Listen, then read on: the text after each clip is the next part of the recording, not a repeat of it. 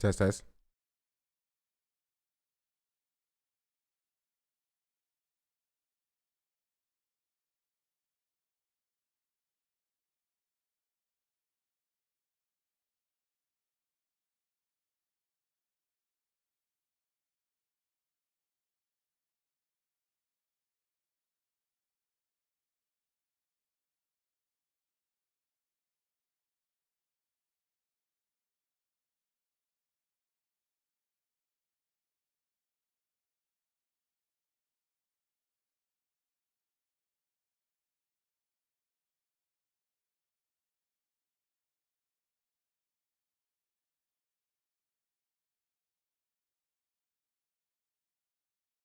What's up, chat? I'm tired. It's bright in here. I'm eating a toaster strudel. Drinking or drinking.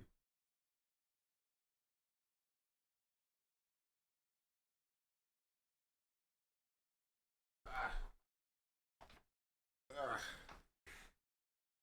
Ugh. Ugh.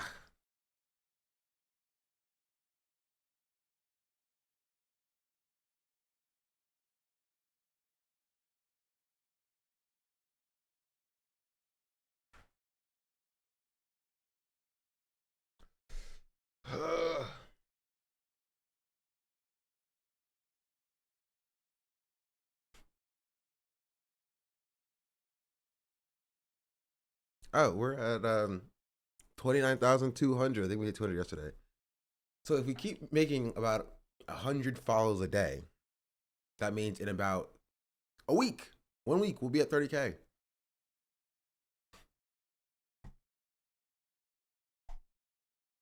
If I don't your street, you freaked me out.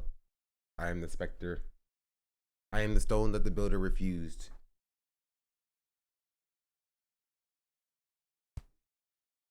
What's up? Hello, chat. How you doing? Speaking of 30K, at 30K, this is what I've been thinking about. I don't know why I'm thinking about this because I'm always perpetually tired when I stream. Are you going to yell at Dean today?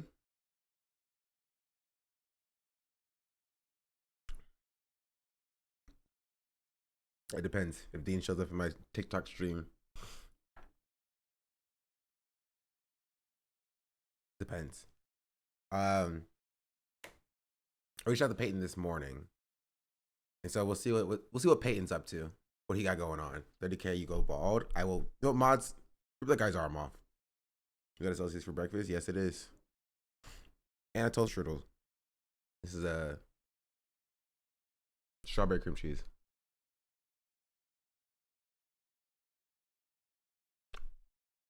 That's my breakfast. I would drink a Mellow Yellow if I had one. I don't have one.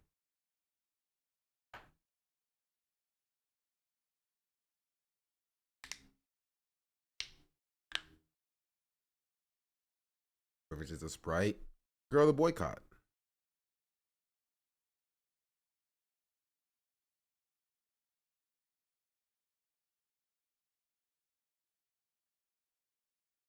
What's up, chat? Oh, sorry. I was thinking about. I was talking about 30K. At 30K, I was thinking about doing a 30-hour stream. Thoughts? I think I've only done a. I think my longest stream has been. I don't know. A long time. Maybe 17 hours. 30K hour stream, you mean? Mod's been that guy.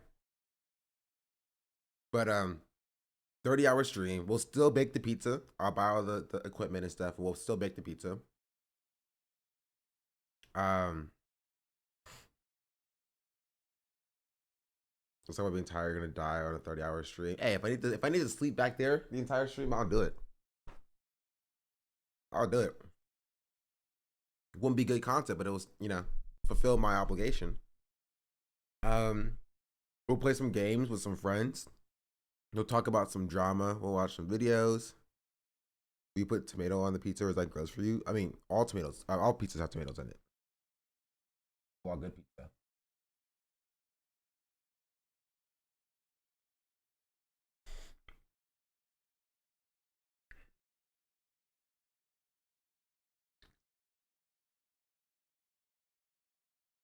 Pineapple on pizza. Mod's been that guy.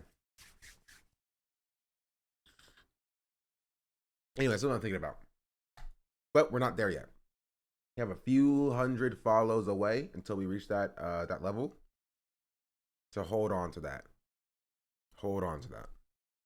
Until then, we have more TikTok drama stuff. Okay. Also, there's like Ethan Klein stuff. Apparently, AB and Lena went on stream and were like acting crazy.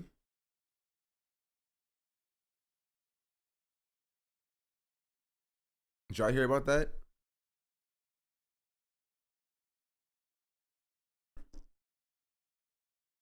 No. Did AB crash out? Up here. Take a little look see.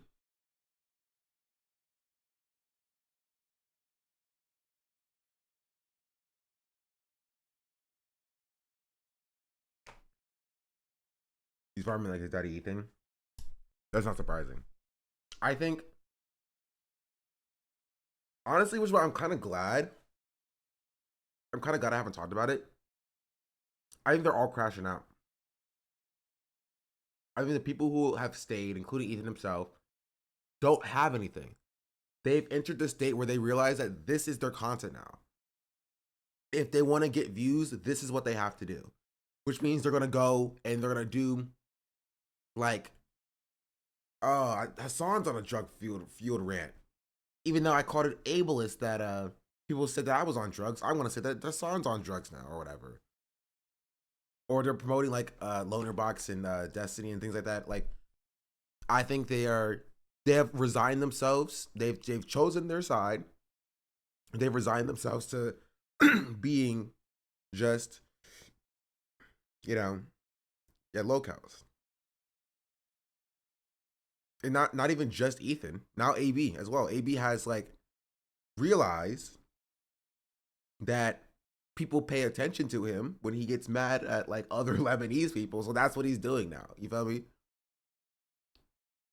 Like there's a reason why he's like going after Anthony more than like freaking Bad Empanada. Like Bad Empanada is way meaner to AB than Anthony for Do Not Worry podcast is. Right? But he seems very, very like not content, focused on, you feel me, taking down like Anthony for some reason. Maybe it's because it makes him feel big, because Anthony's a smaller creator than he is. Maybe that's what it is. Yeah, Bad Empanada is just a larger creator than he is, so like he likes to punch down instead of like punching up, which he might have gotten from Ethan.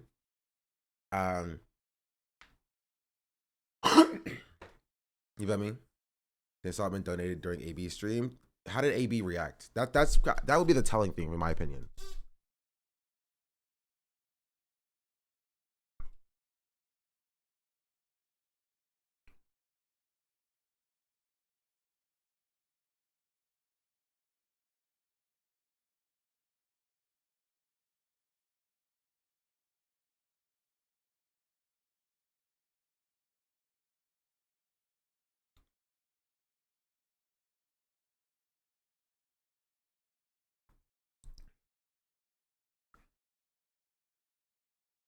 He's freaking reminds me of the classic video of a kid freaking out showing me the remote of his butt.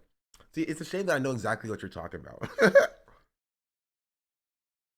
It's a shame that I know precisely and exactly what you're talking about. And how I can definitely see it. Also, Chet, thoughts on Del Taco, just in general. It's like 14 years old, yeah. Back when the internet was like, not as bad. Yuck. Who? Never had. What taco? Del Taco. It's okay. It's fair. Thoughts on Del Taco's burgers? I like Del Taco's burgers. It's good. I gave my thoughts. I sway your opinion. The follow notif is hella loud. There is no follow notif. So I don't know what you mean, chatter. Also, my mouse died. No wonder it wasn't working. So Hotel Taco W. Why they got burgers at a taco place? Why they got tacos at a burger place? Who knows? Only opinion on tacos in general is that soft shows the way, hard show is a waste of time. It makes me rage. It depends. Sometimes you want the crunch, you know? The only problem is like you have to go out and get the tacos fresh if you're gonna get hard shell. Cause hard shell just turns into like worse soft shell after like 20 minutes. You know what I mean? Cause it gets all mushy and stuff. And then it's no longer hard anymore. And you're like, what can I do with this? I can't do anything with this because it's no longer hard. You feel me? That's what she said. Happy Mother's Day, by the way. I'm not a mother, but thank you. That does remind me to call my mother as well, though. I'll call her later. They are probably in church. Also, my phone is dying.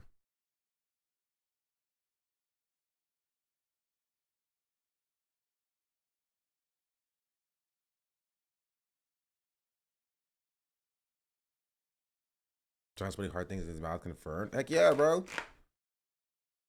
When it's only when it's actually hard, you know. But it's hard tacos. Before that, I don't, get out of my face. Don't put a half hard taco in my face. I need it fully. You know what I mean? I get hard shows all the way making tacos myself, but yeah, let's say it right away. To get Jenny from a restaurant, yeah. No semi hard taco. I'll stand on that. 10 toes down. 10 toes down.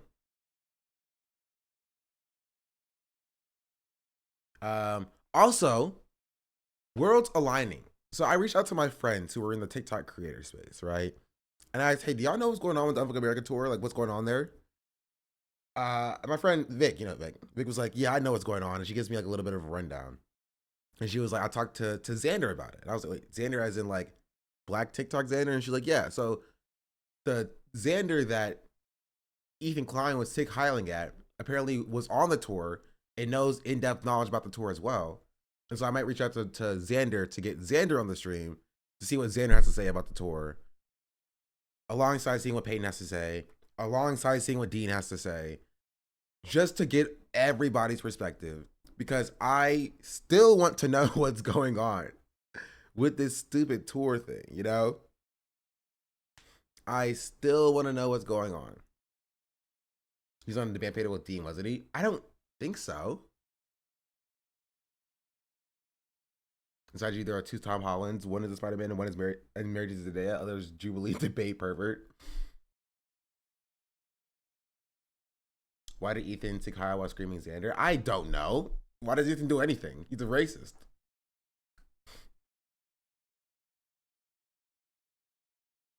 We are fair and balanced here at the Channel Black Broadcast. We are fair and balanced. Fair and balanced. Except to Nazis. Nazis get, you know what the Nazis get. What they deserve. This is my favorite Celsius flavor. Sparkling Strawberry Watermelon Edition.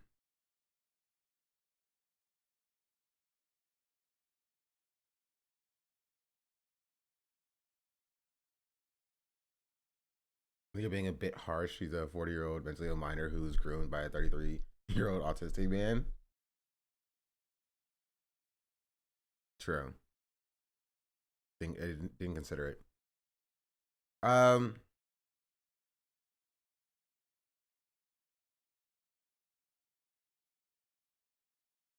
Okay, I'm gonna show you what I just saw, and I'm gonna tell you what I thought I saw without reading the title. Okay, I'm gonna scroll up, so you can't read the title either.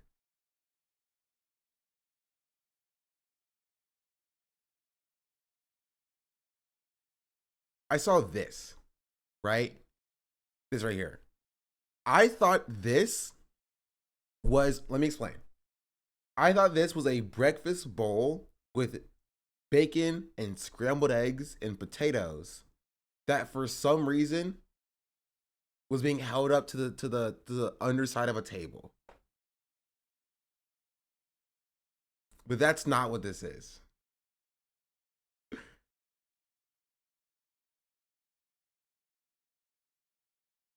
Or how hungry are you? Very. To be fair, it happens when you eat one meal a day. You feel me?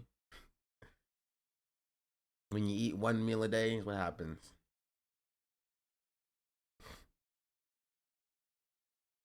But it's okay. What it is? If you don't know, I'll play the video. I'm gonna screw this up. When I found out what these were, I got to work. But before that, I marveled at their creation and hard work. These three working together, this one cleaning off. These ones, I guess, taking care of eggs. This one getting a welcome home kiss. And I guess these on top are nest guards or something. You can see the tiny eggs too. I took off the lid and poured gasoline. This is so stupid.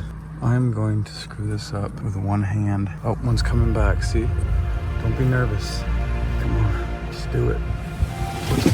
Oh my goodness, I'm sorry. Wow, they're all dead already. Try to scoot this over and knock the nest off. Oh my gosh, it's really on there. Shoot. Oh, there we go. You got it. I'm kind of shaking. There it is, it worked. Poor guys. I found out these were Apache paper wasps, cousins of the executioner wasps. I'm gonna screw this up. When I found out monster, honestly, it's I get it. I do feel bad. Even if they're wasps, I do feel bad. I get why it's like, why are these wasps on my property? And they're scary because they're freaking wasps and they could be dangerous. But like, they're just minding their own business. They're not doing anything. Wasps don't have souls. Wasps are still useful. They're like meaner cousins of like bees, which I'll take bees any day. You know what I mean? I'll take bees any day over freaking wasps. Bees are the good pollinators. Wasps are the bad pollinators. I operate on good and bad dynamics where it pertains to bugs. But jeez Louise. Wasps suck. They kill honeybees, I believe. Okay, well, humans kill pretty much everything. So I don't think all humans should be exterminated because, some humans kill others, like, everything else. Gosh darn it. I don't know. I feel a little bit bad, I feel a little bit bad. I do. There are so many species of wasps. I mean, even like of the same species. I don't think all species of wasps should die because a few of them kill some honeybees. Unfollowing after that take. But I do not want any wasps in my presence. I will say. I am a racist in that way. Right? I don't have a problem with you. What goes on in your house you can do. Right? Just keep that away from me. I don't want to be around any wasps. I don't think that they should all be like eradicated or whatever, but they can live somewhere else. Not on my property. And maybe they would if they were like, if we weren't deforesting everything. Like if there were like a robust network of trees, they could live on those trees instead of like my house. I don't have a house. I have a freaking apartment. I can't believe you're a bug NIMBY. Yeah. It is what it is. You do what you do. Also, Chad, do you know if anybody like talked about me recently? Because whenever I get an influx of like hate comments on YouTube, I just assume somebody has mentioned me in a hate video somewhere. That's how I keep up to date when people are talking shit. It's just like, yeah, somebody mentioned me somewhere. Have you seen the cicada killer wasps? They look like they look mean, but they're chill. And if they kill cicadas, critical support. The enemy of my enemy is still my enemy, which is less my enemy. Why are you reading YouTube comments? I don't. I get this is the thing, chat. My phone has like a thing where it like notifies me when I get a YouTube comment. So I look at it, I'm just like, ugh, that's a hate comment, and then I turn it off for a day. That's what I do. Otherwise, I don't read YouTube comments. Do all the Soccer fans know your name, dog, because of the concert cop? Apparently not. it is kind of funny and ironic that people will be like, who will like go and name search me and try to find me and then be like, oh, this is the nobody in the content cop. Like, you did the effort and work to leave a hate comment. I don't know what to tell you. Like, I'm over here minding my business. If I'm a nobody, then why are you coming in my space? I live like a capitalist. Gotta think about that. I live as a capitalist. Okay. Anyway, Leti_Gator just subscribed. Okay, SDAB here's what we're gonna do. approved. because there's a wait. Also, I wanted to have open. Somebody sent the AB video, right? Did I miss it?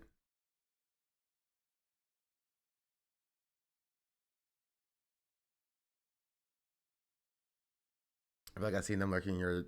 Twitter replies being losers. Again, don't read those. At least with my chat, it's very easy to moderate and regulate my chat from haters. Cause like they'll just come in and we'll just ban them immediately. Right? Why is it 8 hours? Why is it 8 hours?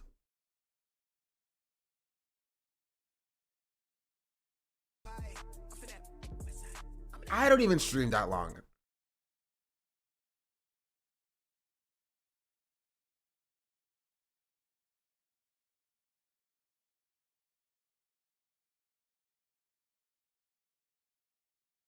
Dan Stockman sent AB a message.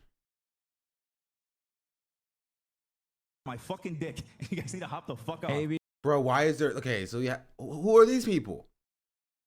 Who are these people? What is the original... I can't tell. I can't tell.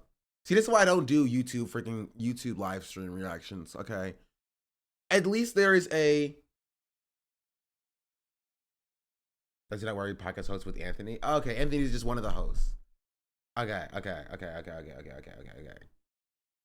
thought it was a separate video. Okay.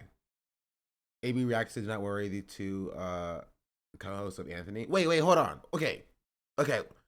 See, now I can't tell. So this is the original video that we're watching. No, sorry. This is the original. Wait, okay. So we have, this is my issue. We have AB original video.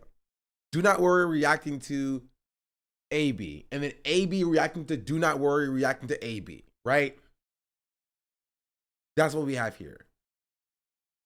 That was my original confusion. I couldn't tell what stage of the reaction are we in at this point.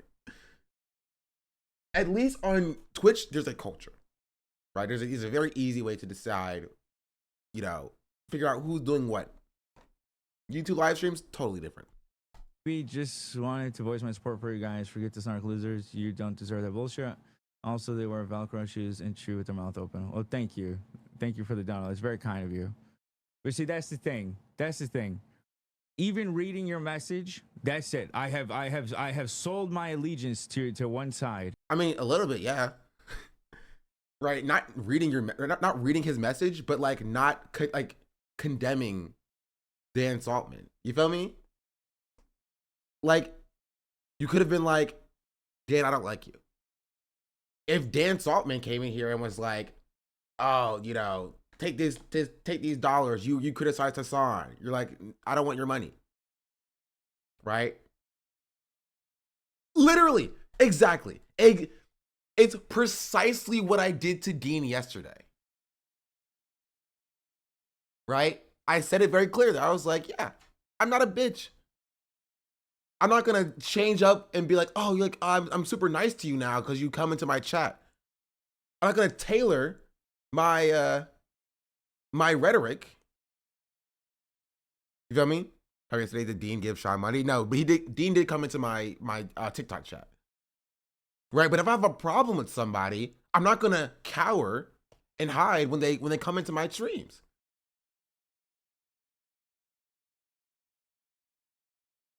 You know what I mean? And so you not being like, Dan, thank for the $50, but like, get out of my face, does kind of look like you're condoning and endorsing the stuff that Dan does. A little bit, yeah. Like instead of crying about how, oh, people are gonna take this and people are gonna take this and act like I sold my allegiance. Instead of crying about that, how about you just say you're not doing that? Right? If you look to your side and you see Nazis and pedophiles, maybe you should realize you're on the incorrect side. Right? Like this is exactly what Ethan Klein criticizes Hassan for. To be like, oh, like Myron Gaines is in your replies. Even though like the next tweet from Hassan is like, fuck off, Myron. No one likes you. You're a Nazi. Right? And I do have that expectation from Hassan. I do expect Hassan to do that. Right? If Dan Bilzerian came in and was like, yeah, dunk on Ethan, bro. I'm riding with Hassan or whatever. I do expect Hassan to be like, fuck you. Get out of my face. I don't want your support, which Hassan has done. But for some, and again, maybe he says some more stuff in this 30-second clip, but AB, right, is more worried about how this makes him look as opposed to actually not standing alongside a pedophile who does have very clear associations with P. Diddy, by the way. And a sex pest pedophile. Also, I need a thumbnail, chat. I need a thumbnail. Before I forget.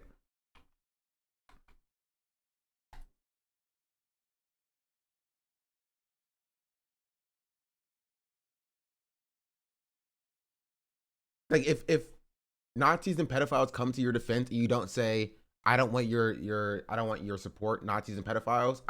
What do you want us to take from it? I'm copying this one again. I use a different picture of me.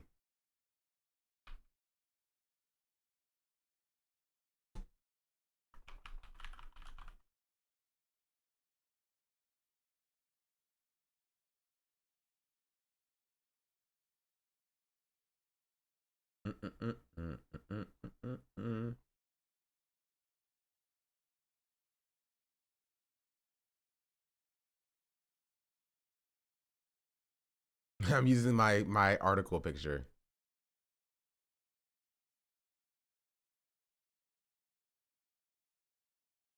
But like, that's just it. Like you really don't know, bro. The lack of disavowal, not pushing back would have done some critique. Exactly.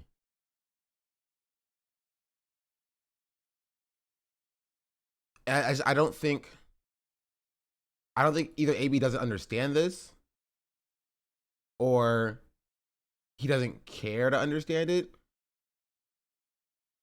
But like the problem is that not even what he says, because he'll say that he's pro-Palestine, right? He'll say that he speaks out for Palestine. He says that he pushed back against Ethan, but what he doesn't say is a lot more. It's equally as impactful, but it's a lot more of what he doesn't say. All the times where he doesn't push back, all the times where he doesn't say anything, things of that nature.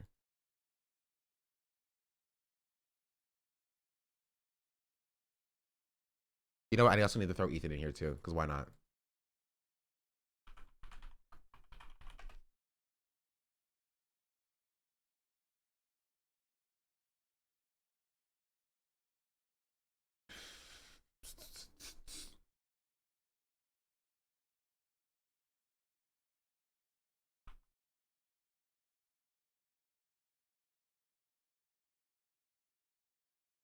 What? Why is? Oh, there we go. Done. Remove background.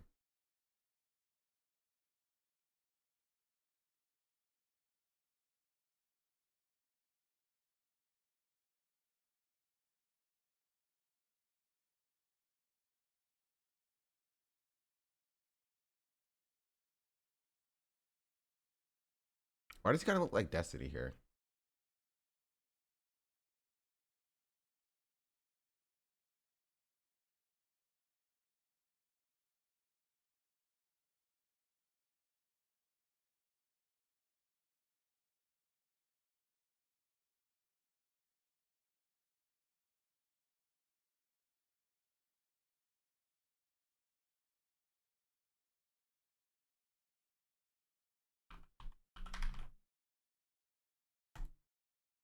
I live like a capitalist every single day, Chank. I live as a capitalist.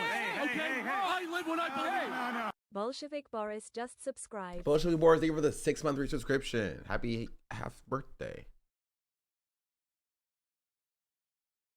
All right, did we go live on TikTok as well, chat?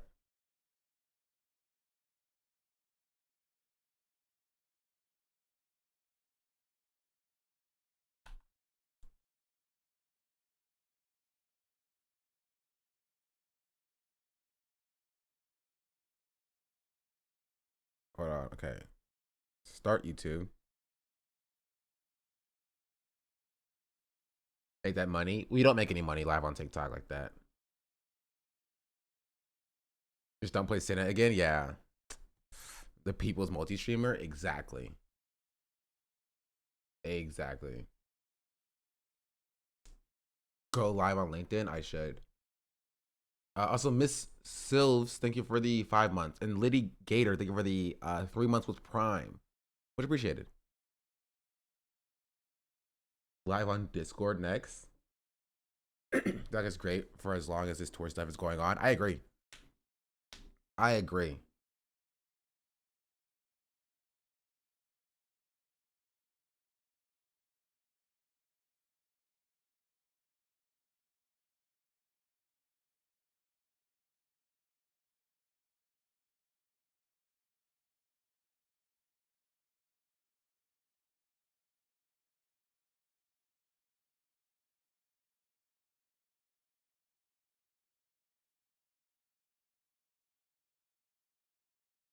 Well, hold on, okay.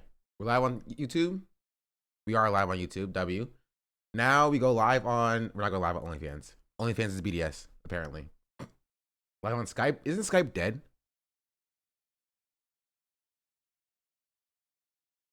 Close. Oh, also, what is, okay. Is there beef and drama with Streamer University?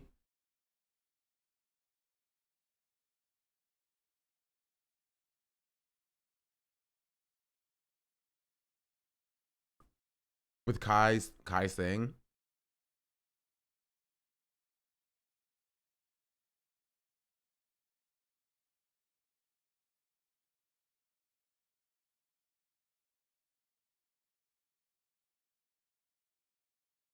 No idea. I saw TikTok of Kai saying he won't have OnlyFans creators. Maybe that is that. Maybe it's that. Maybe. I saw a tweet being like Kai sold his soul or whatever. I mean, this is like, people always say that when somebody's like popping. Kai streamed.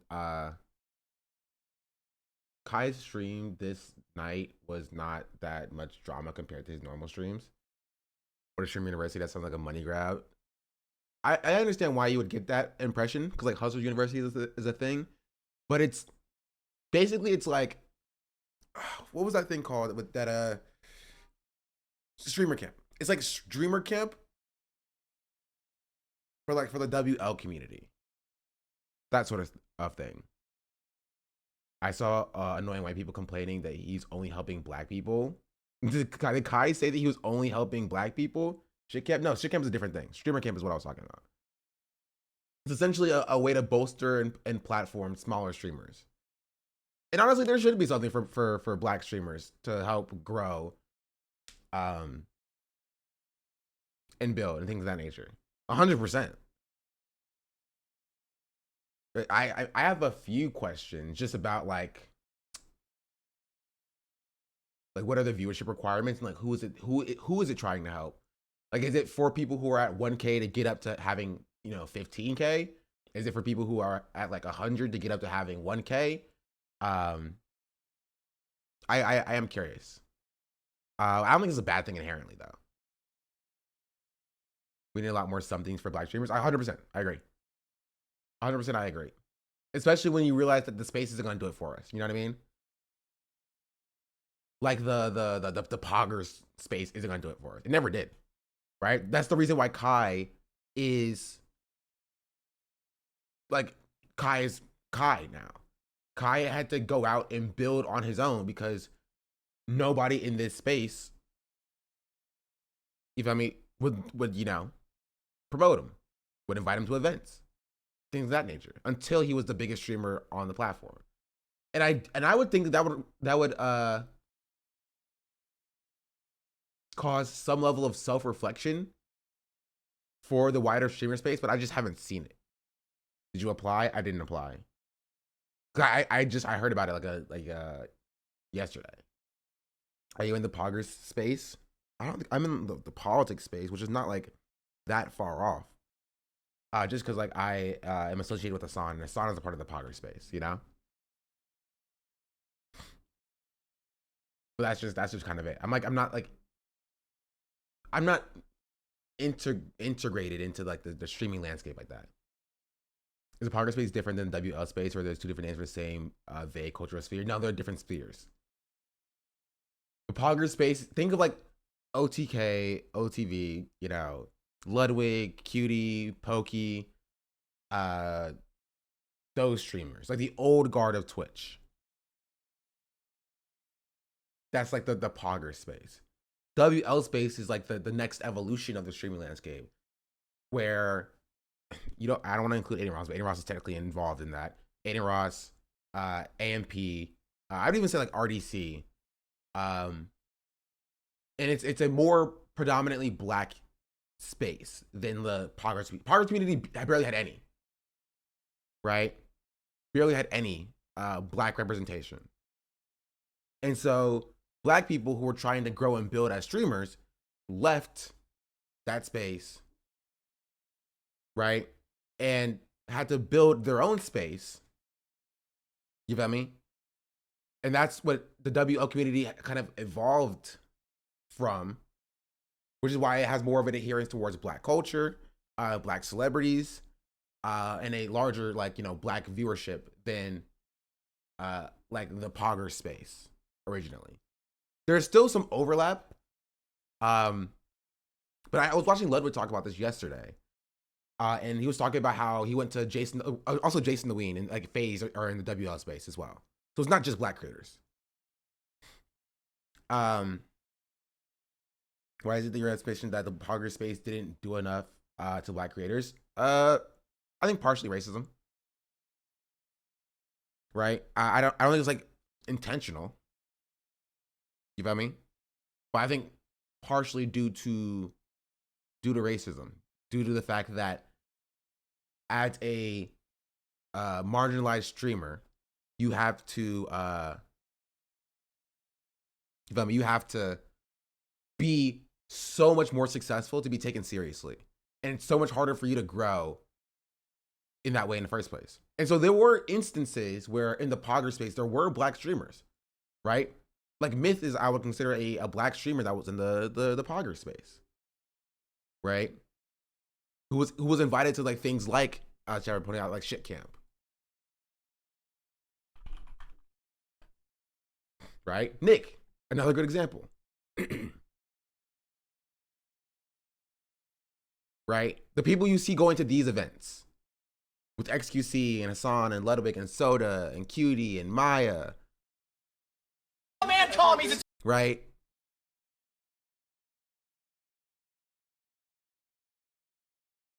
Like Nick's here. Myth is here. But that's kind of it. Yes, exactly. Right there, boom. Myth and Nick. That's kind of it.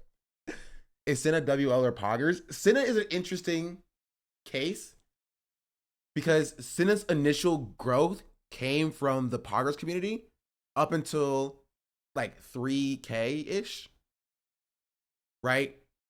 Maybe like 1 to 3K-ish. But then Senna went out and started collaborating. And Senna was like one of the first people to do this, by the way, right? Went out and started collaborating with like AMP in the WL space. And her growth skyrocketed, right? Her growth skyrocketed. Is Northern considered poggers? I feel like he's his own thing. I would say Northern Lion's a bit nicher, but he's definitely old guard of Twitch. He wasn't really involved in these like collaborative spaces because like poggers community only refers to like the collaborations, and yeah, like. Perfect example. I was going to say, I bring up Germa. right? They didn't do many collaborations in like the like large popular sphere at this point, right? These are a bunch of people that started out at the same time and then grew at the same time and had a very large overlapping audience, right? There was just a severe lack of diversity, right? And it's something that Kai talked about. I tried to find, I couldn't find it. But like when Kai was growing and Kai was going from like, 1 viewer to 3 viewers to 5 viewers to 100 viewers to 1,000 viewers, Kai wasn't invited to events like this. Like Kai, like 3 years ago, Kai was streaming. Kai was streaming September of 2021. Right? But Kai wasn't invited to Shake Camp. Wait, I didn't change my thumbnail. Oh my freaking goodness, bro. I made it a whole thumbnail and I didn't change it. I'm so stupid. Okay, wait, hold on. Change. I knew I forgot something.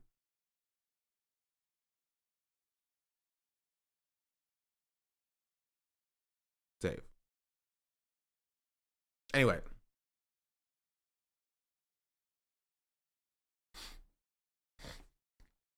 But yeah. And so because, again, I don't think it was a malicious thing. I don't think that like Cutie, when putting on like Chick Camp, was like, we're not gonna have many black people involved or whatever, right? It's just that like everybody has their own like biases and blind spots. And so this is something that, again, I keep bringing this up. This is something that Ludwig talked about during Fast 50. Kai has spoken on people trying to switch up once he got bigger, including Twitch. Yeah, 100%. 100%. So I pointed out to Newcomer, the relative, the other day that told them every Iranian I asked, citizen white, I told them that white racists will still not see them as white. Yeah. Right? But like Ludwig's Fast 50 thing, where he said, that he put people on the graphic that had the biggest number and he invited his friends and they just happened to be white. Right? Which is why I respect Ludwig for like being honest about that.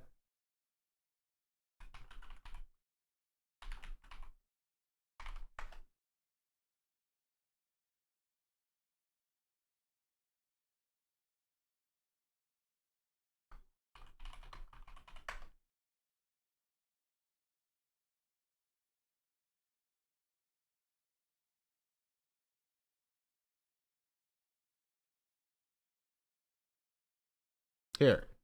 Discord. So I hope that makes sense, but relegated to and more. And the simple is, that is fair. Trailer dropped. I just thought he didn't want me from this graphic, however. Proud to also now start working with Wings for Life. I think it'll be a fucking killer event.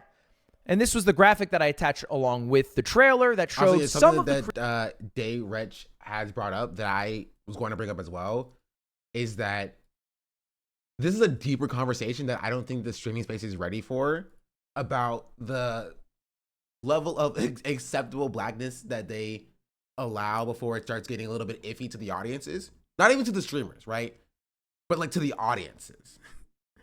Like they'll have like a certain level of allowed blackness before they start to get uncomfortable with the black people involved. Especially like 3-4 years ago. Which is, I think, is another example for why Kai wasn't on people's radar as much until he was literally the biggest streamer on the platform. Right? People didn't take him seriously until he was literally the biggest streamer on the platform. creators who are going to be involved. People like Point Crow, Moist Critical, Alfred, people you might recognize as speedrunning or speedrunning adjacent creators. You might notice something that is missing from this graphic, however. People that aren't white. Or dudes. There's a lot of white guys, all right? And I got a bit of heat for that online. How did Ludwig manage to put together 19 white guys and one Asian guy, shout out Liam, for a speedrunning event, not one headlining woman? And then there's even more tweets. And by the way, I should say this right now. I have tried to blur out as best I can everybody's name and identity. I never want people to go for bat for me. Don't defend me, man. All right, all you should do is watch the thing that I put out. If you like it, hell yeah. If you don't, that's okay. Stop watching me, but never feel the need to defend me. I'm okay. I can defend myself. I'm an adult man in this world, and I don't want anyone. I'm not gonna get into the whole like, oh, they don't look black thing, because again, I don't think that Twitch chat should be making this distinction, because like I'm gonna be real. Twitch chat is overwhelmingly white. So it's deeper than just more like they don't look black, right?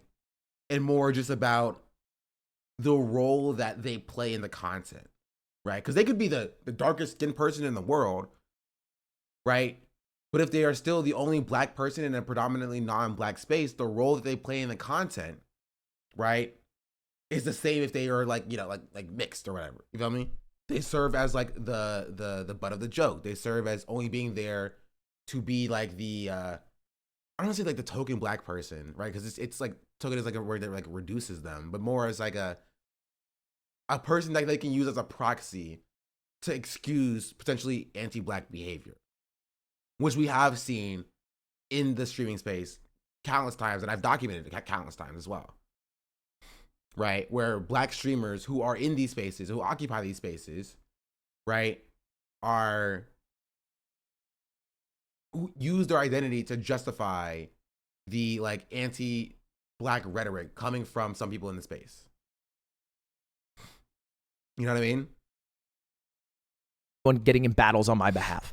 Making exceptions for fighting communities on Twitch, right? Places Smash, Xanadu are black dominated spaces. They're not. That's not a large space though, chat. I'm talking about like the highest view count spaces on Twitch, right? There are black spaces on Twitch. There are places that are predominantly black on Twitch. The issue is like that's not where the viewers are, unfortunately. Right? It's just that like talking about like the people who are like the tippy top of the platform. There's just a lack of there was a lack of diversity until like Kai and AMP came up and started to take the space themselves. You know what I mean?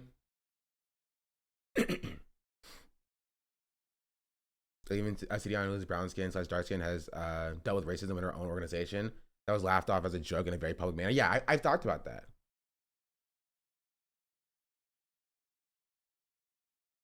Anyway, this tweet read, why is there not a single woman in Ludwig's speedrun thing? Ain't no way. And then GTM posted briefly that late 2010s. Not sure about how it is now. I feel like the game fell off. It did.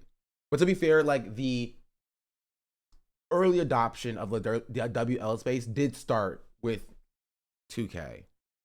A lot of the creators like that started streaming on Twitch that came from the WL space was a 2K space, right? Which there will be like a documentary or some sort of video essay about like how the WL space has grown, and it's a very deep process for that. It's also weird that people have issues with AMP or streamer school being predominantly black, but no issues with OTV and OTK racial makeup. But like, yeah, AMP being predominantly black, like this is a group of friends. Like that's like, sorry, you're gonna get mad at a group of friends for being predominantly black. Like, especially after they were not allowed into the space of like the other organizations. Number one. Number two, did streamer school even happen? I got here by asking the question, but like, it's like there's no indication that streamer school is going to be all black, right? Unless I missed something.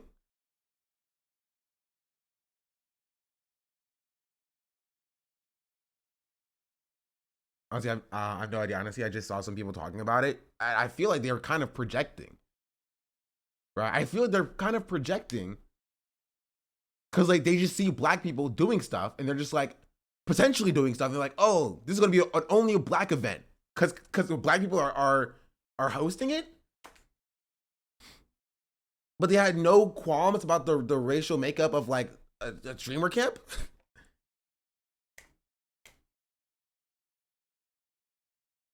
Like I guarantee if you go to any of the other small streamer advice group things that have happened, you're going to see a lack of diversity.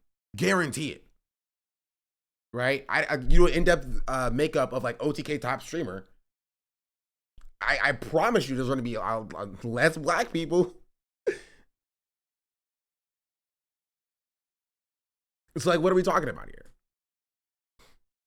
Guys, I don't think people should have an issue that Ludwig has mostly white friends and kind of mostly black friends. Welcome to America. I think there's a difference in like a difference in like Ludwig having mostly white friends and Kai having mostly black friends, just because of it's like feeling affirmative action. You know what I mean? Like in a world where you drop the concept of race and people are accepted based upon like merit into like colleges or whatever, there's still going to be a disproportionality between like black people being accepted into colleges and other groups because of like historical factors like racism, and so that needs to be like addressed. You know what I mean? So I think there's a little bit of a difference there, but I do understand what you're saying. Anyway, let's continue with this, because I have an overarching point I'm going to make with this. Here is just an example of one woman who is participating in it. And then they said, that's good to hear. I am happy that she will have that kind of opportunity to represent women in speedrunning. It does feel last minute as a way to cover up the negligence, but still dope to see. And then Laura, thankfully confirmed, no, he actually contacted me way before the initial trailer dropped. I just thought he didn't want me. No, definitely wanted Laura. Laura's a great speedrunner. So, I'm not trying to sit here and tokenize and be like, yeah, I got this fucking woman and this black dude and also this Asian guy. Like that's cringe. I don't need to tokenize the people who are going to my event. It is not all white dudes, okay? There are a lot of white guys. That is fair. But that's just because I asked people who I knew personally who are like speedrunning creators, and a lot of them happen to be white. And I wasn't going through like I'm a fucking admissions board saying, sorry, man, we hit our white quota. We can't allow you, Point Crow. All right, man, it's just not going to work out for you. I didn't do that. But safe to say, there are many more people than just white dudes attending. And a lot of people were also upset that they weren't included in the graphic and they were relegated to and more. And the simple reason for that is because I'm still working on getting everybody in the schedule and in the event. I will be honest, I was a bit of a size queen, so I put a lot of the larger creators there because that'd be a bigger poll. But I also know a lot of these people, so I was able to reach out to them, as opposed to people I didn't know who I had to reach out to, get contact information with, and it was harder to confirm them, as opposed to like Charlie, who, very cool for me, I can just message on Discord. So I hope that makes sense, but that's why the graphic didn't include people who aren't white dudes. And I feel, honestly, I feel a little bit bad to keep using Ludwig as my example for this, because Ludwig kind of perfectly lays it out. Like Ludwig is like giving me the alley-oop so I can dunk. You know what I mean? As I keep going back to this exact video in this exact moment because it perfectly lays it out, right? With Ludwig saying that he didn't, go through as like an admission board and be like, oh, we've hit our white quota, no more white people, we need more other people or whatever, right? Which is not really the issue that people have. Where people don't expect Ludwig to be like, okay, stop inviting your white friends and start inviting more other diverse groups of people, right? Like the point is, let's interrogate why Ludwig only knew, right, and only had like or friendships with and contact with like the like white speedrunning community, and he had to do the work to go find that information for everybody else. Right, that's kind of the issue. And I'm not even coming at Ludwig for this because this is a normal, like documented phenomenon when it comes to people, right? They have their own innate biases, right? Ludwig having predominantly white friends is not that surprising. But when you're doing an event, right, you do hold a level of responsibility to make sure that that is rectified. And I will give him credit, after this or before this or while this was going on, he did work to rectify that, right? There were black people who were confirmed. There were black people who were showing up. There were women who were confirmed. There was women who were showing up. He did the work to rectify this, right, for this event. The problem is this happens for pretty much every event that existed, which is why, right, Kai and AMP are their own space over there, right? While Kai was growing, while Kai was streaming and Kai hit, 100, 500, 1,000, 3,000, 5,000 viewers, Kai wasn't being invited to events, right? Because the Poggers community got comfortable. They got their own set of friends. They had their own group that they go to for the events when the events happen and stuff like that. And they left out everybody that wasn't that. And so when Kai went from 5,000 to 10,000, 10,000 to 20,000, 20,000 to 30,000, 30,000 to 50,000, right? And he built his own thing. Now people want Kai to be involved. Now because Kai has such a higher number than the people they got comfortable with, now they want Kai to be involved. Now they want Kai to come to events. Now they want Kai to be to feed back into them. And the problem is that they didn't feed into Kai.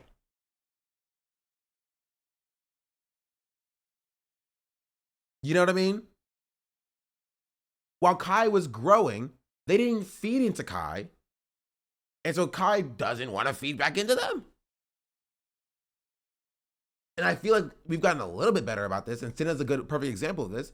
Cinna was a smaller creator, and Cinna grew by collabing with people in the Austin, Texas streamer sphere, right? OTK in surrounding, right? And then she went out and collaborated with the AMP sphere, the WL sphere, and she kind of like goes back and forth, right? Because the OTK streaming space freaking fed into her, and AMP and WL community fed into her, and she feeds back into both of them. And I do think that I'm not Kai, so I can't speak to like why or what Kai's reason to this is, but I do think that that's a part of it, right? I don't think that Kai finds it a priority to go to the streamer awards because, you know, he just kind of wasn't taken into account when he was growing. It's like the whole thing of like, if you don't want me at my worst, you don't deserve me at my best kind of thing. Right? And there's some level of truth to it.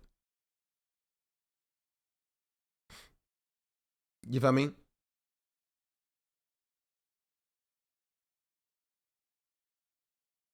Didn't take him seriously until he was breaking records. Yeah. And the point that I'm making with this entire thing is that I think the space needs to do some genuine reflection about that. Speed did go to the last Streamer Awards, right? Yes, Speed did go.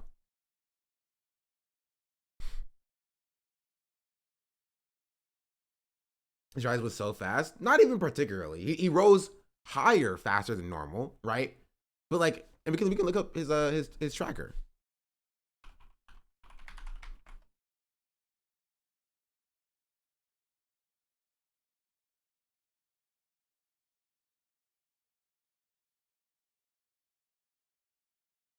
Like, he was getting 3,000 viewers in February of 2021. Like, I'm sorry. Like, and no offense to the people who are here, that's more than some of these people were getting at shit camp. You know what I mean? In September of 2021. September of 2021, right? Kai was getting 14,000 viewers. You know what I mean? And I didn't hear about Kai going to the shit camp. I didn't see Kai getting invited to some of these other events. You feel me?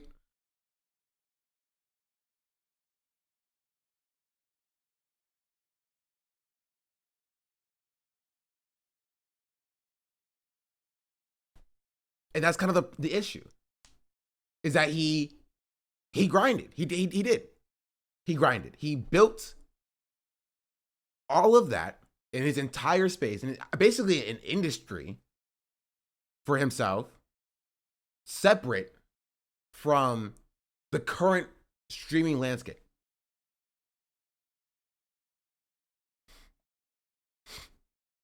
It's because Cutie is racist? No, Cutie is not racist. Right? Because it's not just Cutie. It's not like a Cutie exclusive thing or whatever. It's not a Lubbock exclusive thing. You know what I mean? This is a streaming space in totality.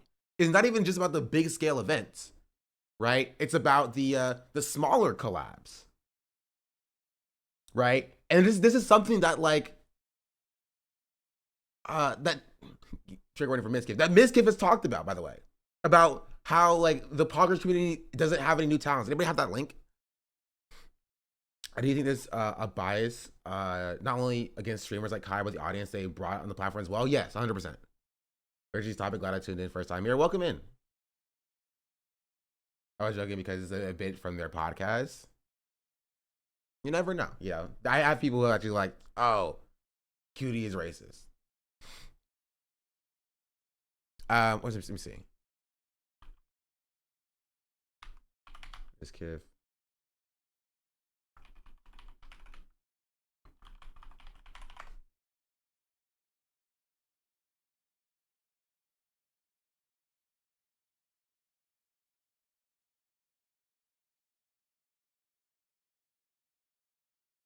Miskiff explains why Twitch streamers are losing ground to the W community. Miskiff says that streamers are suffering. Twitch streamer Miskiff claims that traditional Twitch streamers, dubbed the Power community, are actively losing out to the W community due to the rampant factionalism among streamers. What?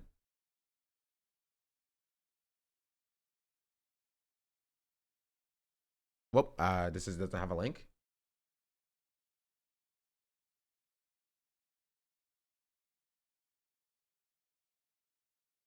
I recognize that bias too. Like 2 years ago, I realized I only follow white streamers and it's so easy to have blind spots.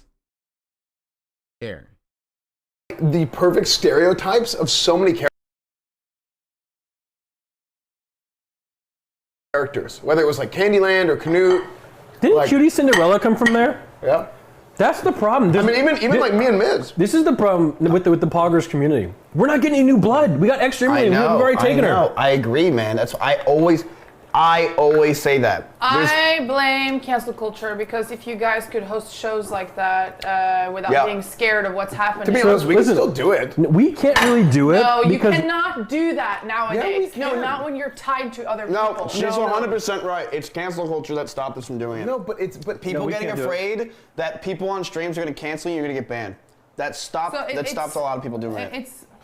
Am I wrong in thinking that like those shows were not like bad? There were an occasional contestant. But think about it, they weren't that bad back then. But now imagine now. Comedy. In 2018, they weren't getting that canceled. But imagine nowadays, it'd be over. I think all that stuff's still funny. Actually, like, Nick was correct here in that like they're not getting any new blood, right? And that is kind of peak issue with the Pogger space is that they're not bringing in new talent to bring in the new viewership, and all the old viewership is aging out essentially. That's basically what it is.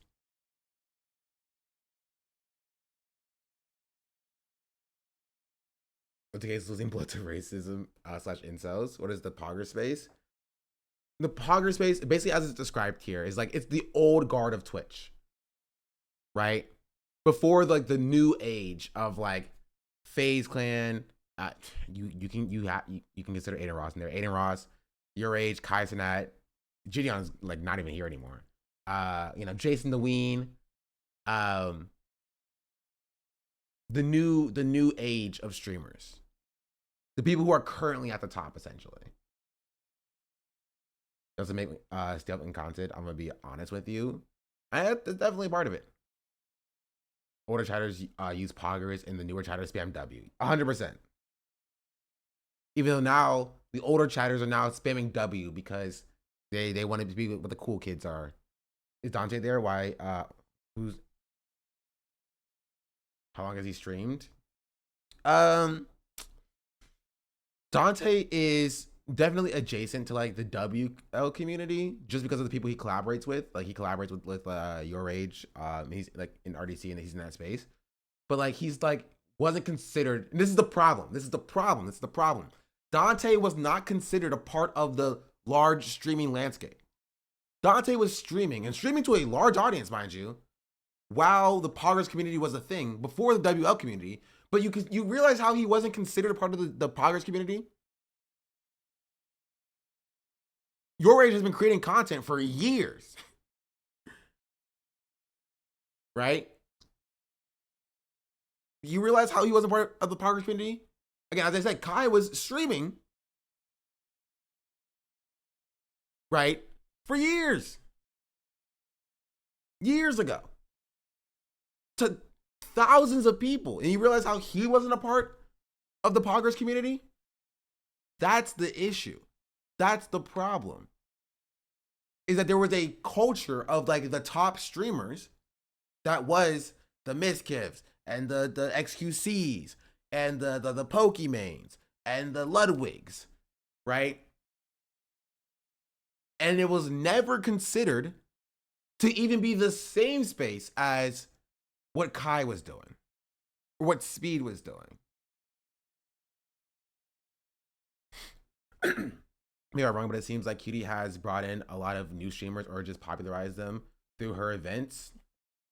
It depends on what you mean by brought in.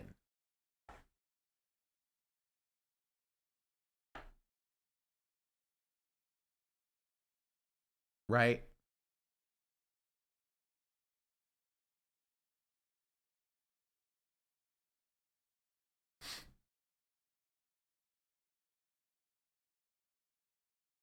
Parks Community should have reached out to the Proto WL early on and just helped create one space with many subcultures that have two different spheres that have some rivalry. 100%.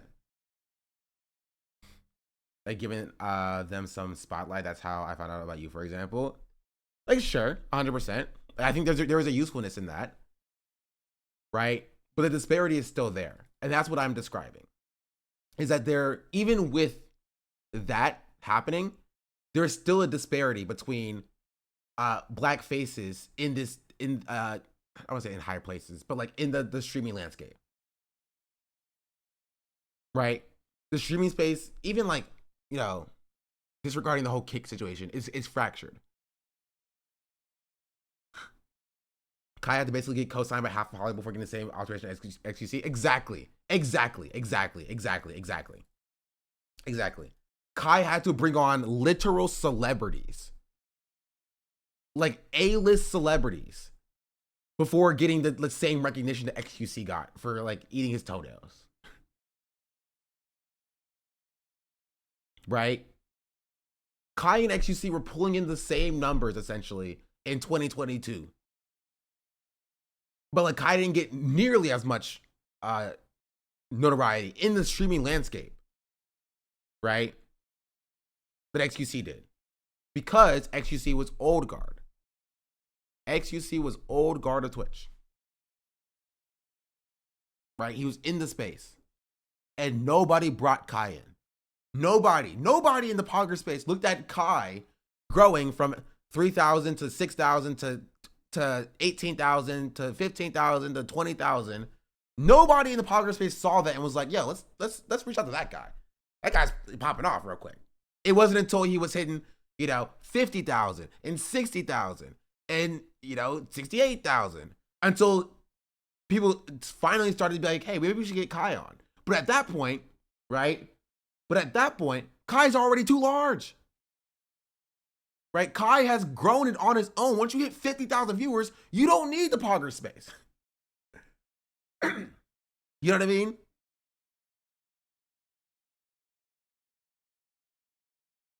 Once you hit that level, you don't need them. And so yeah, the Poggers community is I don't want to say dying off, right? But they're definitely not taken as seriously as before because they didn't adapt. And the problem is they got comfortable. That's exactly what OTK is talking about here. They got comfortable. They had their own friend groups, they had their own spaces, they made their own content, and they didn't adapt.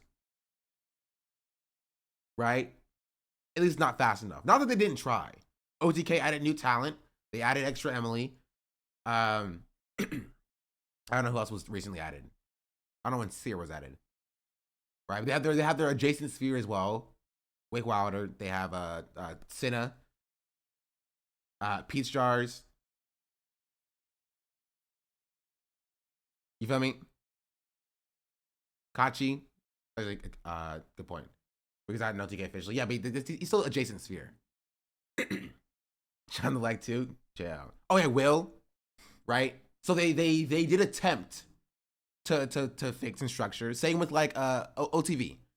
OTV Pokey graduated, And then John, Jody, and Sydney came in, right, as like the new guard. But the problem is they didn't do it quick enough. They needed more talent, right? They don't need like 2 or 3 other like new streamers to come in and join the organization. They needed more talent. They needed more talent, right? They needed people who were younger to pull in and capture a different base. Does Squeeze count as new talent? Not particularly. I think kind of. Kind of. Big Wilder's always talking about the wildest stuff. Every time I see him, he's talking about Digger Berry's body fluids.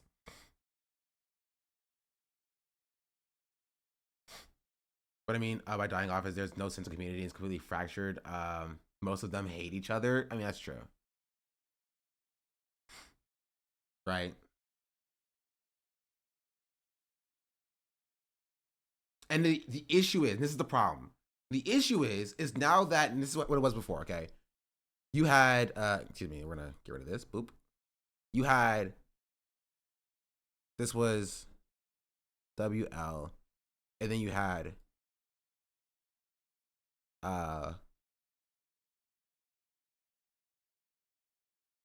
Poggers, right? This was in like, we'll say 2020 to 2021. This was the Among Us era. This was that sort of stuff, right? This was 2020 to 2021. And you did not see any outreach, basically, like this. This did not happen. And that's the issue. This did not happen. And so now, what we see is we see this, basically, in 2025, 2024, 2025,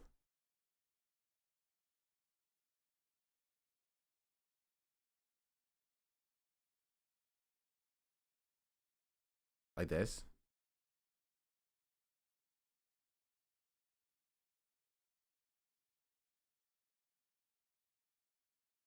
You know what I mean? 2024, 2025. And now because the Poggers community is so small and the WL community is so large, right? This is FaZe Clan, this is AMP, this is that space, RDC. You feel me? Now, you essentially do see this, right? Because you see the Poggers community trying to, today is probably bigger than the Poggers was back then. 100%. It's way larger. 100%. And so now you see the Poggers community trying to do outreach to the WL community, right? Because they're the people who are popping now. Right? But the issue is that this is not sustainable. Because you're just going to see this number dwindle, right? It's going to get smaller and smaller as this group ages out and as they bring in a new audience. And they're hoping that, like, well, maybe a few of them will come over here and then we can stay relevant. Right? Or they'll just keep doing this until they eventually retire. Right? But it's not going to work. What they should be doing is doing the same thing that the WL community is doing and find new talent.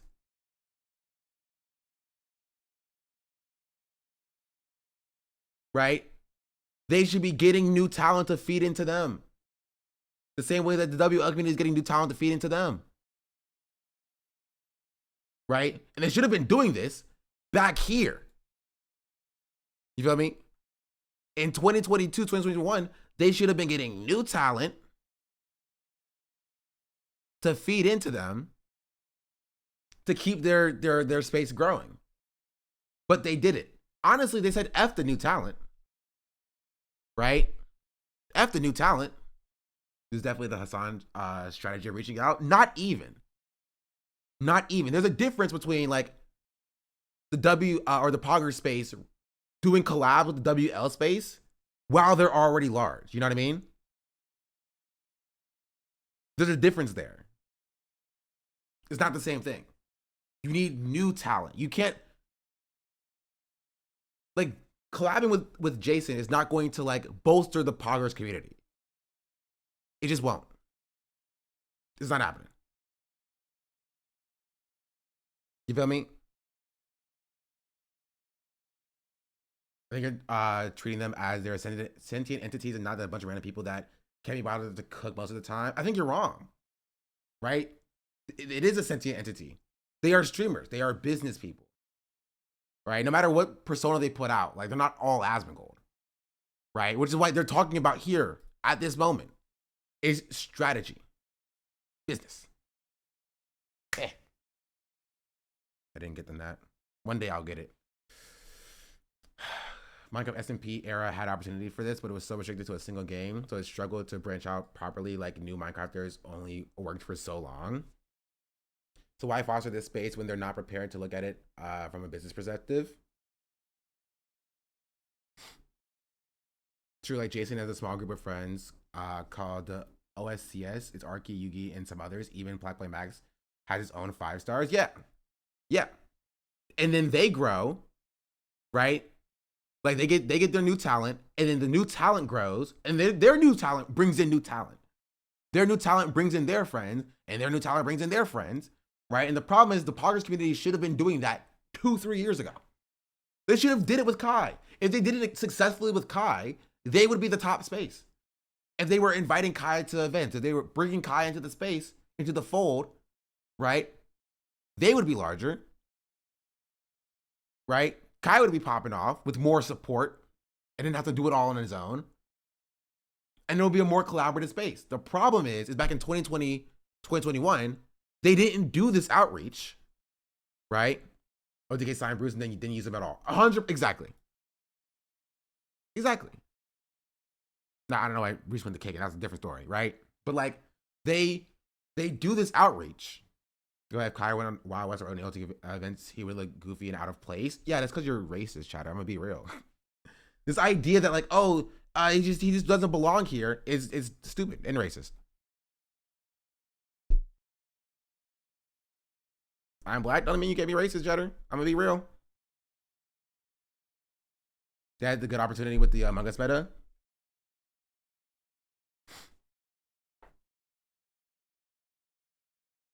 And there's also part of it that Twitch has become a more mainstream platform too. So you have more people coming for a specific creator only and not branching out to a lot of other people.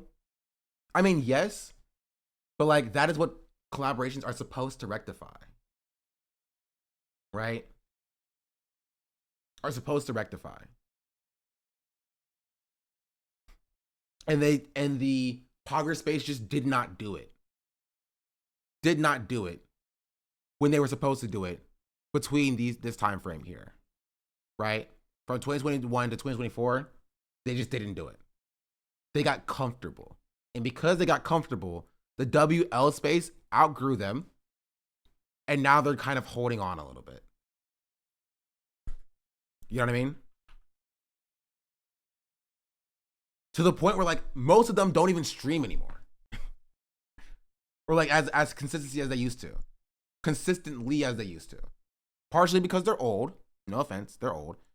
But also because it's just like the space has changed so much and they have failed to adapt. So if they do get new talent centered around being WL audience, is there a new growing talent that is still interested in being elevated in OTK? Or has the WL community started to crystallize and establish a set of streamers like the Power community? Great question. The second one. Right? I'm describing a theoretical world of what they could have done, right? From 2021 to 2024, right? That they didn't do.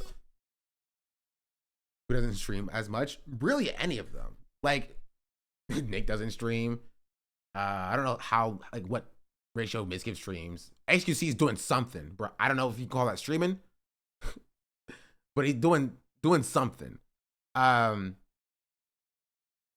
Like a lot of the OTK streamers just don't stream as much, or don't even create like collective content as much, right? I guess, and the problem is because they didn't do this, they don't pull the numbers that sponsors want to give them money for, which then means they can't do as high budget events, and it's a self-fulfilling prophecy. You know what I mean? Like, sponsors want to throw money at WL. You feel me? They see Kai numbers and they're like, okay, we'll throw money at Kai. And because the Pogger space is so much smaller, they don't pull that much numbers, which means the events that they try to do just aren't as successful. X has fully joined the WL community. So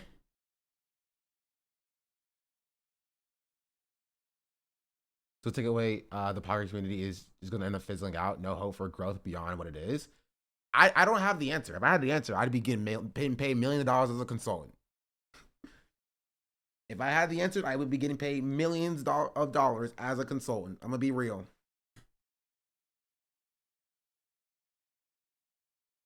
But I don't have the answer. I think in 2025, if I was to give a game plan to the Poggers community, this is what I would do. Step number 1. Find new talent. Find new talent. They're not going to do this because either 1, they're lazy, or 2, they're old and they're just biding time for retirement. It's a lot, and this is the problem, chat. They're still making millions of dollars, right? They're not making the hundreds of millions of dollars that like Kai is making at averaging 50,000 viewers, but they're sitting pretty at 10 to 15K. They're still millionaires. So there's no reason why they would do this in the first place. They got their bag. If the streaming landscape changes, who cares? They're getting paid. The old guard, the people who still watch Ludwig are going to watch Ludwig. You know what I mean? People who watch Pokey are going to watch Pokey. That's what it's going to, they're fine. So they're not going to do this. But if they did want to stay relevant, step 1 would be to find new talent. I don't know, and I don't care where you get it from, but you need new talent. You need people who are, you know, breaking the mold in the boundary. You can take the Hassan route and slowly try to associate with both communities. No, that route is effectively a dead end. That's not going to work to grow the Pogger community. At best, it will keep the relevance. Hassan is different because Hassan does politics, and like politics is like is an evergreen thing, right? But like if other members of the Pogger community try to just associate with the WL community, they're just holding on for until their hands get tired. Essentially, they're not growing their space. That's what Cutie is low-key trying to do, especially how she's connected with Jason. Like most of the WL see her as a cool auntie. Yeah, but it doesn't, again, that doesn't grow the space. That's my only point. I'm not saying that's not effective in keeping that individual streamer's viewership. Like I'm sure Hassan's viewership is you know, benefits, and Cutie's viewership benefits, and Ludwig's viewership benefits from being associated with the WL space, but it's not growing the Poggers community. At that point, you're just kind of like, at that point, the advice is just hop on lifeboats and abandon ship. You know what I mean? It's, hey, they got a party over on a yacht over there, and we're on the Titanic. Right? So now the conversation has shifted. Instead of saying, okay, how can we steer this ship and get it back, you know, to working condition? Now we're just saying, how do we abandon this ship? You know? So that's the issue.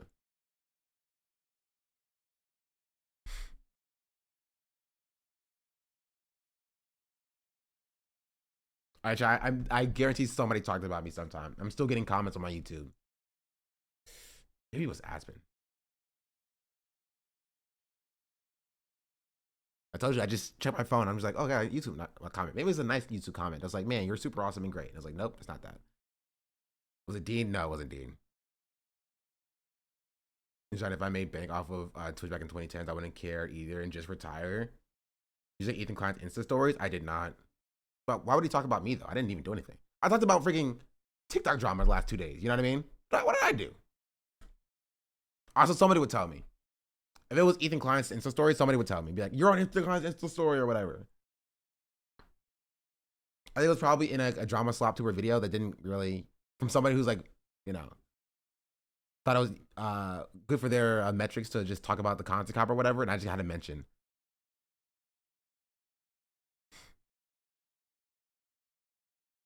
I just tuned in, but I thought this was a non-political stream. What happened? We're not doing politics right now. We're doing Twitch culture, actually. I don't like how every time I reading that. I look at his Insta story, he didn't kind of know it was you who viewed his story. I don't really care. Pillsbury Doughboy? Maybe. Since like you need to establish contact with new creators as well, even if you don't, you eventually have to because of how big the event is. The Poggers community is kind of the variety gamer community. Dan's Game, Baru. Code dropped from 10 to 20K to like 2 to 7K. I think that's a part of it. But the part of the Poggers community I'm talking about are the people who just do collaboration. People who play games are gonna be fine, right? They're gonna have a core audience. They're not gonna be at their peak, but they're gonna be chill, right? I don't even think that they want to like be at like, you know, 50, 60K, right? I'm referring to people who used to be at the 30, 40, 50, 60K metric, and they're not doing those numbers as often as they used to, right? Like the upper echelon. People who are doing all the collabs and the events and things of that nature. Now, events and stuff do still happen, right? But just kind of less often because it's less worthwhile.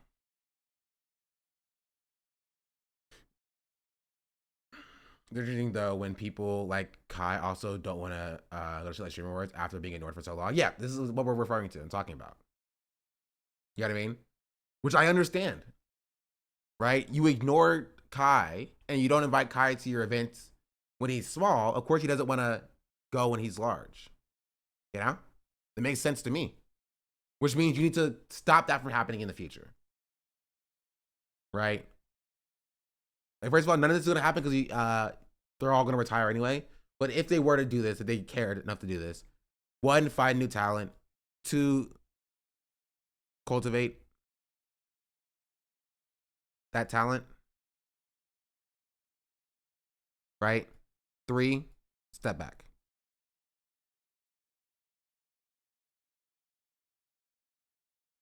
That's it. Find new talent, cultivate the talent, and step back. Right now, we've kind of jumped to 2.5, which is like hold on to audience.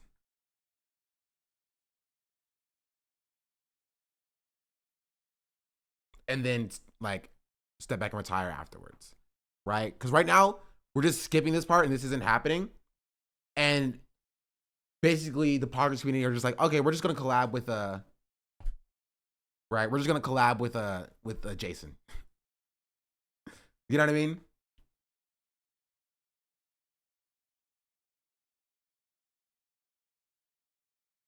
These CWL communities keep promoting new talent or eventually also get comfortable? I don't know.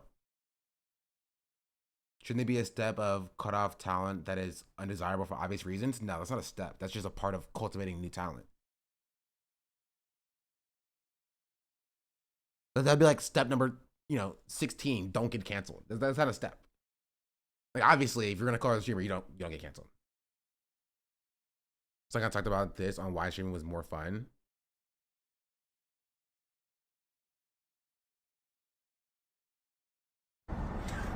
Eat her. Eat her. It's loud. Poggies.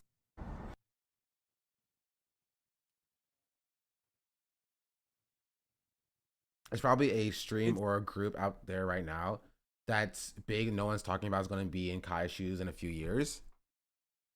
Probably.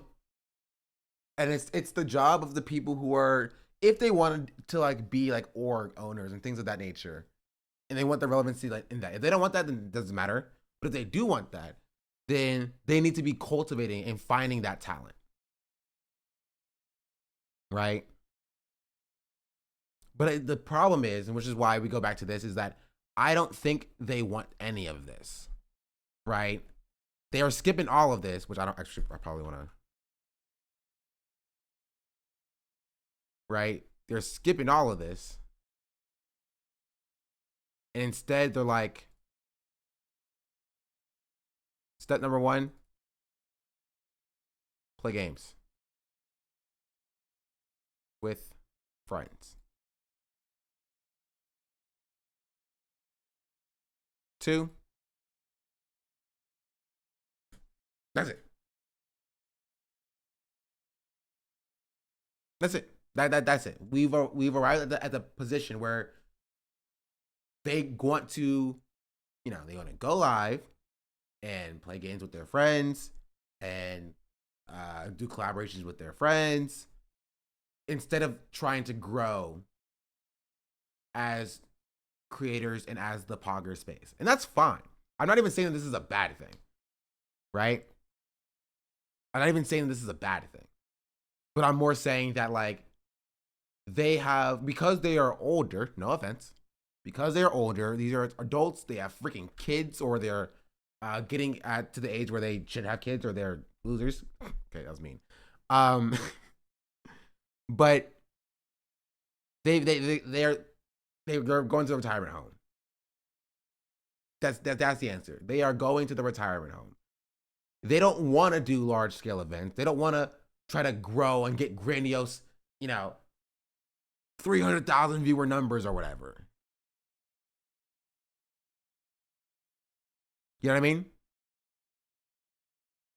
They want to go live, play games with their friends, maybe do a sponsorship stream every now and then.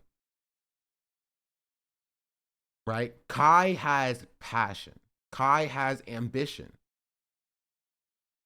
Right? When we talk about nobody's doing it like Speed and Kai, yeah, there's a reason for that. They're young. The Pogger space is old. They're old. They don't have Kai level energy. You feel me? Kai and Speed are both bigots. All of these people are bigots, chat. I don't know what to tell you. Don't know what to tell you. Kai and Speed are not more bigoted than your average streamer.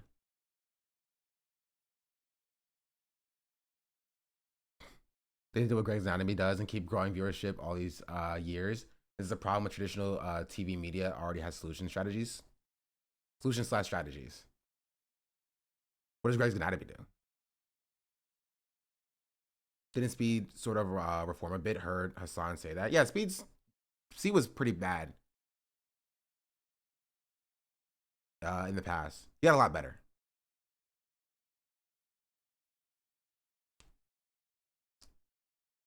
Bigoted streamer tier list. Speed is less bigoted than the average, and Kai is about average. That's fair. I can see that.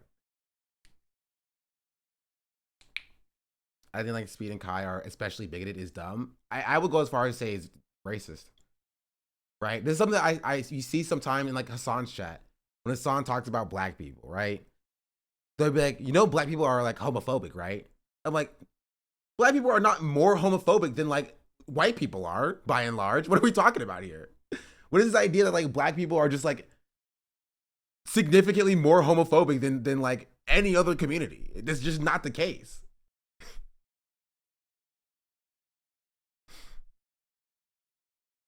Like Asmongold is like one of the largest streamers on the platform, and he's doing Nazism. Like, what are we talking about here? If I'm not saying you can't have issues with Kai, right? But like, if you're specifically be like, oh, yeah, Kai is homophobic though, like, I'm gonna be real. The things that some people in the space have been saying and have done, puts Kai to shame. There's a comment on white liberal spaces to assume black people are more homophobic. Yeah. Who say that about Arabs and Muslims nowadays? The collective homophobia of a community? Yeah. Racism and also probably too much social media. Yeah, that's most of it. It's so funny how different LSF used to be back then, because like I'm pretty sure this clip actually made it to LSF and went viral on LSF back then. Streamer Assam mocks immature Twitch viewers who cringe at everything. Like, can you imagine a clip like that making it to LSF now? Also, I want to point out, there's also an added problem is that there's just a lot more streamers. Right? There's just a lot more streamers now. There's so many more streamers. Like before, if you were a streamer and you were at like, 2,000 to 3,000 viewers, like, it's like, okay, it's also like YouTube, YouTubers with 1 million subscribers, right? There used to be like dozens, if you will, or hundreds. And so at VidCon, YouTubers will always say that I always knew everybody who had 1 million subscribers or whatever, right? Nowadays in 2025, there are YouTubers who are like, I go to VidCon, I'm talking to somebody and they're like, oh, what's your channel? And they're like, oh, my name is Robloxy Plays. I play Roblox games. They're like, oh, that's fun. He's like, yeah, I have 30 million subscribers. 30 million subscribers. And he's like, excuse me? Excuse me, you have how many? 30 million subscribers. Because there's just so many more YouTubers and there's just so many more people with like millions of subscribers. You feel me? Korea did it good but also harm in the streaming genre. It blew up viewership but also saturated the content creation. Yeah. Like it's crazy. And so there's like now there used to be, I surmise, less than 1,000 people who had an average of 1,000 viewers. In 2020, there were less than 1,000 people who had an average of 1,000 viewers. Right? Now there's like 3,000, 3 to 5,000. Like internationally, like that's 5 times the size of like the large streaming landscape, which means that the dozens of people in the Poggers community is now like 60 people of that size. Right? And so it's almost impossible to like collaborate with all of them. Because it's just so much larger than it was before. Your coiffed hair, yeah, it's because I had just gotten a haircut on stream. But oh my God. So many he can't keep getting away with it clips back then. Yeah, the meta, every streamer had a different meta. And for me, it was like girls thirsting over me was the meta. No wonder everybody developed intense resentment towards me. Now that I think about it, that used to be the meta back in the day. Let's look at LSF now. Ethan reflects on IDubbbz crashing out with his content activity and creator crash imploding. It's like 5%. 5 are going to make you top 1% of Twitch. I don't know if it's 5. 5 seems low.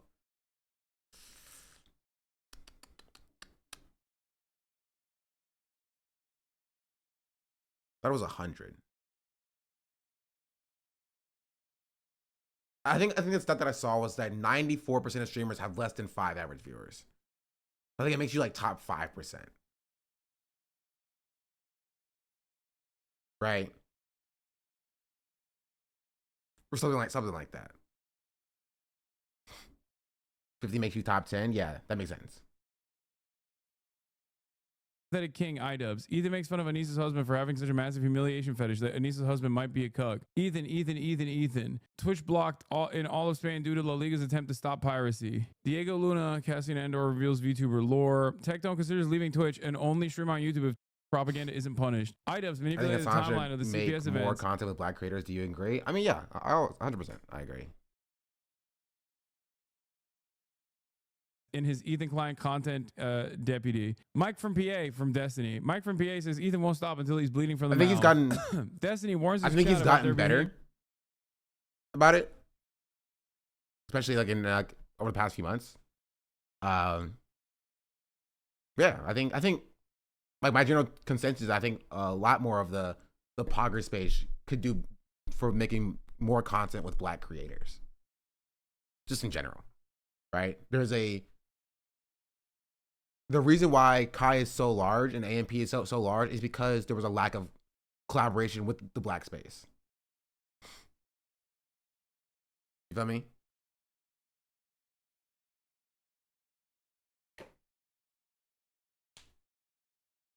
Behavior. IDUP steps away from Creator Clash. What has happened? There used to, if you went back in time, Used to like 1v1 to 2019 rage, yeah. to 2020, True. there was always some shit happening on the platform as a whole, right? That they would post about. Like people would organically go there. Fans would organically go there. Do you think so much content creation comes specific out of LA affects the amount of black creators? No, there's hella black people in LA. Right? Just not in the parts of LA that these streamers are in. I'm gonna be real. Like there are hella black people in LA, just not in the parts of LA that these streamers are in.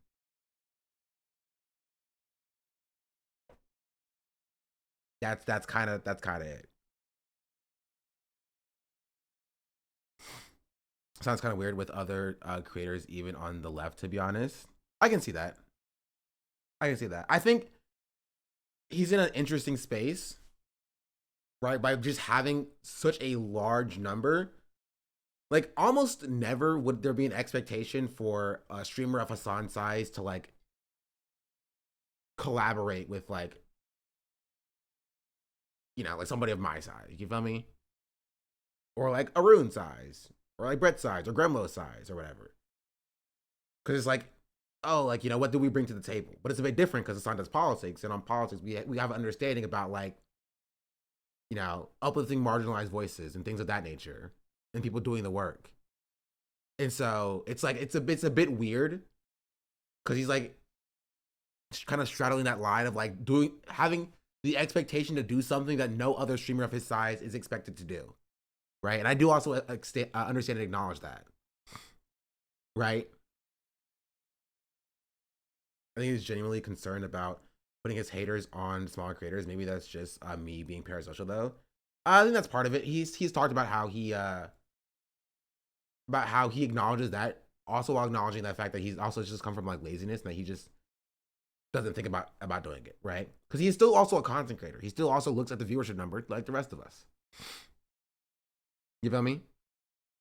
And so I think he understands, and I acknowledge that like him collabing with Jason would do more to fulfill his goal of like converting people to the left and like collaborating with like myself.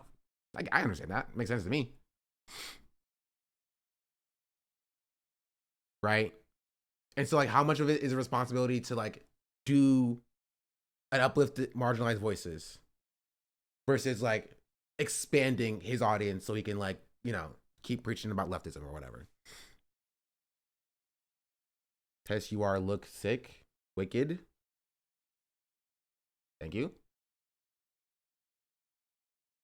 Is the fact that he'd rather go on right-wing podcasts than boost small leftists, though? That's fair. That's entirely fair. I don't think that's invalid at all. Right? You look wicked, man. Thank you. The other side of the coin is that I never found you or V or Mike or so many other leftist creators without Hassan. That's true as well. I don't think it's necessarily makes the critique invalid, but I do think that's also true. It's not that Hassan does nothing, right? It's that Hassan can do better. But I think we all can do better. And I think, and not even I think, I know Hassan knows this. I know Hassan is aware of this. I think what he would disagree with is like Brett's critique. But like, yeah, I don't agree with Hassan on everything. I feel like that also serves addressing a different audience, like converting right-leaning people, though. There is a conversation about the frustration of, especially if you are trying to do what Hassan does, right? A frustration that like you are just less likely to be listened to than if you were just a right-winger. right? Especially if you are a marginalized creator. You feel me? And that like there's an expectation of like, oh, you know, Hassan talking to or reinforcing people with bad politics over people who are leftists is frustrating when you're trying to grow and like, you know, as a leftist creator and trying to do your own work that you think is impactful, right? It's true though, being part of Jason's community, I have seen the change. They're now really progressive and super aware of stuff now. I agree. I do agree. I don't think that's what Brett's talking about. I think Brett's talking about Steiny, right? And like Bradley Martin and people like that. You know what I mean? Like very overt, or like Theo Vaughn, overt right wingers, like, you know, supported Trump, shouted out at the inauguration, things of that nature. Right? Bradley Martin in particular. Yeah. And I completely understand. I agree with you actually. Right? I understand Hassan's goal there. I understand. And it makes sense to me to a certain extent. Right. But I also do understand and echo the frustration about how difficult it is to grow in this space as a creator. Right. And wanting somebody who has like that level of responsibility, or that level of influence as like Hassan, wanting Hassan to be better in this regard. Right. And this is not even just a critique of Hassan, and more a critique of the audience. In that, like, there are people who would rather listen to like Hassan talk to right wingers than listen to other progressive or marginalized people speak about their lived experience, speak about their organizing work and things of that nature, right? And so it's partially a critique of Hassan, but also a critique of the audience, right? Because like that's what they want. I also don't even think that there's a think that's a lost cause going on the podcast and be like, bro, you know, the Holocaust did happen, right? You took 8th grade history, it's one thing, but going there and not addressing the right wing, it is cowardly. I do understand. Again, I don't necessarily agree with it, but I do understand Hassan's perspective of being like amenable. So he like gets invited back, and so he can like unwork the audience.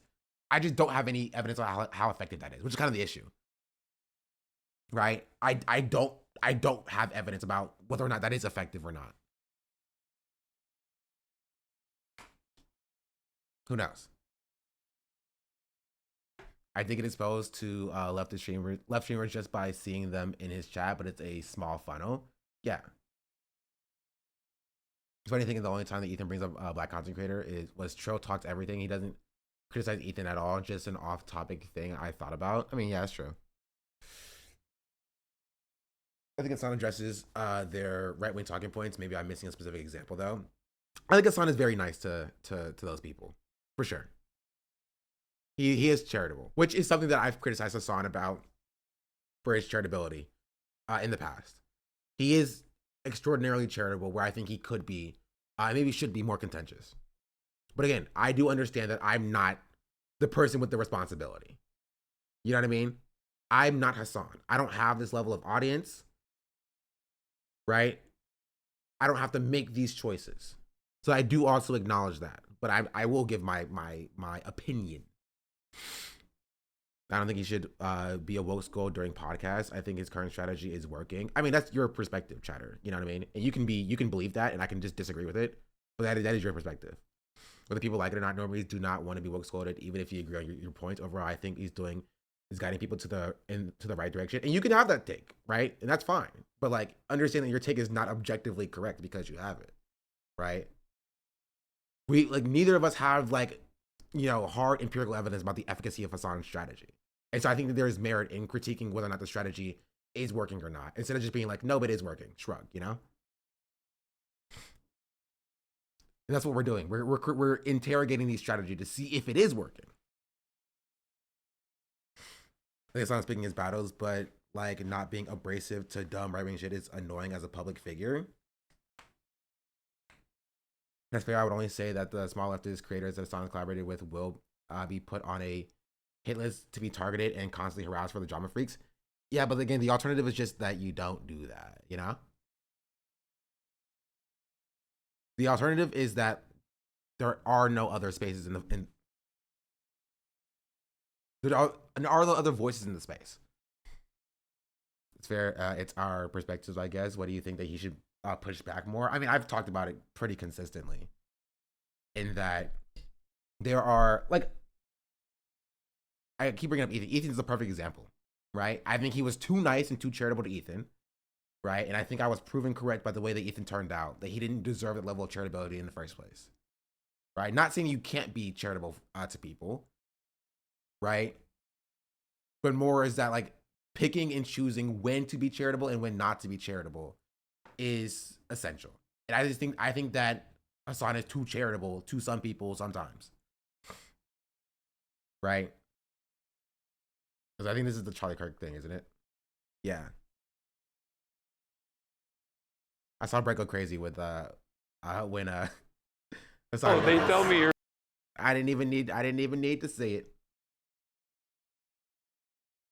Big. Yeah. You know, I ran in the flesh. What's up, Char? As a smart leftist, do you secretly want gross right-wing boneheads to hate you so you can use your voice to combat it? Not particularly. Charlie, how you doing? You gotta send me commission on all the YouTube videos you make about me. Anyway, but yeah, what were we talking about? So, Amy Goodman. Yeah. I will say, and this is my personal thing, and I may disagree with Brett on this. I don't think this is like the biggest thing to look at. I think that there are times where he does this in a way that's not effective. Like going on Bradley Barton's podcast is I think that's worse than like Hassan being like, "Yeah, what's up, Charlie?" Whatever, you know, at the DNC. Personally, yeah, I think there are better examples, but I do agree with Brett's overall point. You feel me? I do.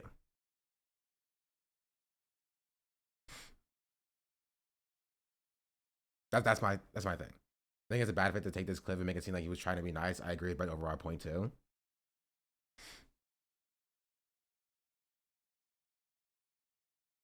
I think his tactic is that if he pushes back too hard, the right-wing commentator makes it personal, and then a little airtime Hassan has thing is drowned out by the drama. I mean, maybe, right? But we're arguing on like a potential, you know, hypothetical framework at this point. We just don't know. We just don't know. Let's be real. If it's not like a jackass, that would not have lived at all. We don't know. We have no idea. Like, you're acting like we're saying that Hassan just needs to like just start murdering people or whatever. You know what I mean? Like, there's a level of contentiousness that you can have, right? And you can have to take that, like, Hassan can be doing more to be more contentious without it being like all or nothing, right? Without it being like, oh, you're saying that Hassan should need to like to kill freaking Charlie Kirk or whatever, right? I feel like people want Hassan to act like Bana Panada. There are people who do want Hassan to act like Bana Panada, right? That is the case. I don't even know how we got here.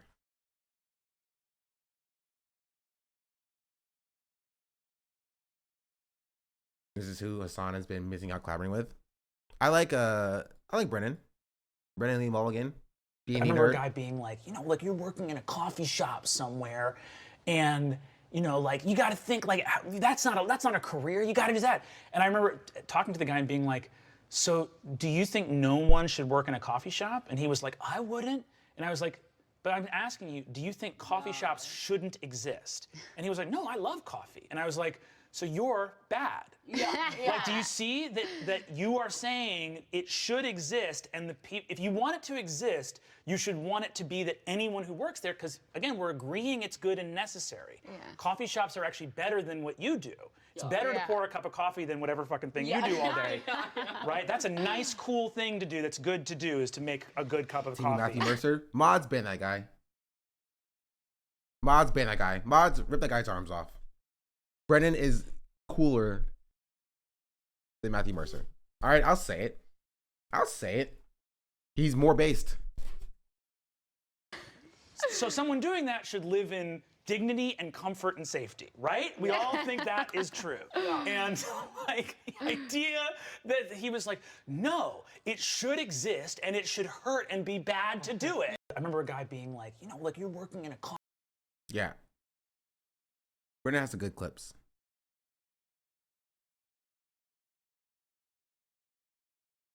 Hopefully Baldur's Gate 3 programming leads to D&D programming. Listen. D&D with chat programming is just, it's so much more work because there's not a good, valuable freaking D&D API that's easy to work with, okay? I would either have to build it myself or work with the bad one. You know? Work with the bad one that exists.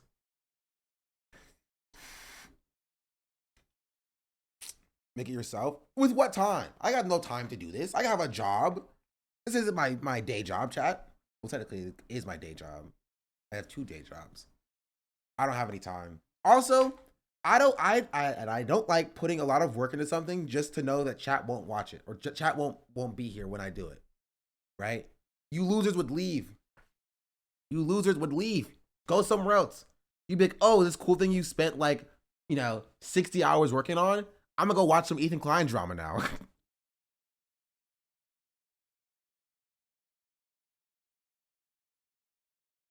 That's it. That's it. I know you. I know what you are. Coffee shop. Anyway, this is a long tangent. But yeah, streaming space is different. It's changed. And I don't know how to fix it. Oh, number one. Actually, no, I don't know how to fix it. Oh, sorry. Excuse me. This is my thumbnail for today. Step 1. Collab with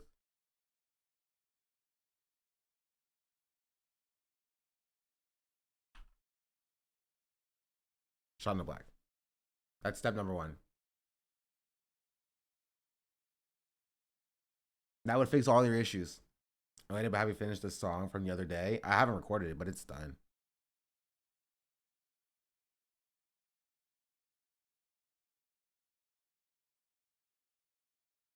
I was thinking as leftists, we can't expect people to be perfect. I think we're picking apart people's behavior on such a grandeur is a weird look, especially when you're on your side. Just reinforces negative perception about people already lying with the community, in my opinion. Nah, I don't really care about that.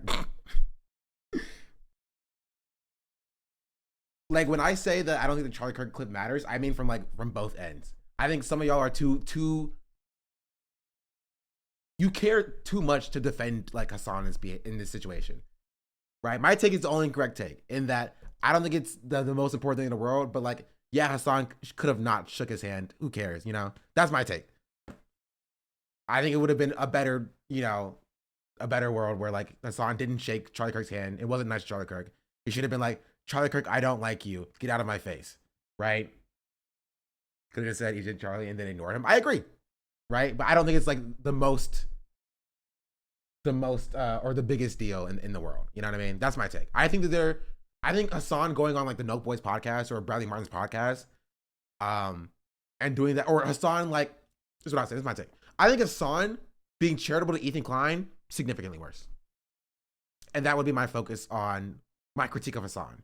I think it's kind of based in like similar things, and Hassan's charitability being extended very far, but I think him platforming Ethan Klein and not platform, collabing with Ethan Klein and extending charitability to Ethan Klein when he did during Leftovers is significantly worse than the Charlie Kirk clip.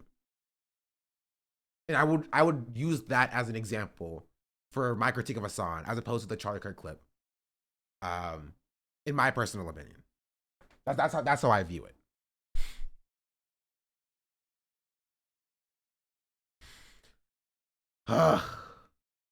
Jeez Louise. It's very fair, but picking apart such a small interaction comes off as way too policy of people's behavior. We're on the internet, chatter. We're all doing that. We're all doing that. I'm not gonna be like, oh, Brett, stop picking apart Hassan's behavior because you're doing the same thing that other chatters are doing, but in a different way. You know what I mean? That's my point by saying that y'all care too much. It doesn't matter. And this is the problem. Hassan doesn't even care this much. Hassan doesn't even care this much. You're defending Hassan to a level of Hassan will just be like, you know, sure, okay.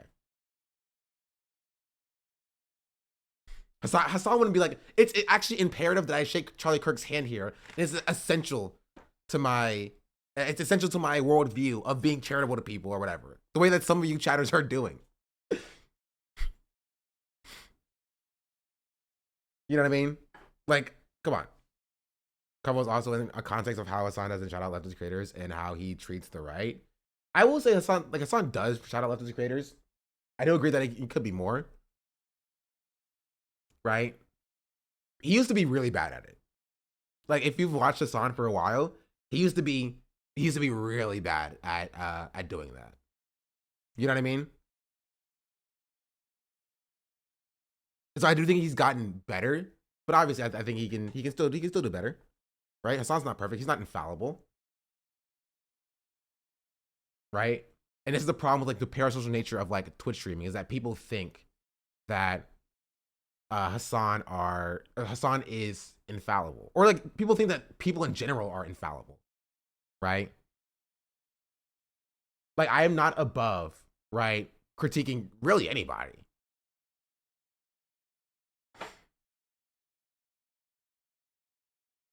You feel me? But I do try to approach it in a way that I think is fair. And so I will critique Hassan, but I will do it in a way that I think is fair to Hassan. Right? After hearing more, you're right. He should do better and let small streamers decide if they're okay with more attention, whether positive or negative, that is directed towards Hassan. Yeah. Yeah. That is my take.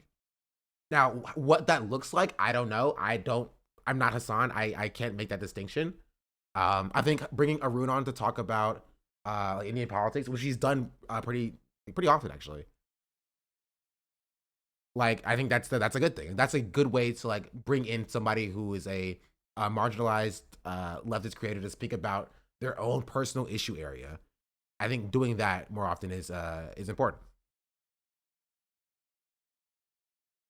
Right? But again, the issue is that the audience needs to watch. Like Hassan can bring on Arun as many times as he wants to. The audience needs to watch Arun. And that's something that Twitch chat needs to like work on. And that is being more open to hear from other perspectives. Right? Just in general. Because it won't matter. Hassan can bring on a smaller leftist creator every stream for the next 6 years or whatever. And it doesn't matter if the audience doesn't stick around. Right? It doesn't matter if the audience doesn't go listen to what that person has to say. It falls on deaf ears.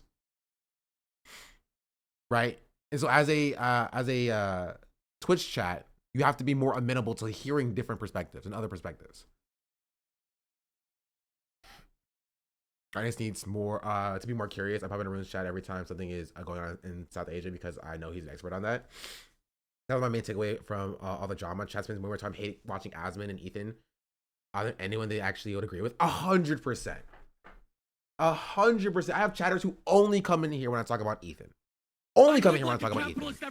Right? There are people who came in here when I talk about Ethan, but then they at least pop in when I'm doing something else to see what's going on. But they're like, oh, you're not talking about Ethan anymore? Fuck you, I'm leaving. Oh, is the Ethan section over? Fuck you, I'm out. Right? Oh, are you talking? Chat, has he talked about Ethan yet? Has he covered Asmin yet? Right? That's the problem. They will spend more time watching Asmongold streams just to clip a moment and send it to Hassan than actually engaging with the leftist creators.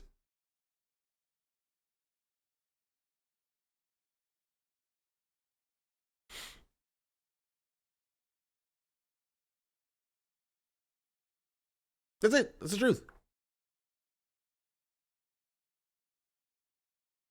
Like when people were whipping out 10-second clips from a 10-hour Ethan stream, yeah. Like you can engage with, you can enjoy the drama, but like that's not praxis. It's not praxis.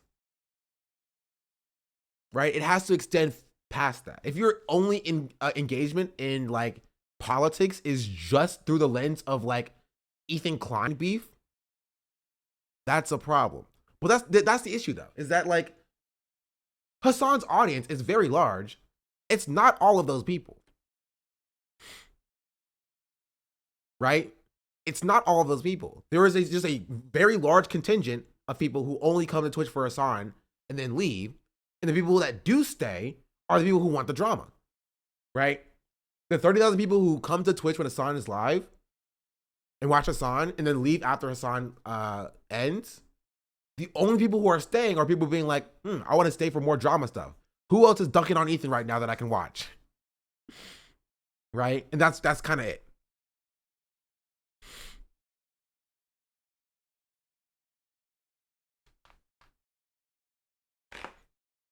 Right? And so like as a smaller leftist creator, you kind of just have to balance that, right? You have to be like, do I engage with the drama slop and have a very high viewership number?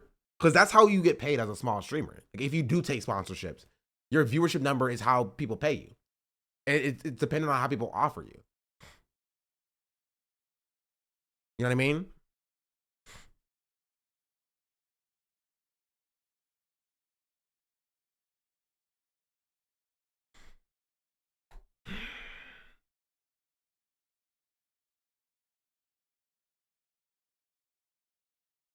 So either you engage with it or you don't engage with it and you lose out on the viewers.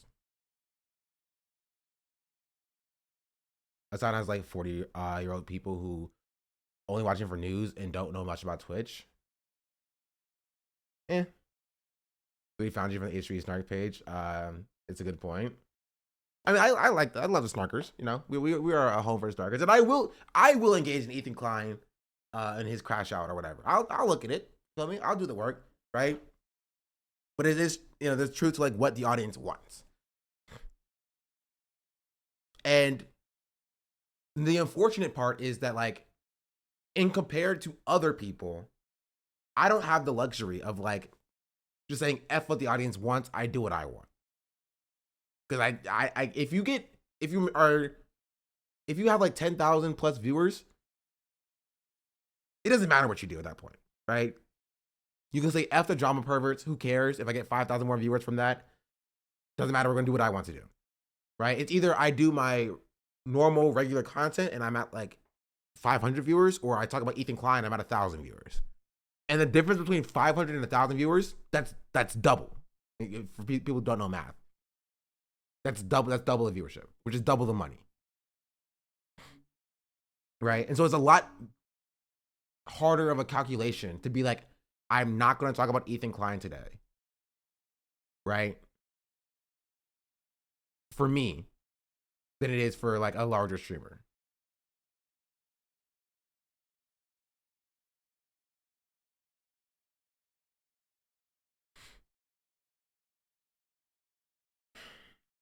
Jeez Louise.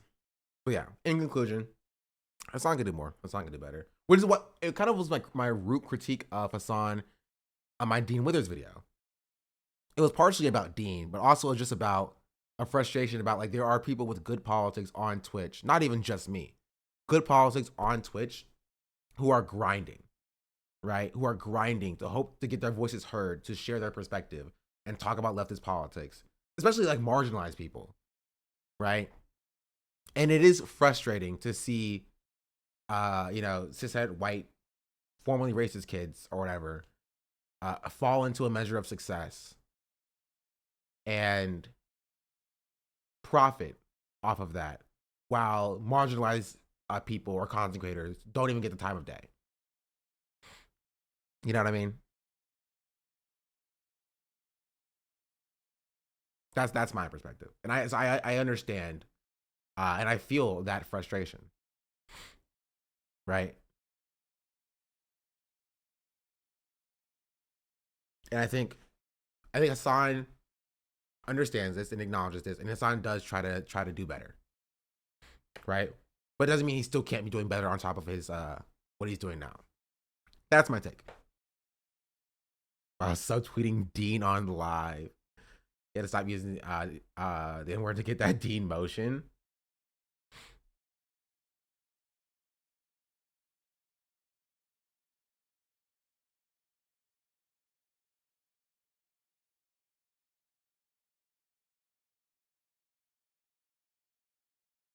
Cam Higby, gross. Wait, this is you, Brett.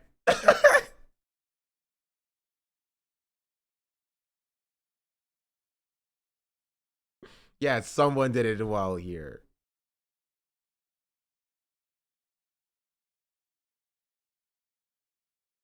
The Nazi. Ah, that's freaking loud.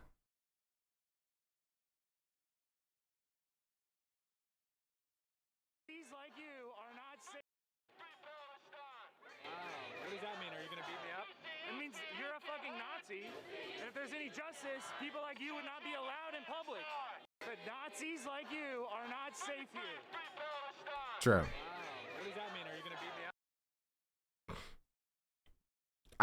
up? Cam Higby is so funny. What is he even doing? Undercover journalism, bro. This guy used to be a TikToker, by the way. This guy used to be a TikToker.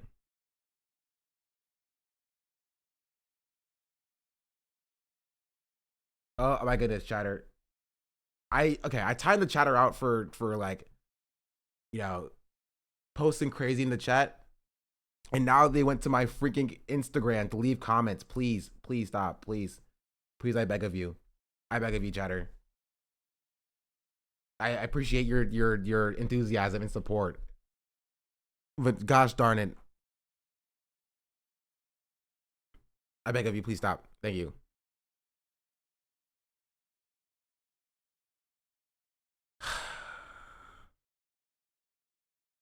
Cosplay form of harassment should be platform bannable. Yeah. I literally just tied them out for an hour because they just kept posting just random stuff. I'm just like, okay, I'm gonna time out and give him some time off. And he was just like, I want to go to your Instagram, and like, you have 4 comments in a minute being like, I got blocked off of the YouTube live. Or I don't even know what he was saying. Anyway. I don't know. Did we ever finish the? We never even finished this clip.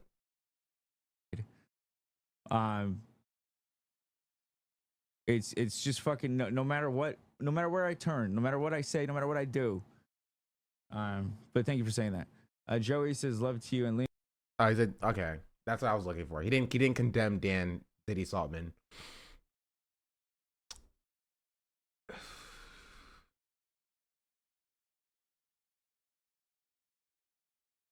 Are you sure it wasn't a racist H3 fan? I don't know. And I don't care. Dan sent AB a message about what? He sent him a dono and was like, forget those snark losers or whatever. I'm on your side. And AB's like, thanks, Dan. Thanks for the money. Can we see the TikTok drama? We're going to get back to the TikTok drama. I have some new updates.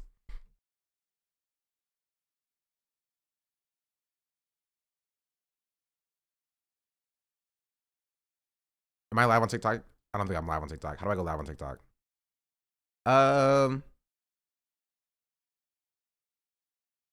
Here. Downloads.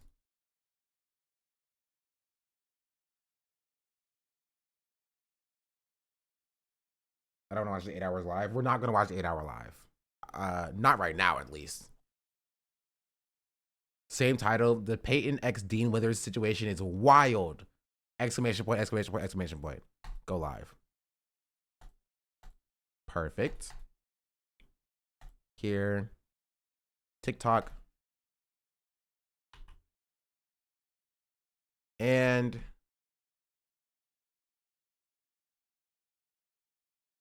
Taytona is doing live spins on his cancellation on stream right now. What does that even mean?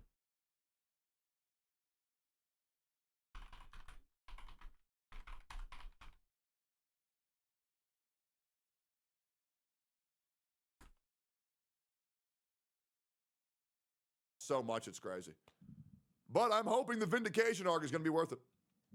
That's actually gross. Trust me, I absolutely agree. No, let's keep going here. Let's keep going here. I moved out a bit ago. There's another one? Stop. Stop. Stop. Stop. Stop. Stop. Stop.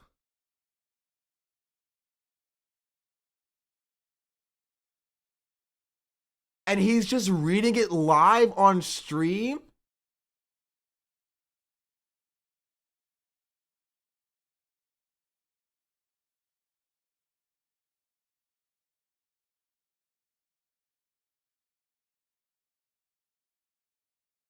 There was this girl. Maybe like a year and a half ago. What? Why does he have so many allegations?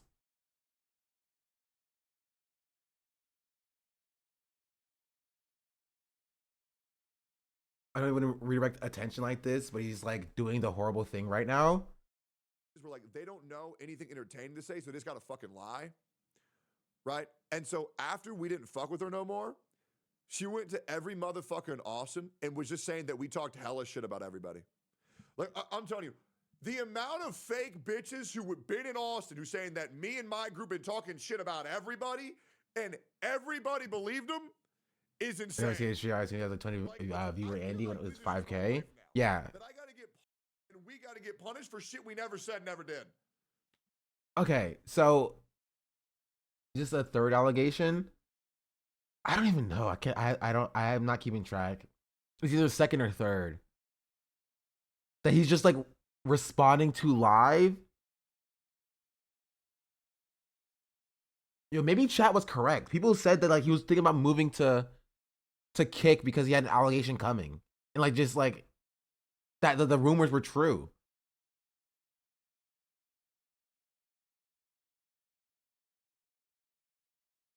That's crazy.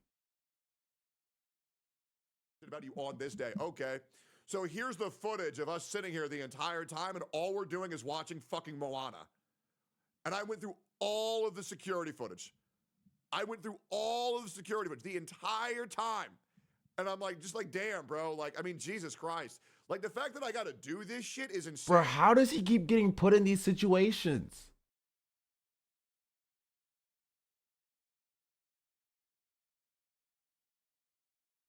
Okay, I'm not. Okay. I'm not gonna cover this right now.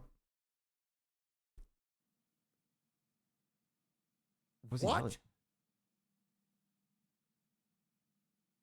Like, what the fuck is this shit? Wait, someone said report Hasanabi for supporting terrorists? This shit is so like this is the shit where I get why people become incels. Straight up.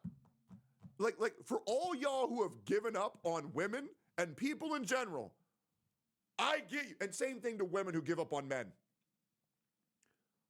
I'm getting to a point where I'm just like, I just don't want to fuck with nobody no more. Oh, was it YouTube chatter? Straight Okay. up. Like, people are retarded. It's straight. Okay, I can't watch this. TikTok will clap me. Okay, we're gonna look at that tomorrow. We're gonna look at that tomorrow when it's like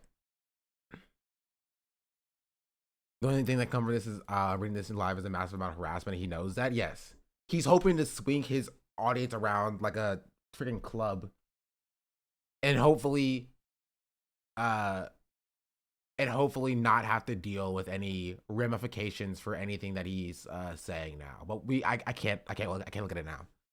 I thank you, Chatter, for sending it to me though.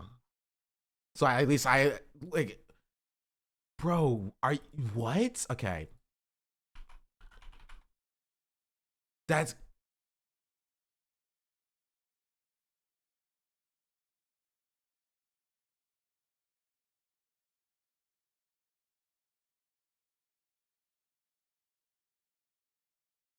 Why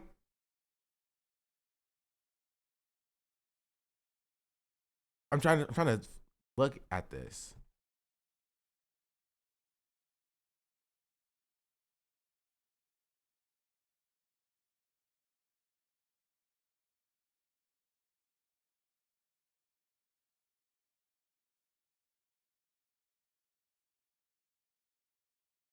Okay, well, I'll deal with this later. Wasn't he supposed to leave Twitch? Maybe he's on his way out, you know? Let's go. Okay. Let me open up my TikTok. Am I live on TikTok?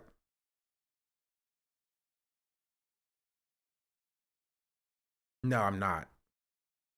I'm stupid. Okay, I wasn't live. That's good. So the TikTok did not hear the R slur. Let's go live on TikTok. Okay. We're going to do a little bit of TikTok drama.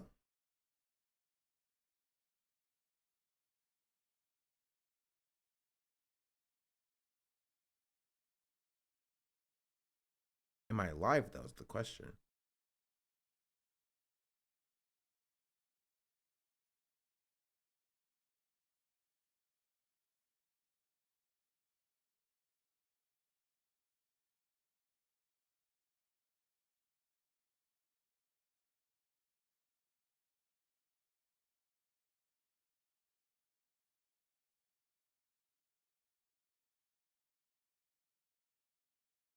Am I live? I think I am live. I can't tell. TikTok is so weird.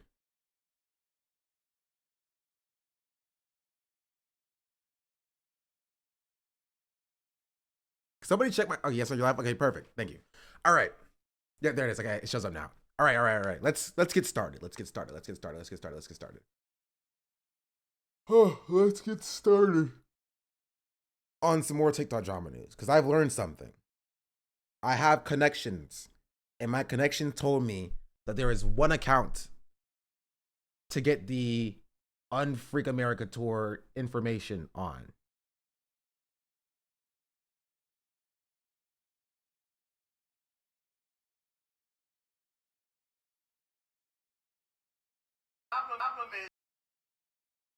That is,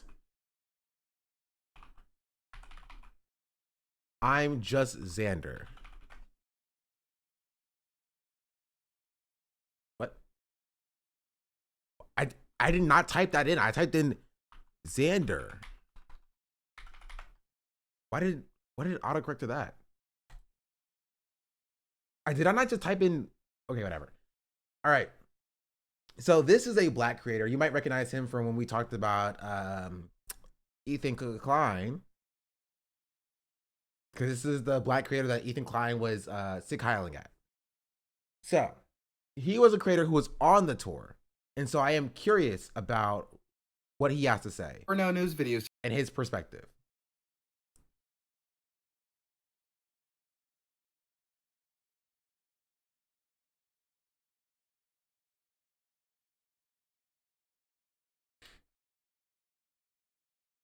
I was hoping for someone who was level-headed to hear from. Hey, wait, what is that? What is that supposed to mean? I'm level-headed. What do you mean? I am level-headed. today. Why? Because I was on a live for 3 hours straight with all of the other Unf America Tour creators, and we all decided as a collective that we do not want to work with Z, the lead organizer, and we are either calling for her direct resignation from her PAC, or we will just simply separate ourselves from the PAC altogether and go search for funding elsewhere, so that way we can continue to follow the tour and we can continue to educate people and break down that red pill misinformation and just genuinely try to help change America. That is the whole part of the tour, and I feel like because of Z being racist on a live, directly disparaging black women, and then not taking accountability for it, saying something behind the scenes, sure, but never directly publicly saying anything. It's just very frustrating. It's very frustrating to be a part of. And instead of just actually hearing our... I'm back for the video on the FYP. It's meant to be, chatters. What's the tea today? We're still figuring out about the situation. That's the tea. I was given from a friend of mine information that Xander was a good source for this information, and so we're gonna see what Xander has to say. Dan went live last night to put Alina's live in the background. In the background of what? I'm confused. Should I collect in Twitch chat? I'm reading Twitch chat as well. All right, I'm trying to catch up TikTok chat. What's the point of the tour? I never got that answered. I genuinely want to hear everybody's specific thoughts on the point of the tour. So, Xander's thoughts on the tour is that it's like combating red pill misinformation, right? Now, my question for Xander would be, does he think that that's effective? Is a good question. But that's what Xander said. I live like a capitalist every single day, Chank.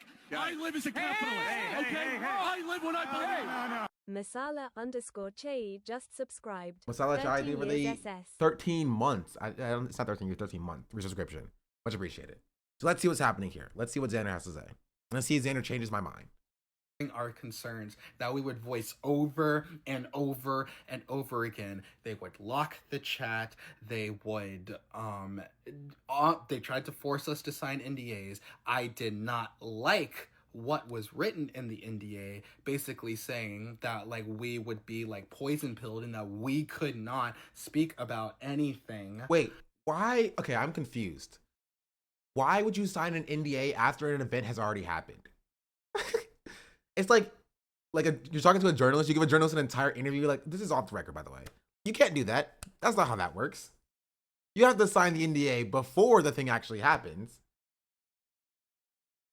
Like, why would you ever even sign an NDA for an event that's already taken place? That's pretty interesting. All I know was Jones signed it. I thought Jones was the person who gave the NDAs out. I'm so confused. Indefinitely, and also that the information that was the NDA is usually in exchange for some kind of payment. That's true. They'll pay you off to sign an NDA. But that's a different situation. Which, I mean, if that's the case, heck yeah, give me $100K. Give me $100K, I'll sign an NDA. Right? But I didn't get that from the way he described it, or the way that it's been described so far. It was described as like oh, here's an NDA, you have to sign this. Right? You can pay somebody to sign an NDA, but you can't stipulate a contract that's already signed after the contract is signed to then add a clause to sign an NDA. Like, if you do work for somebody and they have agreed to pay you, they can't be like, okay, I'm not going to pay you until you sign this NDA. That's illegal. You can't do that. Confidential. It was so broad that on a legal standpoint, it very much frustrated me. So, NDAs aren't always enforceable either. That's true. Dean, Dean and Parker, they are live right now with some of the other creators, and they are going to be breaking down in a lot more detail. Okay, does anybody have that Dean and Parker live? I'm curious about what Dean and Parker have to say. Like, Dean was in the chat yesterday, but I'm curious about like what that live was about, what they have to say, what their thoughts on this is. Like, there are so many players. There's so many players. Of like what our next move is and how we are going to move forward. I am so deeply sorry for no news videos today. Trust me, this was not the plan to be in a call for 3 hours, but it just got to a point to where I was so frustrated. You say they didn't know that Z was racist? They did. Say the same thing. They're holding themselves accountable.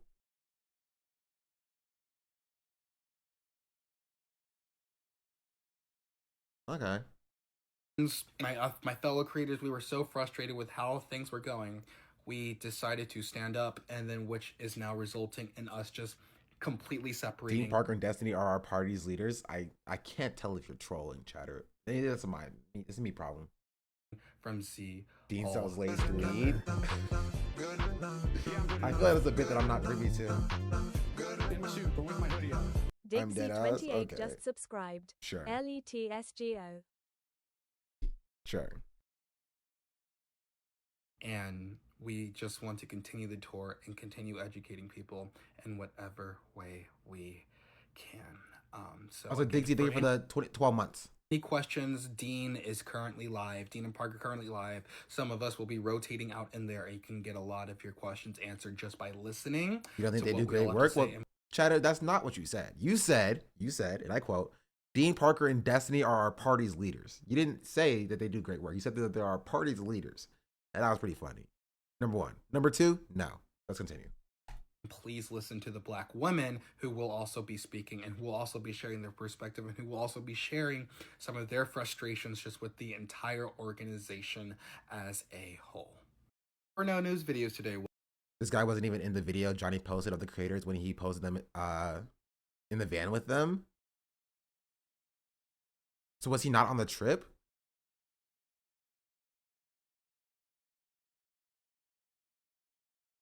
They are our best debaters. Okay, chatter. Sure.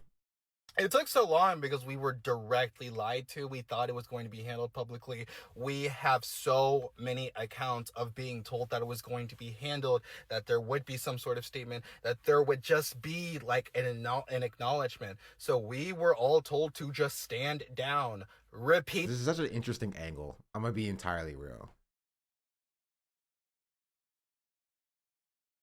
He was there, but Johnny posted a video with only white creators while this guy is sitting in the van with them. Wait, okay, wait, who's Johnny? Who's Johnny? I'm gonna need an @ or something. Yeah, everyone canceled Johnny too. Who's Johnny?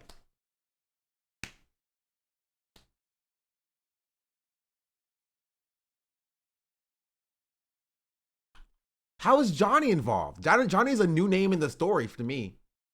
Jeez Louise. Jeez Louise. Oh my freaking goodness. It took so long. Oh my freaking goodness. Okay. There. That's what I meant to do. Freedom of speech isn't about giving you the ability to say slurs and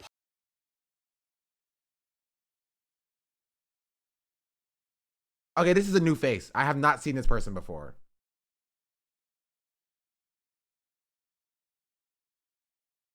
Okay, how is he involved?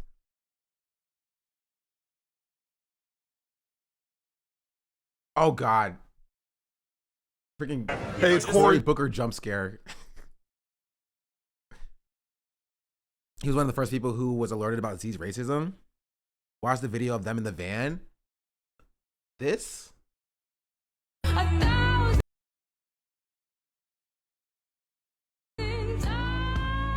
Introducing the debater, Charlie Kirk is too scared to debate club. I've got no roots, but my home was never on the ground. I've got no roots, but my home. Okay. Knowing so much lore about some of these people is kind of funny. Do you remember the name Tashika? I remember Tashika and Dean have beef. I remember that. Tashika, Dean, beef. No Rides, Jones, partners, ex-partner, broke up after beef. Tashika was one of the people that Z was racist to. Yes, that too. Because Peyton brought that up to Dean in a live and said that Dean didn't speak up on behalf of the black women because he has personal beef with one of the black women, who I would assume was Tashika. Okay. I'm learning. I'm connecting the dots. Parker. Okay. Americana Hannah. Check out Peyton. He has receipts. We've seen Peyton's videos. Right? I reached out to Peyton, and Peyton said that he was down to come and chat. Black creator in the van, but Johnny didn't shout him out. That is crazy.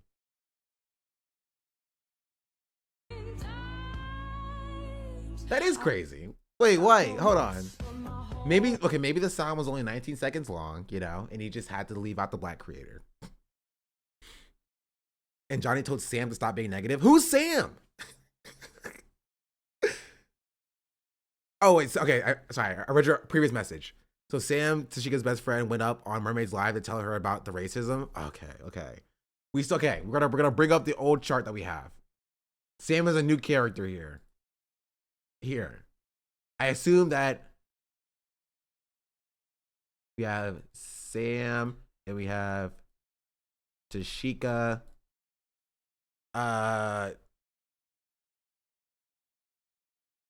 Also, Johnny's over here.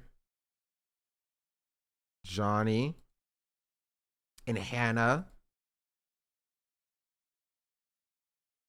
All right. I'm learning. Okay, so where does Xander fit? Is Xander in the blue corner or the red corner? Or is he neutral like me?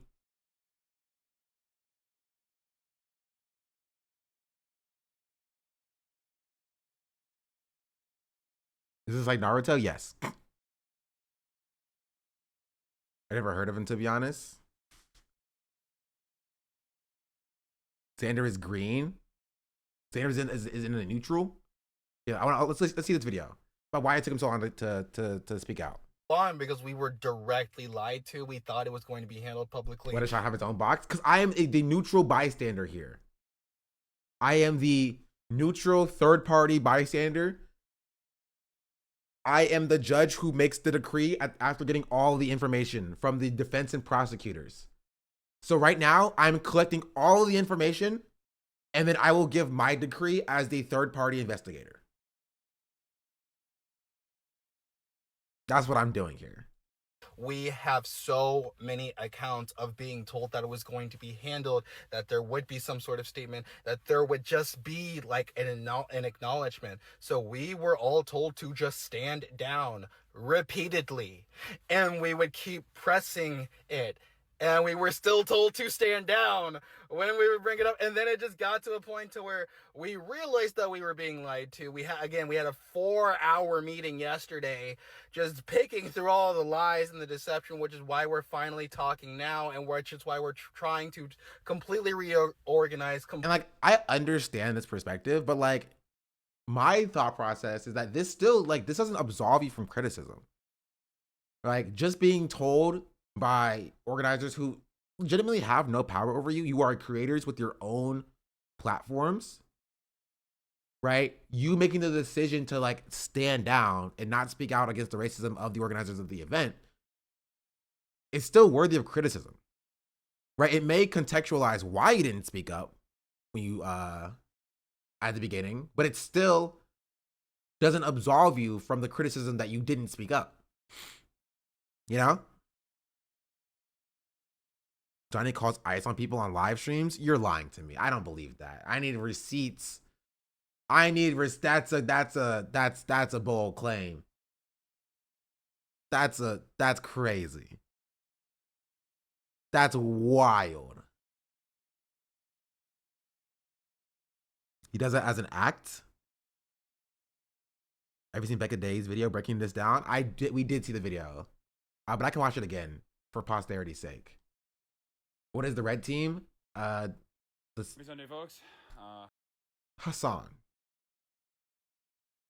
Please. What are we doing here? What are we doing here? Gosh freaking darn it. I was looking up.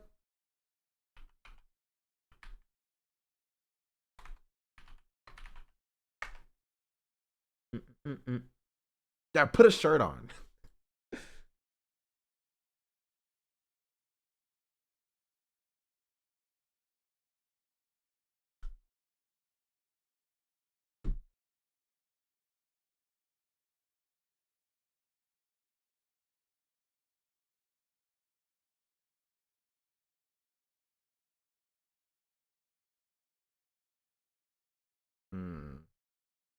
Where's the timeline that we saw? Was it a while ago? Oh, here. Hello, friends. Yeah, this is a 22-minute video.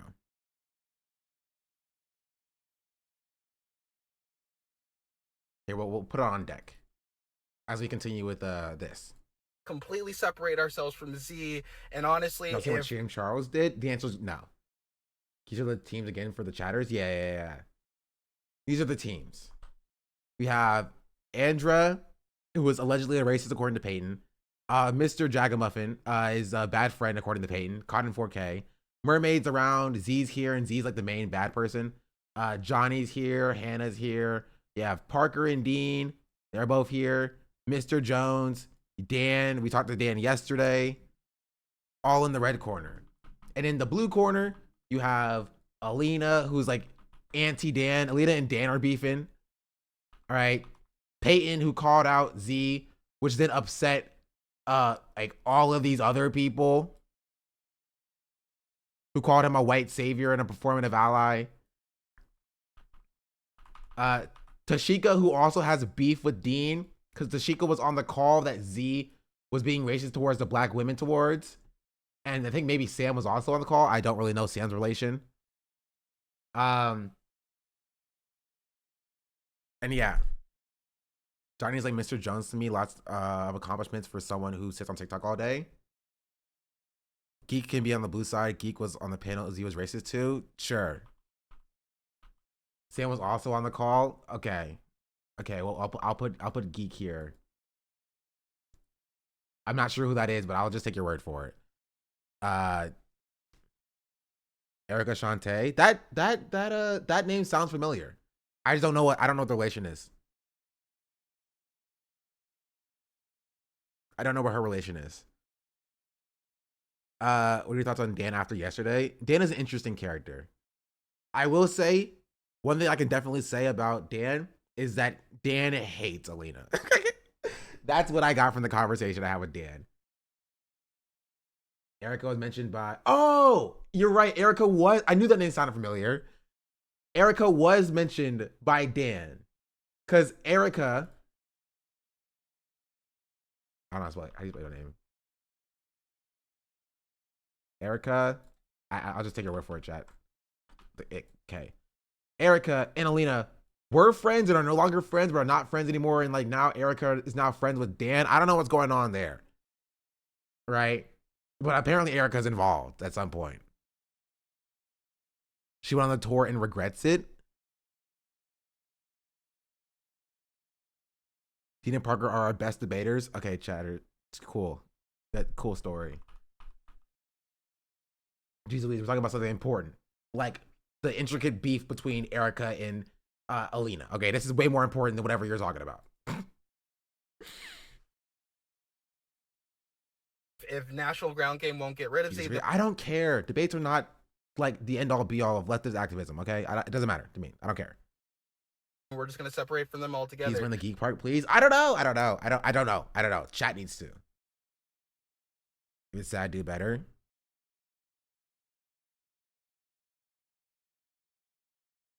I've saved this all. We don't have to hear a Destiny fan speak again.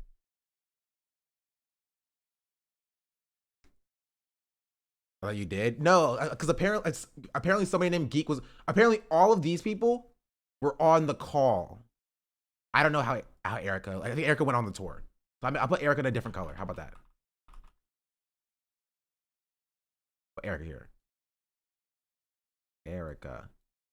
And all of these people were on the call that Z was racist to, I believe. Geek was the host of the live that Z was racist in? Okay. I was following everyone since it happened. I know all the different sides and stuff. That's correct. Okay. We're getting there. What next? Let's listen. But that is honestly why we were continuously told to stand down, and we would keep pressing, and it's still nothing would happen. So now... I don't think Sam was in the live, but she watched it. Oh my goodness. Okay. So Sam was not in the live. So these two people were in the call, and Sam was just a tangential bystander. Okay. We are here, and we are just pushing forward with the movement by ourselves. Okay. So Sam was on live, Geek was hosting it. Oh my goodness. Chat is giving me conflicting information. I'm never getting through this.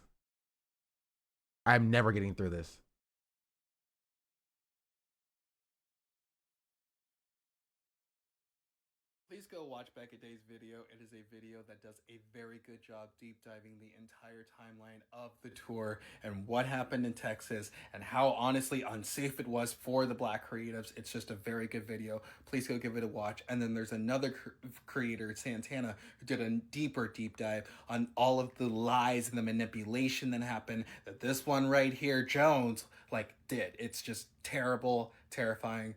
Wait, so why are... Okay. Why are people in the chat saying that Xander is shading Peyton? Was Xander shading Peyton? Are there shots being thrown at Peyton? I'm confused. Please look into it.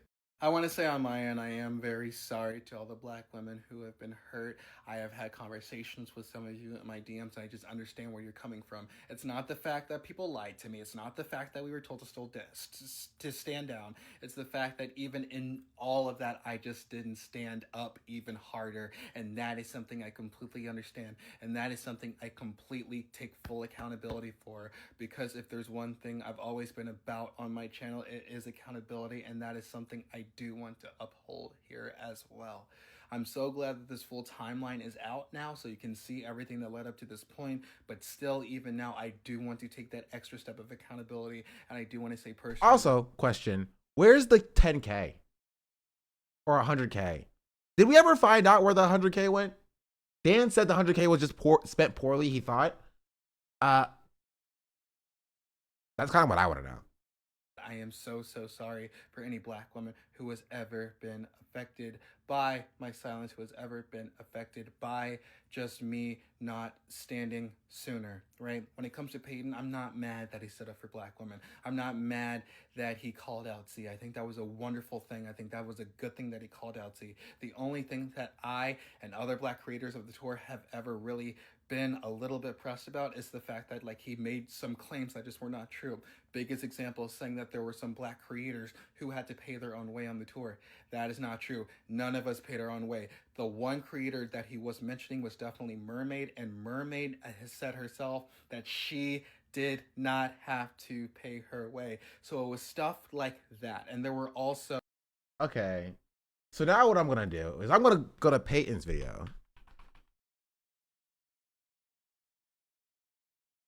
I don't know, it's about Peyton. Oh, there's Peyton. It's Peyton with the E. Where's this one? Feel free to reach out to me because I'm sure you're going to have a lot of questions about this video, and I'm very sorry to tell you this, but I do not care. I received these text messages the morning after I posted that video. The second video making these claims? Yeah, I think it was at the end of the second video or in the middle. Movements. All of the progress your tour, because she can say nothing to help and it's not her place, she still hopped on. She immediately helped getting views. I'm not doing. They paid for their own trashes, right? They rented this behavior and those who perpetuate it out. And he said, "K dude, make your choices." And I fucking am. I promise this isn't something random. This is all relevant. Guess what? Do you see this nice car? Do you see this BMW? Guess who rented that BMW for me? I'll give you a million guesses. It's the Unfuck America tour. So they rented me this car, not for like 2 days, right? They rented this car for me for 2 full weeks. Every other creator was flying out there, right? That's what I heard. Oh, we're booking flights, right? And I was like, hey, what if I rented a car? And they were like, how long do you need it? And I was like, 2 weeks, I guess. Like, you know what I mean? Drove to Colorado. We're here in Colorado. Obviously didn't go to Texas. Now, why is this important? This is important because I know that some Black creators who were going on this tour had to pay their own way. They paid for their own travel or lodging or both. That is not okay. I'm getting... Okay. Question that I have. And this question will solve all the issues. Was the Black creator that he was referring to reimbursed for these expenses?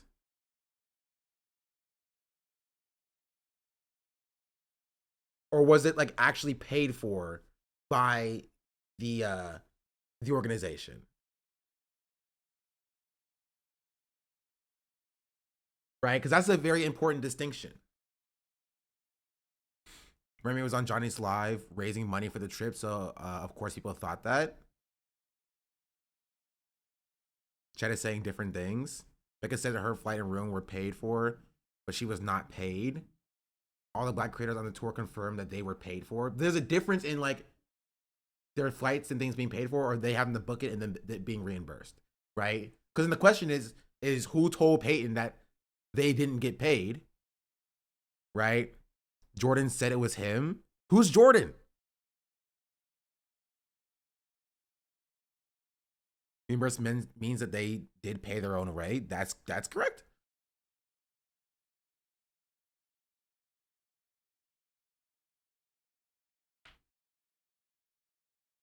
Like it was comped.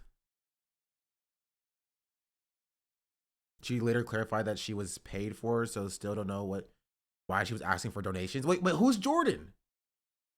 If they were reimbursed, does that not mean they were paid for it? No, there's a difference, right? And like, they could have been reimbursed after the fact once things came out. That's the important distinction, right?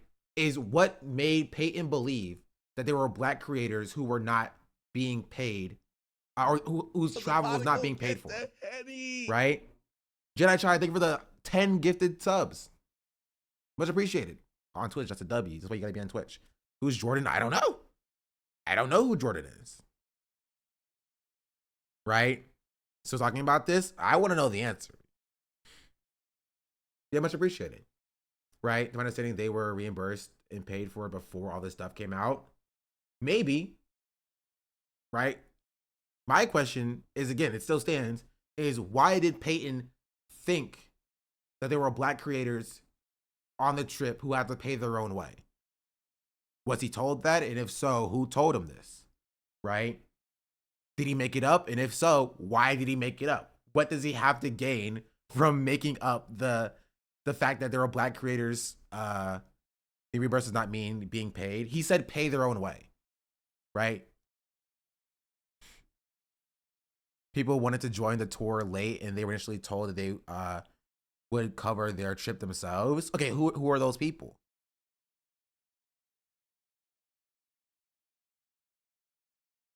Right? Because I want to know if, you know, all the black creators were like, no, we didn't have to pay our own way there.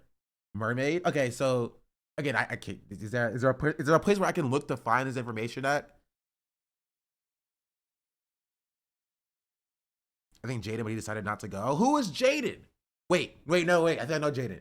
Jaden's the voice actor guy, right? Jaden is the guy who's the voice actor who Dan brought up yesterday. Yes? I'm a genius. See, I remember this stuff.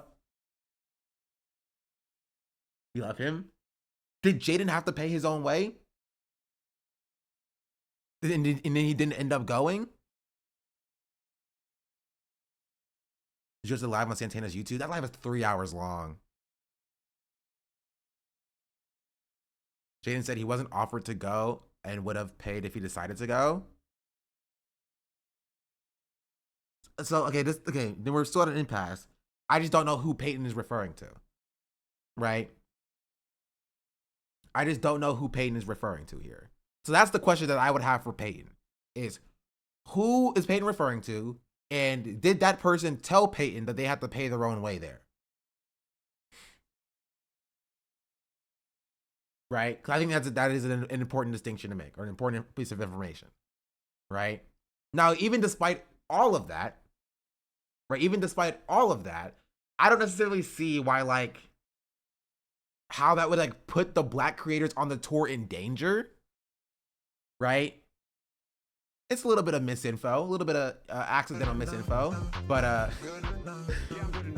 like, it's not like dangerous to like the black creators. So I don't necessarily understand the smoke that they would have for better support you here because for Peyton. TikTok may steal you away from us. So I am here to keep you on Twitch. LOL. Jedi, thank you for the 2-month free subscription. For the 6 months in advance. I'm not going to TikTok yet.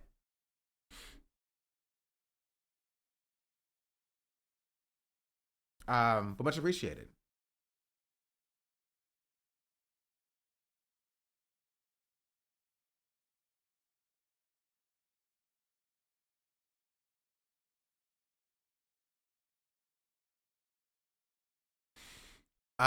Anyway, let's run this back again. Paid her own way. The one creator that he was mentioning was definitely Mermaid, and Mermaid has said herself that she and also like Xander's also speaking very confidently, like he was definitely talking about Mermaid. And if that's the case, like, how would he know that he's definitely talking about Mermaid? And why would Peyton think that? Is my question. It feels like there's a point of the story that I am missing to connect those dots. Because somebody in chat was saying that Mermaid was crowdfunding for the trip. And so I don't think it's necessarily inaccurate for Peyton to assume that Mermaid had to pay her own way. I think Mermaid had her trip paid for by her and Johnny's fan at first. Yeah, then I don't think that's invalid then. I think that's entirely fair to bring up, if that's the case.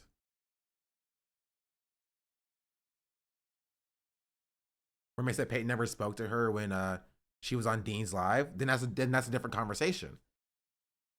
if Peyton is claiming to have his first-hand information. Right? They rented this car for me for 2 full weeks. Every other creator was flying out there, right? That's what I heard. Oh, we're booking flights, right? And I was like, hey, what if I rented a car? And they were like, how long do you need it? And I was like, 2 weeks, I guess. Like, you know what I mean? Drove to Colorado. We're here in Colorado. Obviously didn't go to Texas. Now, why is this important? This is important because I know that some black creators who were going on this tour had to pay their own way. They paid for their own travel, the question or lodging, is, or both. Right? Because if Peyton is talking about Mermaid and Xander is talking about Mermaid here, my question is now the timeline, right? Was Mermaid always going to be paid? Tier 1 sub to Paige isn't right? stoned. They Or have given have her 300 gift subs in the channel. trip comped and paid for? Did she first initially raise money and then they decided to pay for her trip afterwards? Like, this is kind of an important information. You know what I mean? Own way on the tour. That is not true. None of us paid our own way. The one creator that he was mentioning was definitely Mermaid, and Mermaid has said herself that she did not have to pay her way. So like, okay. Question. So Xander's not making the claim that Mermaid had her trip comped by or reimbursed by the organization, just that she didn't need to pay her own way. Did a tier 1 sub to So Maverick Bap. They have given 301 gift subs in the question channel. is who paid for her trip? That's now the new question that I have. Who paid for her trip? Is it the money that she raised that paid for it? Because I think, in my personal opinion, I would consider that paying her own way. Right? Did a tier 1 sub Or to Born did the City pack They have given 302 pay for her gift trip? subs in the channel. And if so, when? Right? When did that occur? Because this is all important. Because if that all happened after Peyton made the first video, then it's not Peyton's fault for making that claim, because that claim would have been true at that time. Right? So now I need a timeline about what did Peyton know when he made the first or the second video, when he made this claim, right? And is it possible that he was either told that Mermaid paid her own way and believed it without explanation, which is worthy of criticism? Or was she at that point having to crowdfund and raise money to pay for her own trip there? And after this caught wind, then the organization decided to reimburse her.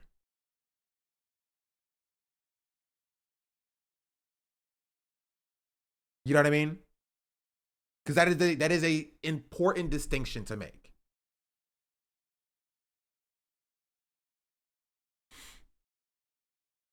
I wonder if Mermaid didn't know the trip would be funded or and crowdfunded.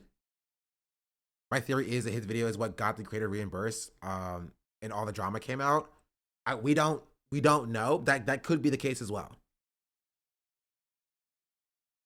As far as from my understanding, nobody had an issue with the first video. It was the second video that they had a problem. I understand that, right? I'm interrogating why they had a problem with it. You feel me? Because the claim is they had a problem with it because Peyton made this claim that there were black creators who were going on the trip who had to pay their own way there. And that there were people on the trip who had an issue with that because it was false. And so my question is it false? That's what I want to know. I want to interrogate if that is a falsehood.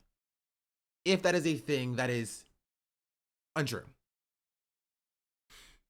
Because one, he didn't speak to anybody to say that, and two, said he was going to keep going to Texas. I mean, I don't care that he was going to go to Texas. That's entirely fair. But like, him not speaking to somebody, I think it's worthy of criticism.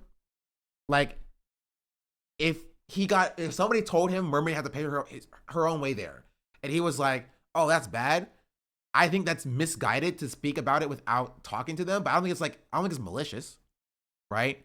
I think it's a situation, if that's the case, it's a situation of like his heart was in the right place, right? And he just made a misstep and a mistake, right? because he's trying to speak out and protect black women in this situation. Yeah, but that's why they were uncomfortable. By him going to Texas, I think that's stupid. What, they think he was going to go up and beat them up or whatever? Like, that's dumb.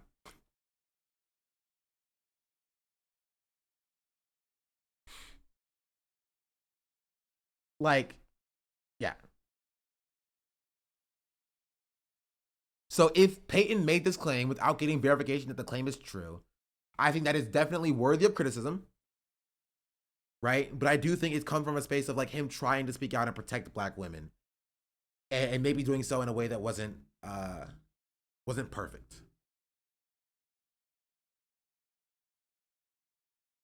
They're mad because Peyton said something and they weren't ready to talk about it. I think that's more accurate. In my personal third-party objective opinion, right? I think that is a more accurate characterization about why people were mad at Peyton. Because Peyton made them look bad.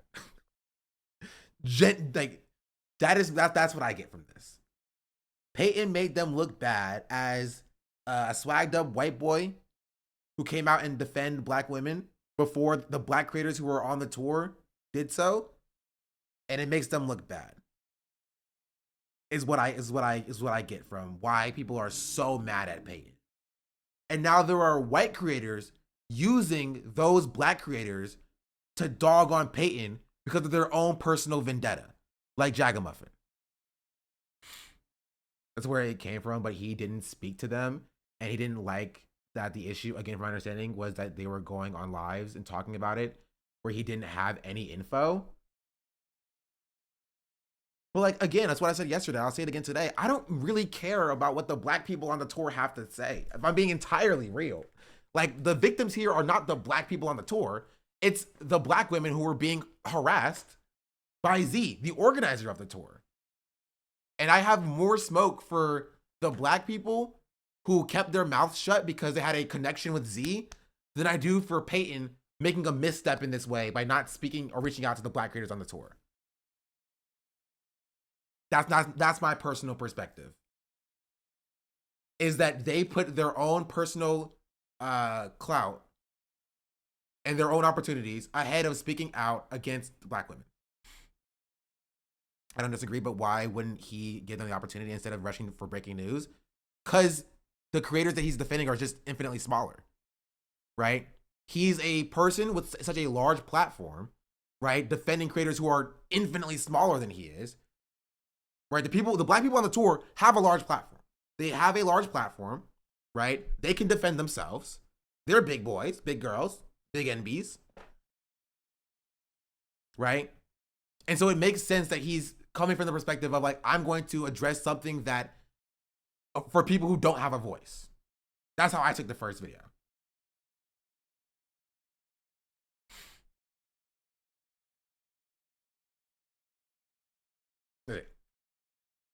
And in the second video, he made a misstep by like not reaching out to the creators on the tour if that was inaccurate, right?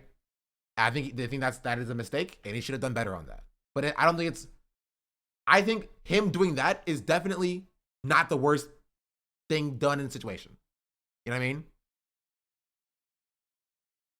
Do you feel like Mermaid let herself be tokenized? I don't even know what Mermaid has done or said. I haven't seen really anything about her. No clue. So I can't speak to that.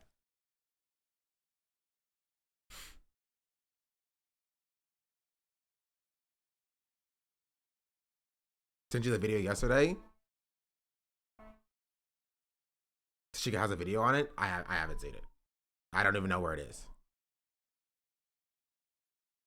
Right, but I will say I'm fair and magnanimous. I am totally down to hear what black people on the tour have to say and what their issues with Peyton are. I'm totally down about why they feel like that was such a horrifically bad thing. Again, I don't think it's I think it's fine if they have an issue with it or they have a problem with it, right? But if I have to rate Peyton not reaching out to the people on the tour before making this claim and the black people on the tour not speaking out to protect black women, I think that one's worse. Both aren't good. I think that one's worse.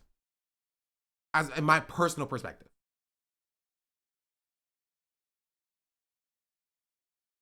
Personal perspective. That is how I view the situation. Right? I'm not saying Peyton acted perfectly here. Do you think it would have came out if Peyton didn't speak on it? Definitely not. Definitely not.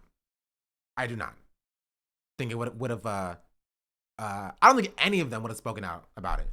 They all would have went to the tour, did their little thing, bolstered their own little platforms, right?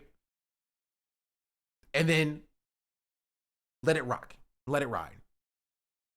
Until somebody with a large platform came out and spoke about it. That being Peyton. As a fellow black man, I agree. I got more smoke for other black creators for not protecting black women than Peyton. Yeah.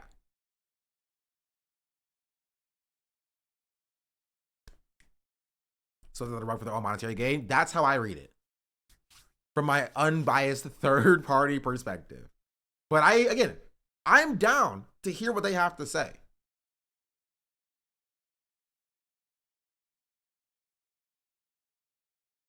I'm down to hear what they have to say. But let's continue this. It was stuff like that, and there were also another play games with Andra. Straight up not a good person. Jeez Louise, this is everybody knows everyone situation.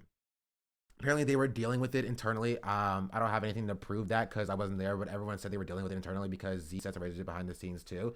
I don't care about that. You come out and you speak on behalf of black women. You have a large platform. They are on this tour because they have a large platform. You speak to defend black women. You don't let the white people tell you, "Hey, we're gonna handle this," right? And you keep quiet because you want to stay in line. I think that's gross, and I think that's also worthy of criticism.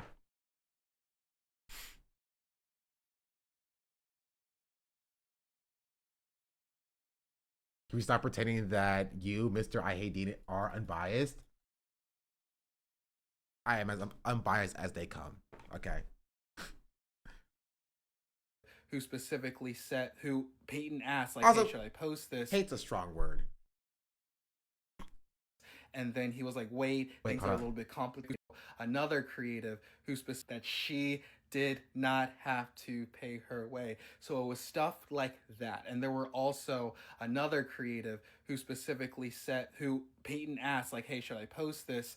And then he was like, wait, things are a little bit complicated. We are trying to work it out behind the scenes as black creators, especially since we're being told that things are going to be worked Okay, out. who is that? And this is the problem. Everybody wants to keep their mouth shut. It's always, oh, this person who is a creative said this thing. Who? I'm going to need, I'm sorry. I got a board to fill out, Xander. I got obligations. I got obligations. I got a board to fill out. I need names. I can't keep doing this, this person said this thing and this person said that. I need names. I need this person said this thing. Here are the receipts.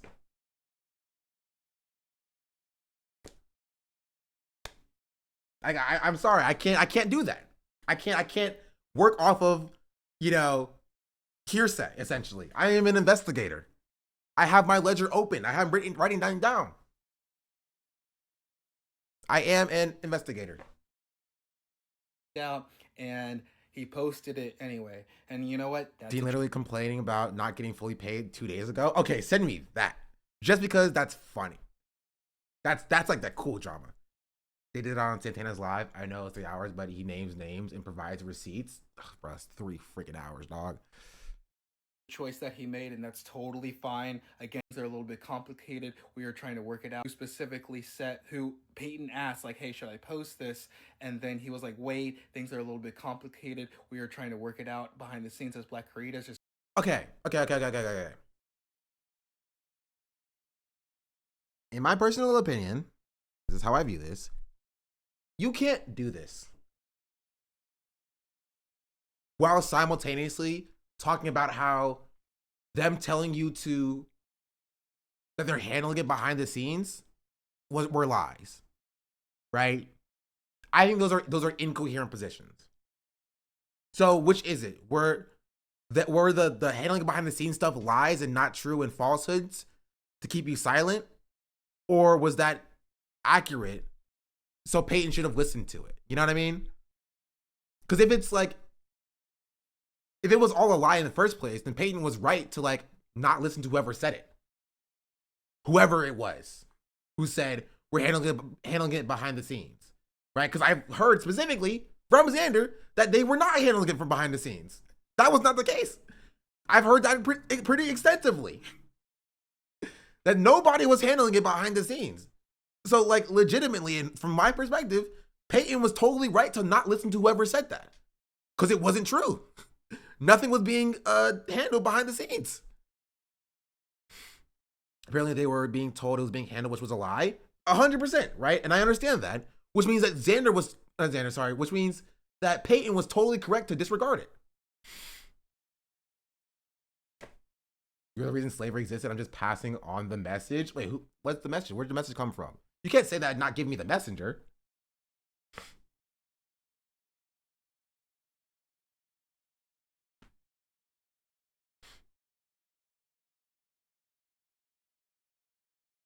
But Peyton didn't know that. Doesn't matter. He was proven correct. Whoever told Peyton that it was being handled behind the scenes was incorrect. They were wrong.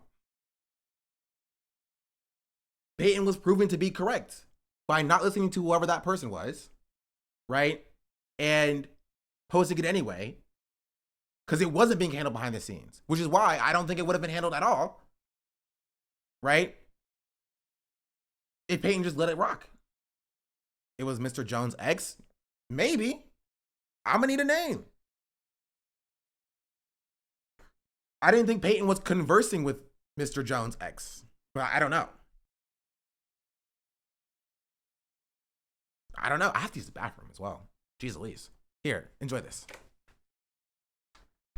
I run it back from the beginning, so y'all get the full Please thing. go watch Becca Day's video. BRB. It is a video that does a very good job deep diving the entire timeline of the tour and what happened in Texas and how honestly unsafe it was for the black creatives. It's just a very good video. Please go give it a watch. And then there's another creator, Santana, who did a deeper deep dive on all of the lies and the manipulation that happened that this one right here, Jones, did. It's just terrible, terrifying. Please look into it. I want to say on my end, I am very sorry to all the black women who have been hurt. I have had conversations with some of you in my DMs, and I just understand where you're coming from. It's not the fact that people lied to me. It's not the fact that we were told to stand down. It's the fact that even in all of that, I just didn't stand up even harder, and that is something I completely understand, and that is something I completely take full accountability for, because if there's one thing I've always been about on my channel, it is accountability, and that is something I do want to uphold here as well. I'm so glad that this full timeline is out now so you can see everything that led up to this point, but still, even now, I do want to take that extra step of accountability, and I do want to say personally that I am so sorry for any black woman who has ever been affected by my silence, who has ever been affected by just me not standing sooner, right? When it comes to Peyton, I'm not mad that he stood up for black women. I'm not mad that he called out Z. I think that was a wonderful thing. I think that was a good thing that he called out Z. The only thing that I and other black creators of the tour have ever really been a little bit pressed about is... Wait, did the chatter respond? No, chatter just dropped that and then dipped. Respect. Chatter dropped the message and then just dipped. I respect that. All right, let's continue. Is the fact that he made some claims that just were not true. Biggest example is saying that there were some black creators who had to pay their own way on the tour. That is not true. None of us paid our own way. The one creator that he was mentioning was definitely Mermaid, and Mermaid has said herself that she did not have to pay her way. So it was stuff like that. And there were also another creative who specifically said, who Peyton asked, hey, should I post this? And then he was like, wait, things are a little bit complicated. We are trying to work it out behind the scenes as black creators, especially since we're being told that things are going to be worked out. And He posted it anyway. And you know what? That's a choice that he made, and that's totally fine. Again, I'm not mad that he called out racism. There's just a few things like that and spreading a little bit of misinformation that just made it a little bit harder for some of us. Now, I will say as well, I am very sorry for any black woman that was affected, and we do want to do better moving forward. As far as the movement as a whole, again, we are still pressing forward with the movement. That's why I haven't been posting many news videos. I've been in meetings and meetings and meetings and meetings and meetings, trying to figure out how to keep this game thing going and trying to just figure out a whole bunch of stuff. You know what? I can face this. Just give me all the money. Give me the money. I'll use it way more effectively than whatever these people are doing. Just give me the money. Just y'all don't need it. Y'all don't need it.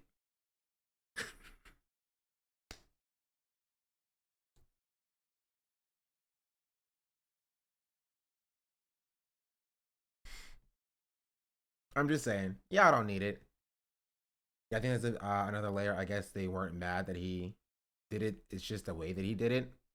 Which, I mean, that's fair. You can be mad at the way Peyton did it, but I feel like if you're, you know, that shouldn't be the focus. And the focus should be like, you know, Z's racism.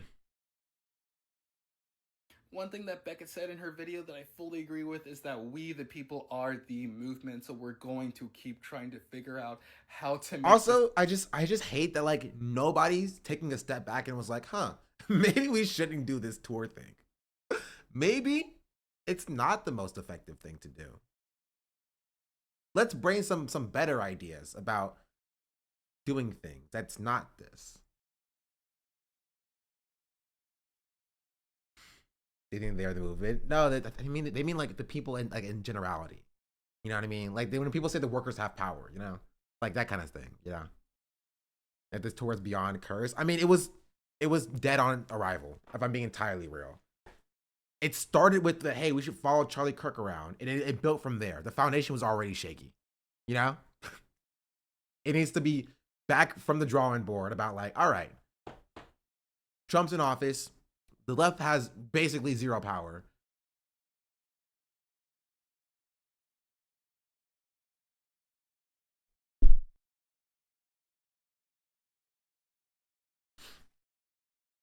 Yeah, the left had basically zero power. Let's fix things. What you thinking? this thing work so that way we can get It would be back fine on if the they only had you. That's what I'm saying. When can we move on from this? When I figure out what's going on. That's it. That's the answer.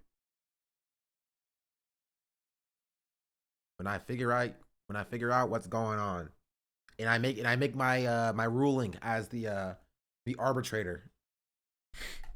ground and back at fighting against that misinformation. So I'm so sorry, guys, that I have been so absent. I hate being this absent. You can talk to from the college news kids and without telling Charlie you guys what's Kirk. That's an option. For sure. going on. I have just been truly so bogged down and just trying to figure this thing out with everybody. Every single last person that I've been working with has been absolutely wonderful. All of these creators, we are just buckling down as hard as we can to figure out how do we keep going? How do we keep educating? Because that's just how important it is to us. These people, this next generation, it's so important that we reach them, and we are working tirelessly to try to figure out how do we keep this tour going. So again, I want to say I apologize. I want to say I take full accountability. And I promise you guys, just hopefully within the next day or two, I can just get back to just telling you guys the news and get out 6-7 news videos a day like I was just doing prior. And with that, I say I think the overall message should be to end debate bro culture. That makes sense to me. Right, and please go watch Becca Day's video. Please go watch. Okay, and then yeah, okay.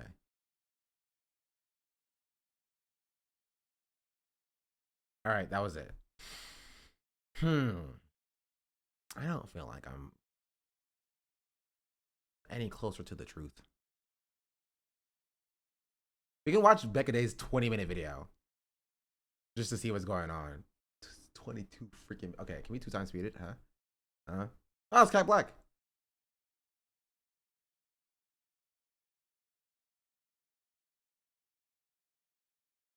Before I moved on to like any other content, I did want to take a second and like sit and deep. Wait, how do I freaking? Why can't I 2x speed this?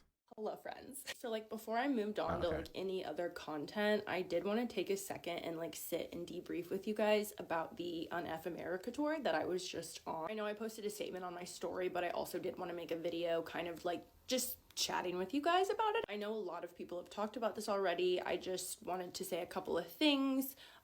Without being super messy, I just wanted to provide some receipts because as someone who was one of the first Black creators in this tour to start putting things together and working behind the scenes to make sure everyone knew what was going on and that something was amiss, I just want to provide my perspective. But I did first want to say some like personal disclaimers. The first thing I want to say is I am so sorry that I attached myself to this tour even for a week without doing my homework about the organizer. Bro, it didn't even last the first stop. Like honestly, like legitimately, I'm not one to laugh at an event's downfall. Well, that's a lie. I am the one to laugh at an event's downfall. Bro, it lasted a week. It lasted a week, dog. That's crazy. And this is kind of the issue is that like, it goes deeper than just this one thing. They didn't even have a second day planned. They didn't even have a second day planned. They had nothing planned. Like, it would make sense if it was like, oh, no, they did. Not that I saw. Not that I saw. It was like, oh, okay, we're going back home. We're going back home. All right, goodbye, everybody. They had another stop in May. Wait. Oh, okay. Let me get this straight. So their totally sustainable, financially responsible plan was to fly a bunch of creators once a month to different stops consistently.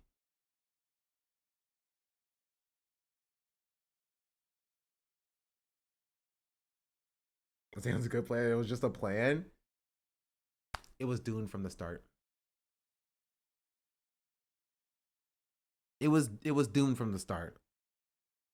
Like, TikTok Chatters also makes a good point. May is when college students are basically leaving for summer. So were they gonna put it on hold? Were they gonna go to like empty college campuses and like convert the summer students? Why would they do it in April?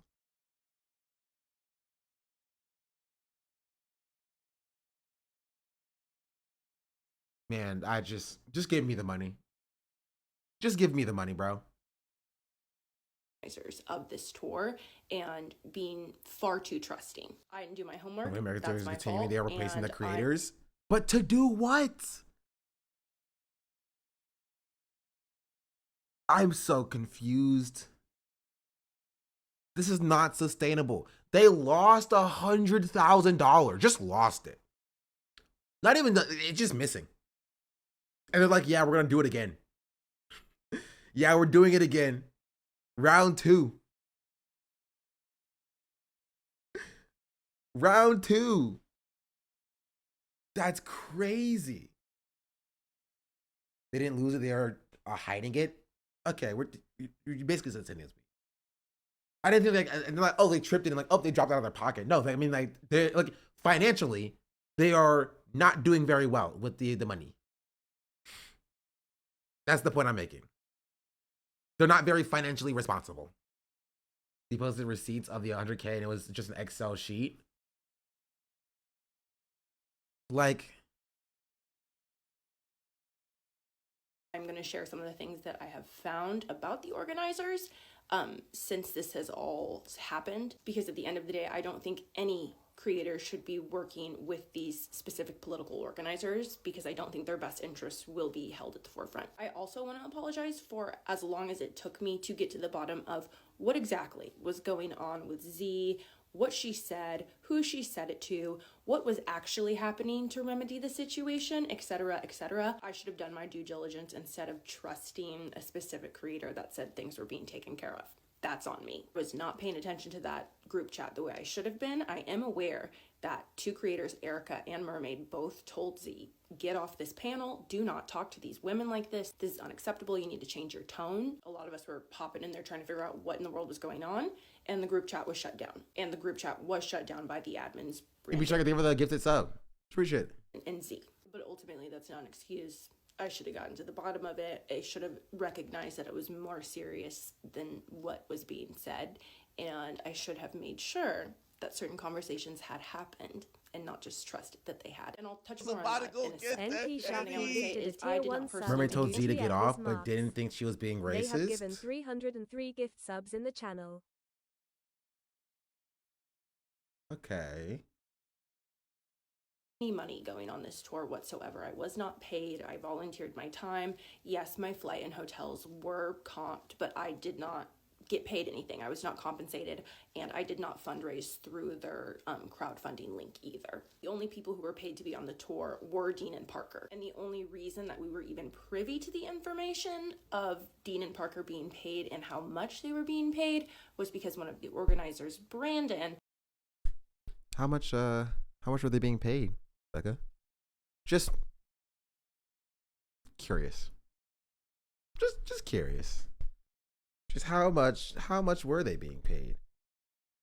Cause I've heard 30K thrown around, but Dean has denied that specifically to me in the chat. So I'm just curious. I just want to know. Was speaking poorly about Dean to one of the creators when we all arrived in Texas. So yes, glad we got that information, but the means in which we got that information just reflect even poorer on the organizers and how unprofessionally this entire thing was handled. So now that we've spent time like getting to the bottom of things and getting to the truth of the matter and doing our homework on these people, I want to share with you guys things that we have learned and things that we have found the truth out about. That Also, and I want to point out, none of these creators are blameless for not doing their homework. It's not like they didn't know that Z was sued for defrauding a campaign before they went on the tour and worked with her. And I feel like we're kind of skipping over that part. All of the creators involved with the tour. That's pretty interesting. I'm so confused. Why did they not look into her? Not one of them. That's my question. That is my question. I don't know. I don't know. Just doing a little bit of look-sees. have shook all of us to our core, and it goes so much deeper than what happened on the live stream with Z. As unacceptable as that was, there are also things that happen that compound on top of that that just make the situation even worse. And I don't think I need to tell you guys, but please do not send any of these people hate. I'm doing this for educational purposes. I don't want to see any other creators mixed up in any organizations that these people might be running, because they will not be looking out for your best interests as a creator, and I can guarantee that. And I don't want to see that happen to anyone else. So I made like a little bit of like a PowerPoint slide so that I could stay on track and make sure everything I'm saying is correct. And I do also recommend that if you have not seen Santana's live stream from last night, absolutely watch that. Everything he and Erica said. Dog, it's 3 hours long. Why does everybody want me to watch a 3-hour-long live stream? She's the freaking wheeze, bro. It's 3 hours. I thought TikTokers were supposed to be concise. Is 100% factual. So this tour was pulled together in about 4 weeks' time. And we were under the impression that this organization had been running and operating for a very, very long time. In fact, we were explicitly assured that this organization had been running for a very long time, and they knew what they were doing, and they were well organized. And we didn't check? Every time. Every time. Every time. Every time I get reached out to for a sponsor. You know what the first thing I do is, chat? I Google their names. Every time. You wanna know why? Because you don't attach yourself at the hip with something that doesn't align with you morally, ethically, things of that nature. Nobody. Or maybe they did, actually. I won't say nobody. Nobody who ended up going on the tour ended up doing that, apparently. Realistically, we know now the infrastructure within UNF America is non-existent. It does not exist. Like most of the creators on the trip, we had not had any experience with Brandon or Z. We were not familiar with them. We had no idea who they were. I was invited by one of my mutuals. I hadn't met Z. I didn't know anything about these people. And I'll put all these slides on my story too, in case anyone doesn't want to watch this long video. But many concerns were brought up before, during, and after the trip. The Black creators even went directly to Jones, who had kind of like organically placed himself as like the spokesperson for the Black creators, even though he was never elected to do that. We never asked him to do that. We were told to put our feelings on ice. We were told that it was a legal matter, that the board was involved, that PR was involved, that there were so many things moving at once, and the worst thing that Z could do was have accountability, make a statement. And we were assured that he had spoken to the panel of women whom were offended by Z's rhetoric, and things had been sorted out. Like, I would buy this if, you know, and no offense to this person, she seems lovely.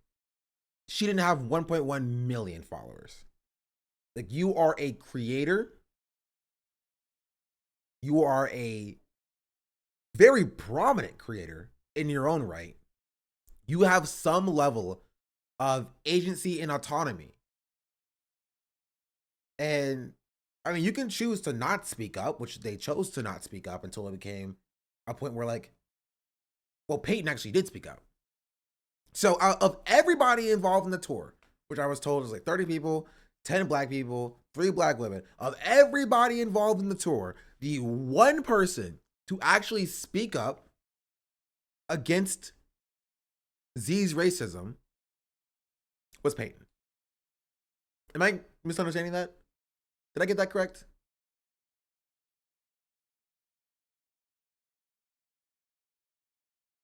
Everybody else, radio silent, said nothing. And now they're trying to come for Peyton for being the only person who said anything? That's crazy to me. He's the only one to name it, but not the only one to perceive it.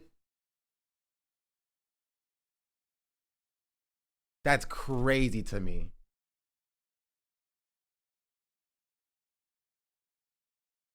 Peyton the people's champ. That's just the way that I approach the beginning of the situation. Is that for whatever reason, Peyton felt moved and pulled to speak up on behalf of the Black women, and nobody else did. No, I can't speak to why they didn't. Maybe it was like, oh, you know, they were told it was being handled and they believed them, and they were naive in that sense. But that's the reality. What does it mean the only one who thinks the Z is racist is the white guy? Do you think the only people that matter, Kevin, are the people on the tour? Do you think that the audience did not perceive what Z said as racist? Kevin?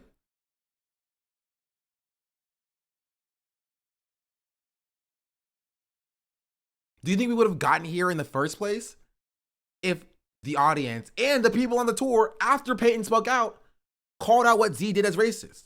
Do you know who also did, Kevin? This person did. And Xander did. And everybody involved did. after Peyton called her out.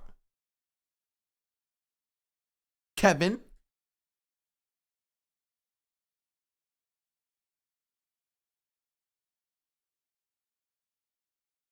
So I don't know what you're talking about.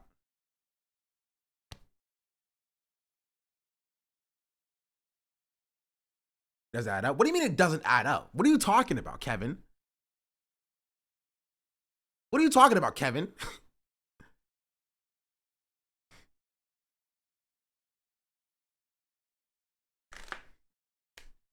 Payne went on Dean's stream and no joke kept dropping how many views his video on the topic at the time. God is really off-putting. Great that he called himself out, but I don't trust him completely. Well, okay. Even in what you're saying is true, Chatter, still the best person in the situation so far. Again, I'm not saying the Peyton's perfect. Not even saying that Peyton's good. By and large, the best person in the situation so far. And that's kind of crazy considering, you know, the things that Peyton did incorrect.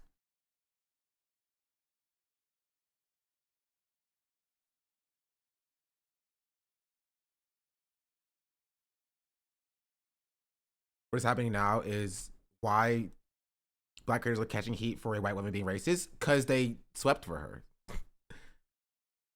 That's why. They didn't call her out. For whatever reason, they didn't call her out. I cannot change reality for you. I can't shift into a different world line, into things, right? Into a different way. They didn't call her out. I'm sorry. Mr. Jones is the reason why they didn't call her out.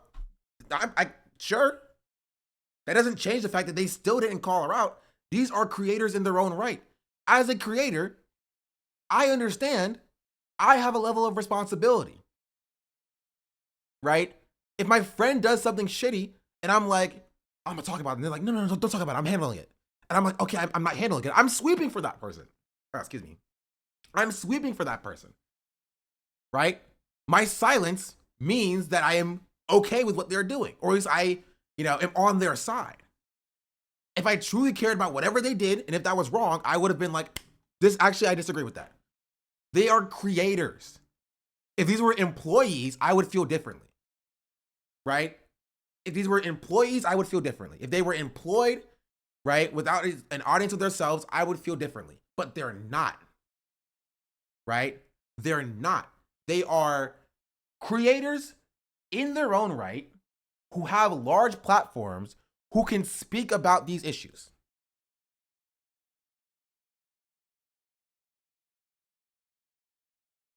So let's shift the focus to the black women and excuse Z's racism. Who is excusing Z's racism? Fuck Z.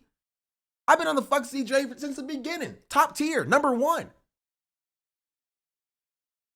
But that doesn't excuse the fact that they didn't say anything.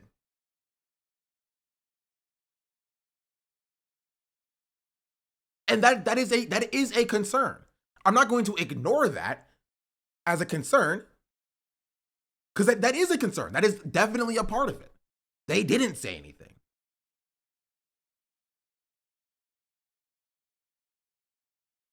They didn't. And I can understand why they didn't say anything. They trusted Mr. Jones' ex, right? Naively so. They thought Jones was handling it, right? And I understand that, right? I still think that they should have said something. That's my take.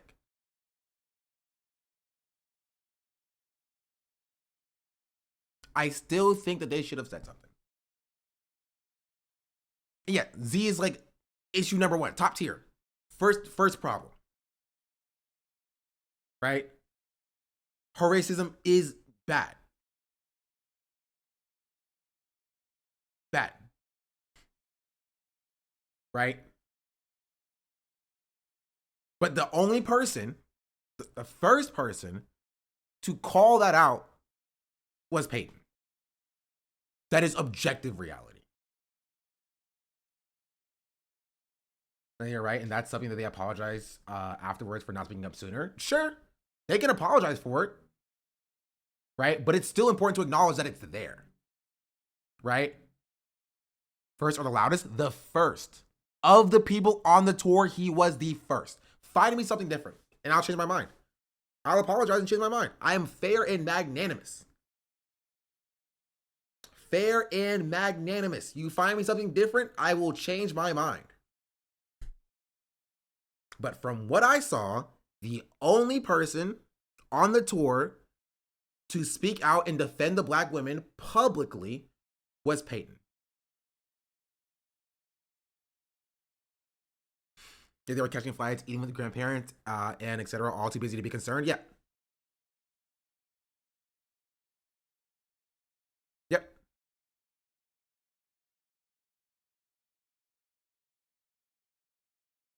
He correct other people on the tour. He was the first to call it out, and that's all I'm saying.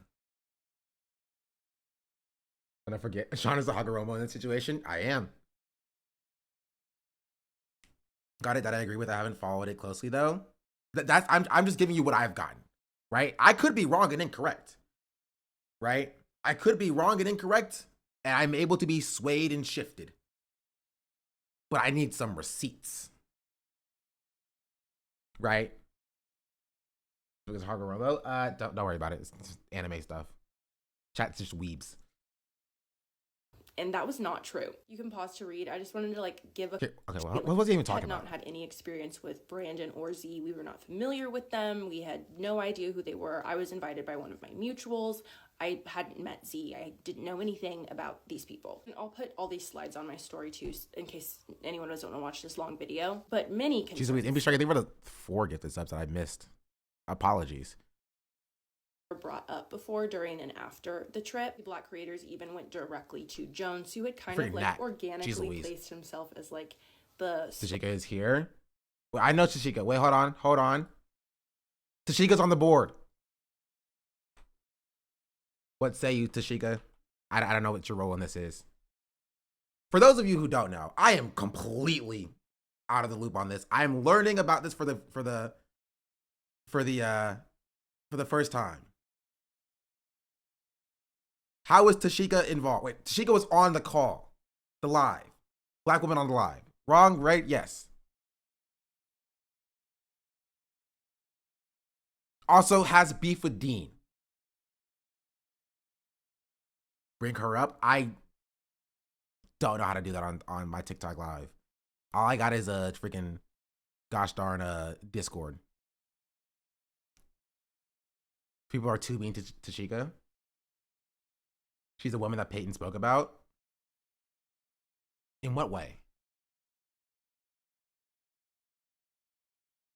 Tashika called for the death of white creators. Tashika, we're on the same wavelength, and people saying that about us. I'm gonna be real. They say the exact same thing about me. And I'm not even joking. They say the exact same thing about me. Like, they do. I have had creators who've said the exact same thing about me. I'm not even joking. She fully admitted to it, but okay. I'm just telling you what people say about me.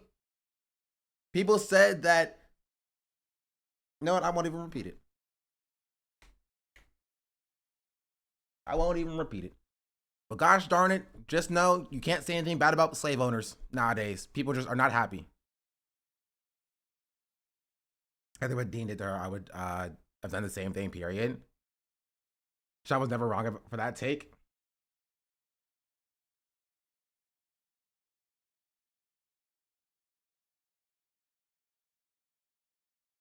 You said it about Dean. Again, I don't know the interpersonal relationship about what Tashika and Dean went through. Don't know. And honestly, we're not going to get into it right now. Stay on topic. Stay on topic, chatters. We're talking about the tour. Right? We're talking about the tour.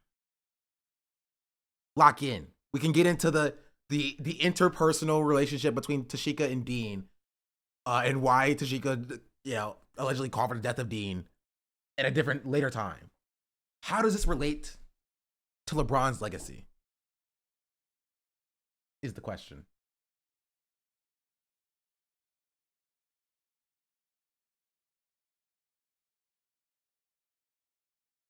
About honestly, lock in, chatters. spokesperson. Anyway. Wait, can someone just explain how Tashika's involved? And what does this have to do with... Okay, Tashika was on the call.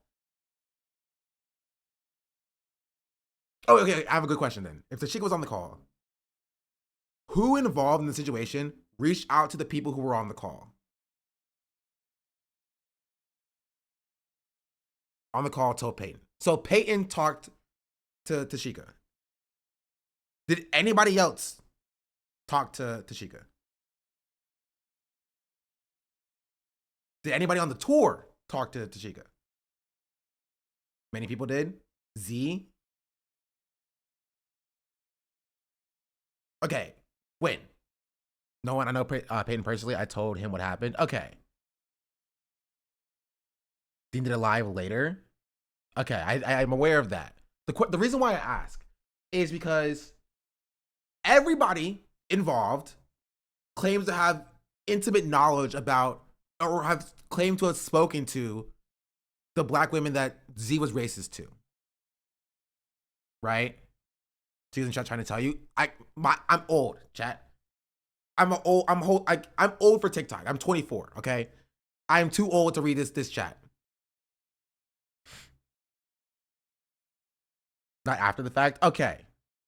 Open your request box in the settings. Can I do that on my computer? All I see is moderator settings.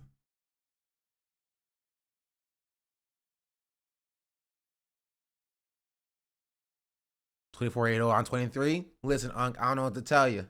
We're on TikTok. We are old. Let me see. How do I do this? What if I go here? Nope, that's not useful. What if I go here? You know, I'm gonna play this video while I go searching. For the black creators, even though he was never elected to do that, we never asked him to do that. We were told to put our feelings on ice. We were told that it was a legal matter, that the board was involved, that PR was involved, that there were so many things moving at once, and the worst thing that Z could do was have accountability, make a statement. And we were assured that he had spoken to the panel of women whom were offended by Z's rhetoric, and things had been sorted out. And that was not true. You can pause to read. I just wanted to give a couple different examples. Please don't say you're old. Listen, I'm on TikTok. 24 is like 80. I have too many freaking tabs open. There's so much stuff going on. Oh my goodness, I was not prepared for this today. Our group chat, these aren't in any particular order of just us saying, hey, we're having some issues, we're having some concerns, something needs to happen. You can pause to read. We were basically told on multiple. How many times have you been live on TikTok? You need 3 lives before you can bring on guests? This is my 3rd live. I don't know if that changes anything. Fronts multiple times by Jones to stand down. Don't say anything. I did watch all of Peyton's videos. And except, wait, no, we did watch the 14-minute one. Which, can I say, this is completely separate. TikTok, why are we doing 20-minute long videos, please? Can we not do that, please? Thank you. That's it. That's all I have to say. Don't give it any more attention. You need at least 30 minutes on the 3rd day, and the boxes will be an option. Than it already is getting. I know someone commented or DM'd asking me about the situation specifically. And then we start to get the feature. I was upfront and honest. This is what happened. This is what she Why did. is this so confusing? We're under the impression that everything's working out. It's all good. It's being worked out. All the while, it was not being worked out. And as I'm looking at this, I did not send it through spell check before I saved it. My apologies. So everyone can better understand what the problems are, what exactly happened. I'm just going to do a bullet point list of 3 of the main figures who have caused this to go awry. What happened, what we found out, and why we are not ever going to work with them again. Z used microaggressions towards black women on a panel to defend a political PAC that she created, and it was unacceptable. We found out yesterday that the $100,000 that was raised is gone. It's been spent on a 72-hour tour at Texas A&M. And for us, that doesn't add up. So Santana has been leading the charge in ensuring that we get receipts on what this money was spent on. And since Z has asked Santana to cease communication. You run an ad, I want to see something. I can run an ad. Do you think Z was being racist? Yes.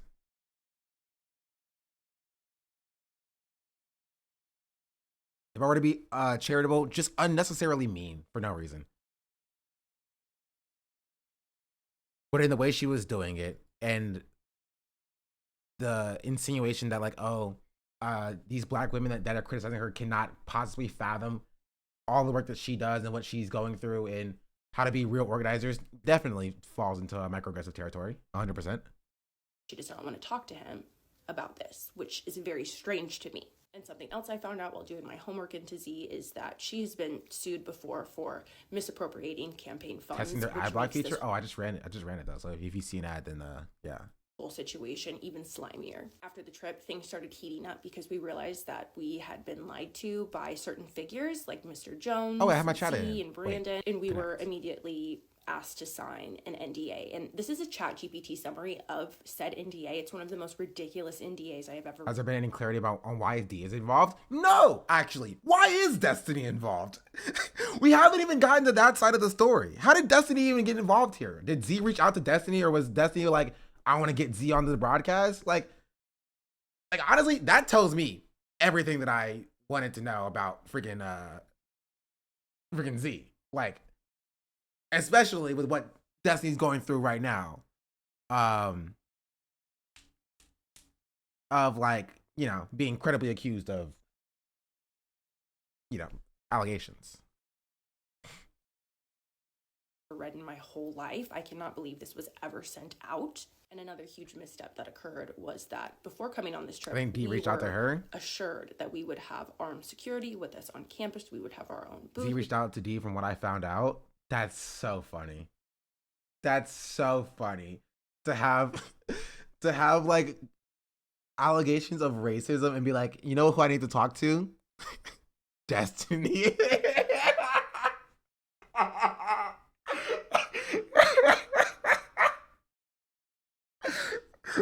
I have allegations of racism. Do you know who I need to talk to? Destiny. Listen, I cannot say the things that I've said previously about Destiny because people will get very mad at me, so I'll just leave it at that. We would have our own area. We would be safe. And up until the hour before we got into the vans to leave for campus, we were expecting to have armed security. And it was announced to bad us decisions, as I've noticed, actually. Just not very good decisions. This moment that we would not have any kind of security, but we're still going. Good luck, have fun. We brought our concerns to the organizers. We brought our concerns to Jones. It was brushed off. It was called an industry norm.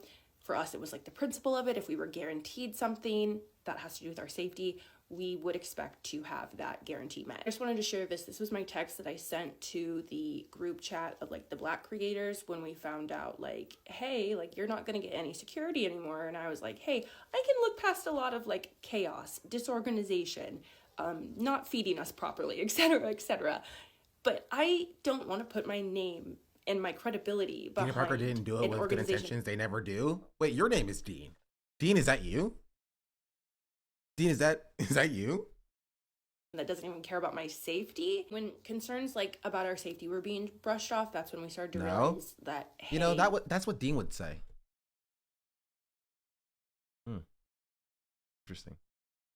Mr. Jones might not be looking out for our best interests. Just reiterating. Okay, wait. Okay. I've also learned Starbucks was a thing as well. Dean was in chat yesterday. And oh God, if Dean comes in here today, it's going to be insane. It's going to turn into a war. I can see a civil war breaking out in my chat if Dean shows up today. Can I get a recap? No. I'm also not a liberal. W. I have words. Question is, who you ride for in that Civil War? I'm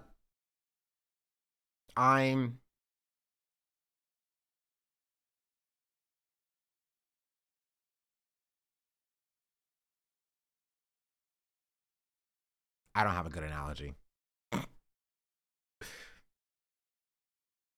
Say Dean 3 times in the dark. I still want to know how like people involved are like finding my yeah, Sean famous for loving Dean. Apparently Dean's a fan of mine. That was a surprise to me. He welcomed me to TikTok and everything, and I was like, Dean, buddy, listen. Listen. You can try to butter me up, but I still got problems and issues.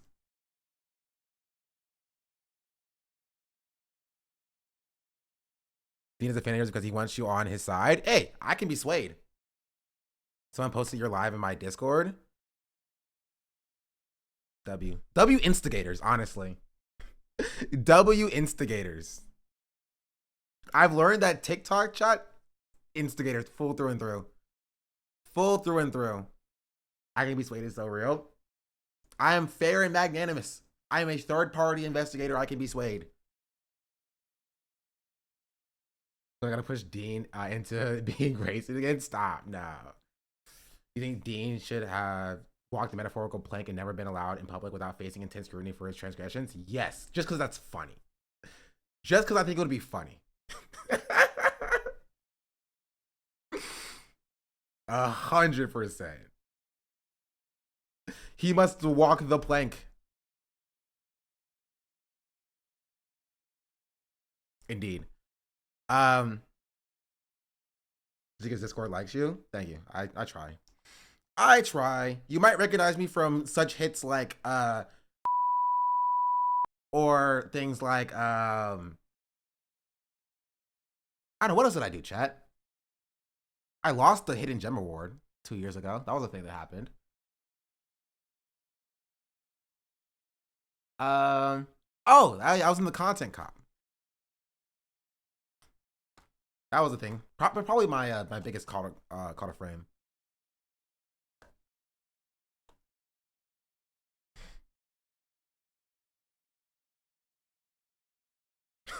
Any opinions on Yakubian deviltry? It's kind of crazy. I disagree with a bit of your take here, but you've definitely been fair in your analysis. I try. Which I've always said you don't have to agree with me. You're incorrect, but that's fine. You don't have to agree with the things that I've said, right? But I do try to be fair and listen to what people are saying. Jeez Louise. Immediately. I told you there's a civil war happening. Man, people don't like people on TikTok. You pick your side and like they will like it doesn't even matter if you're in neutral territory. Gosh darn it, we're in the demilitarized zone. You feel me? We're literally sitting in the demilitarized zone and people are fighting in the demilitarized zone. People are fighting in the demilitarized zone. You're being fair. You're being fair. Members from my community don't agree, and I think you're being pretty fair, even if I disagree with your take. The community that I'm in. Kiyoshi, thank you for the tier 1. Much appreciated. Dean rhymes with Sean. No, it doesn't. Those are different words. That people can't even chill for a day. Honestly, that's life. And honestly, I think it's funny. Just because I'm not invested. Because talk about how smug and unbothered Z was on Destiny's Live. No, because I didn't watch it. Because that's stupid. Happen on campus. We have a policy of not watching like Destiny content on my stream. Because, you know, I have thoughts. And I have not been persecuted for thought crimes yet. We were there all day long. We kind of all started to feel like we were kind of just there for the help, like as the help to promote Dean and Parker. And let me be so explicitly clear, that is not Peyton raid? But how do I know about that? How do I know if that's true?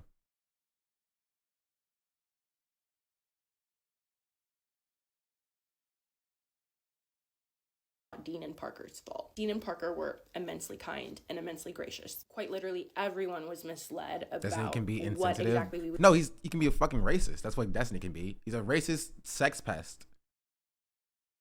Like, let's not reduce Destiny down to being insensitive.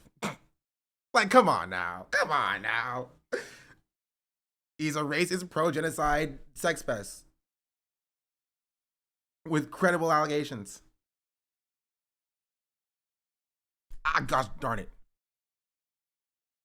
Would be on campus doing, and it was Is your very benchmark for clear me? in Yeah, the like, bro, hours going up to campus that there was currently being sued. no plan. There was no organization. Don't forget, mediocre personally StarCraft player. I don't question play StarCraft, so I can't speak to his StarCraft abilities. if private security was ever even hired.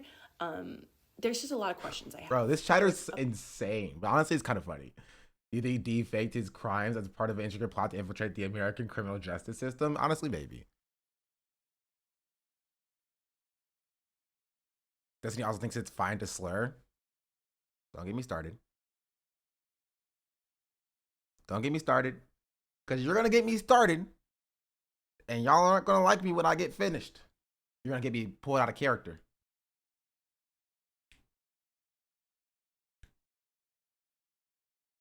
Talk about the part about sharing sexual nature, images of sexual nature of a 15-year-old with his friend and bragging about it on stream.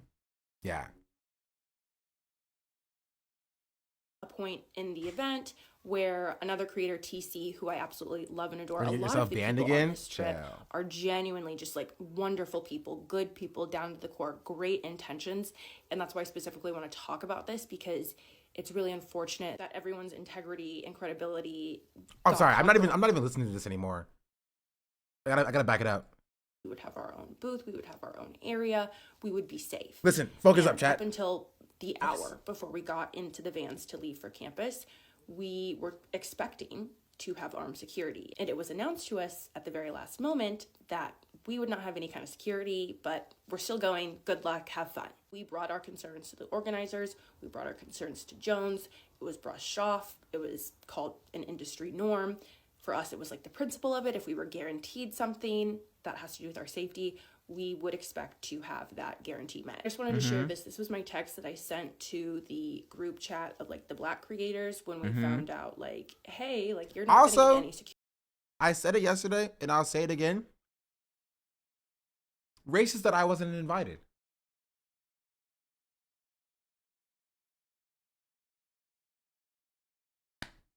I'll say it.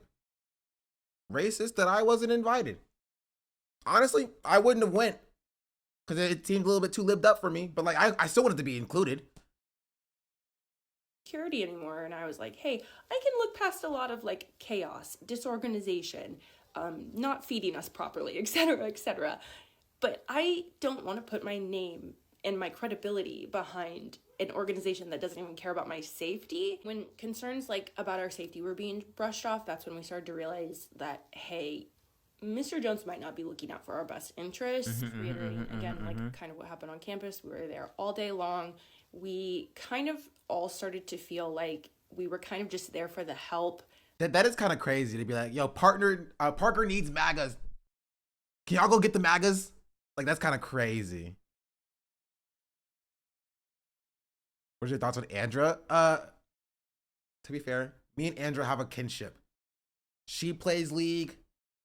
I play League. She streams on Twitch. I stream on Twitch. You know? But like, from what I've seen, and I've only seen Peyton's video, no bueno.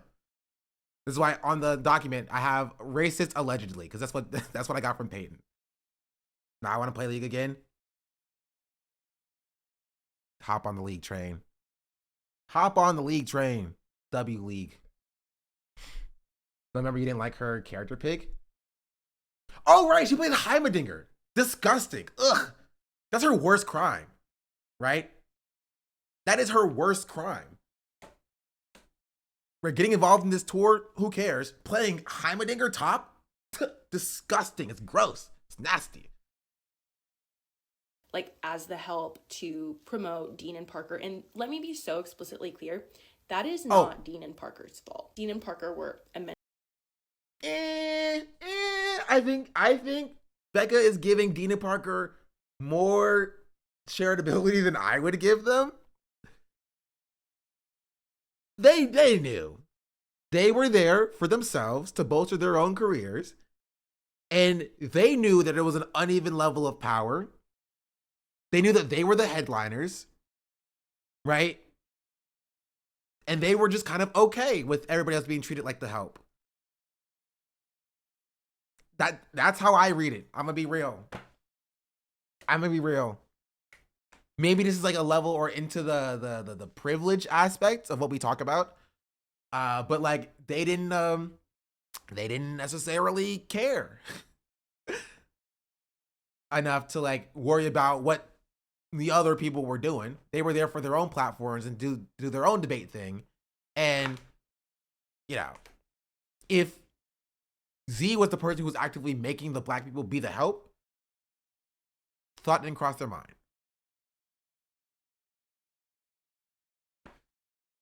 Thought didn't cross their mind. Immensely kind and immensely gracious. Quite literally, everyone was misled about what exactly we would be on campus doing, and it was very clear in the hours going up to campus that there was no plan, there was no organization. How do I explain this? Okay, so there was a tour called the Unfudge America Tour. I don't know why they were anti-chocolate. I'm pro fudge, right? They were unfudging America.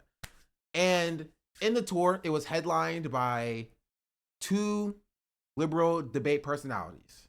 You got Dean Withers and Parker Get a Job. You might recognize them as liberal Spider-Man and an other white dude who debates. This guy, Dean Withers. Hey, wait, hold on. Why does Dean get a knowledge panel and I don't get a knowledge? Does Parker get a knowledge panel? Okay, Parker doesn't get a knowledge panel. I'm about to say if Dean got a knowledge panel and Parker got a knowledge panel and I didn't, disrespectful. Anyway, this is Parker. Right? They were headlining this event called the Unfudge America Tour. And before the event happened, a few days before the event happened, there was a live stream where there was a panel of black women who were critiquing the event. The organizer of the event, Z Cohen Sanchez, this person, the organizer of the event, hopped on the panel and started talking crazy.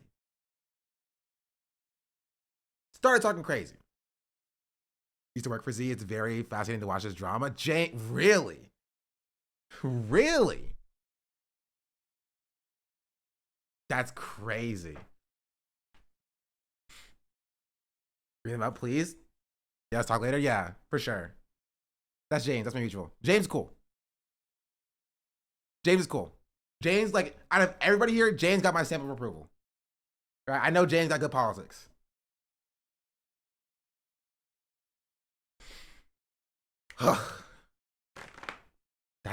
That's interesting. Appreciate stamp of approval. 100%. I'll go start working if I was given 30K. You know what? You kind of spending a little bit. My Google would also stop working if I got 30K. Is there any way you could put a funny hat on or something to add some levity to otherwise intense situation? Be right back. Here, watch this. I personally question if private security was ever even hired. There's just a lot of questions I have. But there was a point in the event where another creator, TC, who I absolutely love and adore, a lot of the people on this trip are genuinely just like wonderful people, good people, down to the core, great intentions.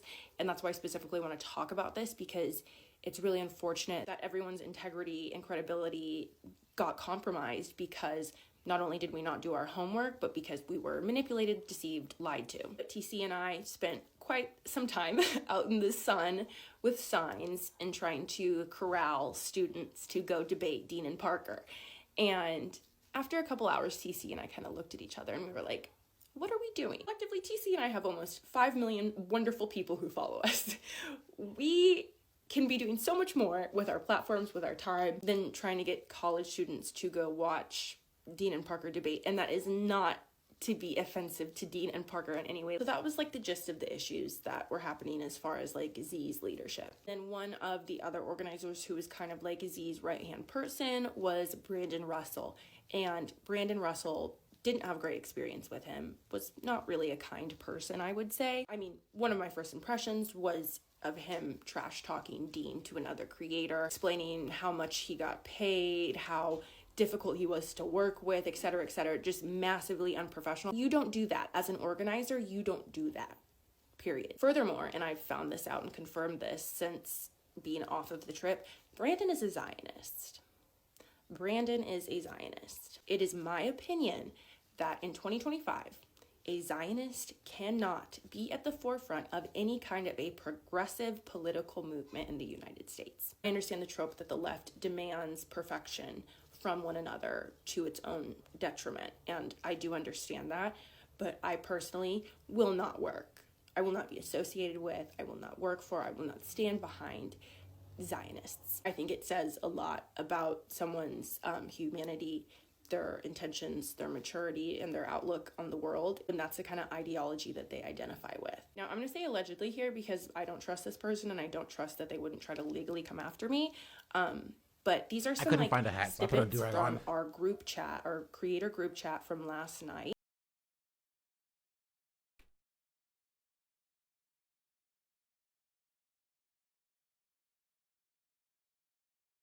Oh my goodness, there's a civil war happening in chat. You know what? Fight, fight, fight, fight, fight, fight, fight.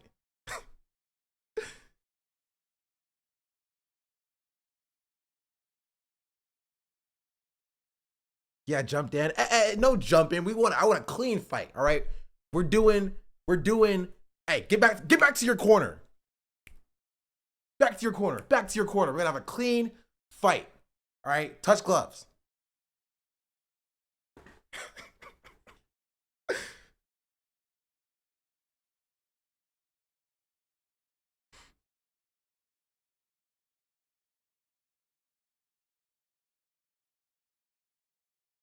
Which chat is having a civil war? TikTok chat is having a civil war. Here, I'll put them on the screen so you can see them. Wait, your live was flagged for harassment and bullying? Who did I harass and bully? I didn't even do anything. I literally wasn't even here, by the way.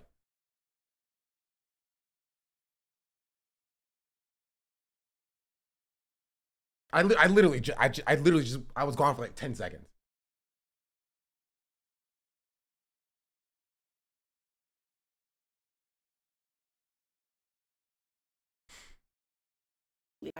Hey, sorry, run it back. About our safety were being brushed off. That's when we started to realize that, hey, Mr. Jones might not be looking out for our best interests. Sure. Reiterating again, like kind of what happened on campus. We were there all day long. We kind of all started to feel like we were kind of just there for the help, like as the help to promote Dean and Parker. And let me be so explicitly clear. That is not Dean and Parker's fault. Dean and Parker were immensely kind and immensely gracious. Quite literally. Also, keep in mind, this is so behind. It's so insanely behind. Wait, can I actually pop this back out? Can I close it and pop it out again?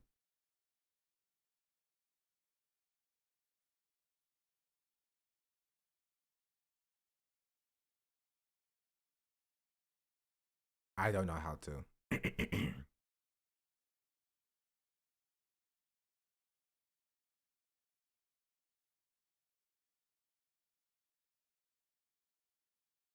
Oh, that was from 9/18. That was 2 hours ago. Okay, I think I caught up. Cool. Everyone was misled about what exactly we would be on campus doing, and it was very clear in the hours. Also, Anonymous, thank you for the 5 gifted subs, by the way. I acknowledge you. Up to campus that there was no plan, there was no organization. I personally question if private security was ever even hired.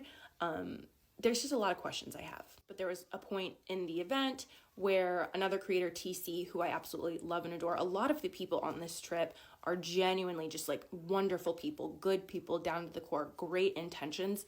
And that's why I specifically want to talk about this, because it's really unfortunate that everyone's integrity and credibility got compromised because Not only did we not do our homework, but because we were manipulated, deceived, lied to. But TC and I spent quite some time out in Who's TC?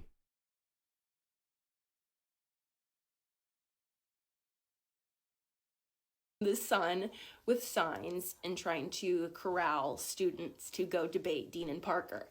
And after a couple hours, TC and I kind of looked at each TC other was on and the we were tour? like, what are we doing? Collectively, What's TC his and I have at? almost 5 million wonderful people who follow us.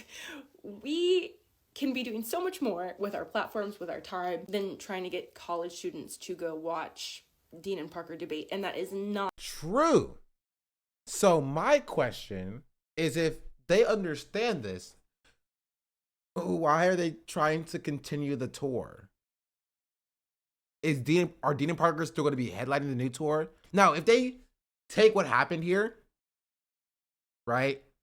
If they take what happened here and they're like, okay, we're going to shift things around, no freaking headliners or whatever, we're going to actually just go out and do the work, then I'd be like, all right, sure, yeah, I'm down with that. Right? I'm down with that. But like,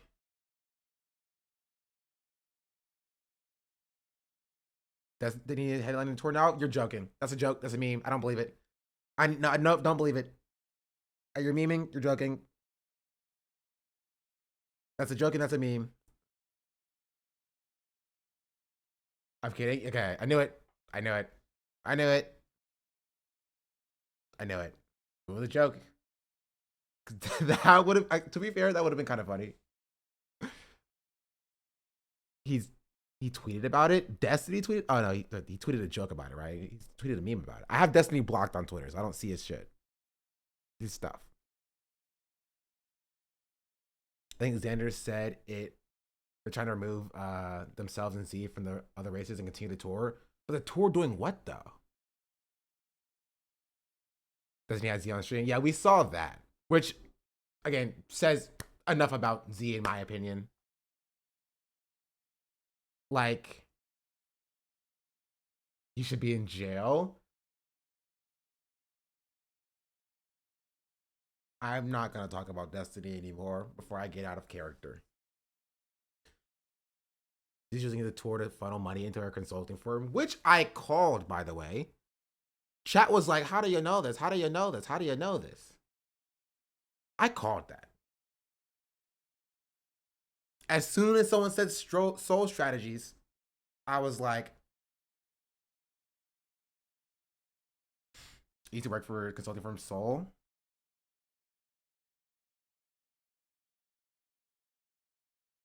W Destinies. Mods, rip that guy. I can't say that on TikTok. Mods, take that guy out back and serve him a nice plate of steak and dinner. And just go over 2 minutes, I can answer that question. After this video, because we only have a lot more left to go. not to be offensive Jeez Louise, to where did it Dean go? and Parker in any way. So that was like the gist of the issues that were happening as far as like Z's leadership. Then one of the other organizers who was kind of like Z's right-hand person was Brandon Russell. And Brandon Russell didn't have a great experience with him, was not really a kind person, I would say. I mean, one of my first impressions was of him trash talking Dean to another creator, explaining how much he got paid, how... Okay, well, to be fair, right? I need a little bit more context than just he was trash talking Dean. Lots of people trash talk Dean. You know what I mean? It's about what the trash talking means. And like what they're saying, I find is impactful.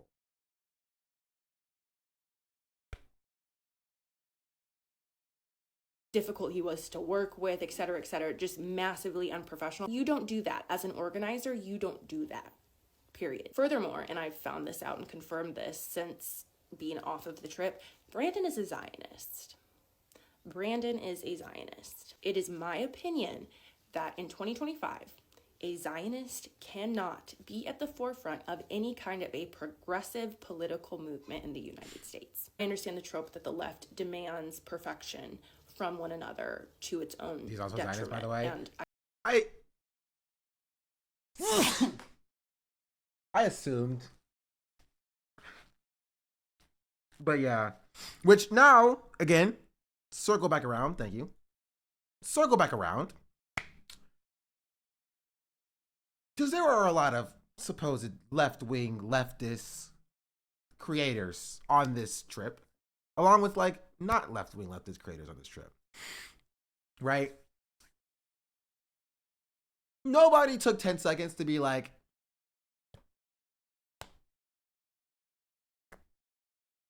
maybe we shouldn't attach ourselves in a big 2025 to this. Really funny story how we figured that out at Seoul.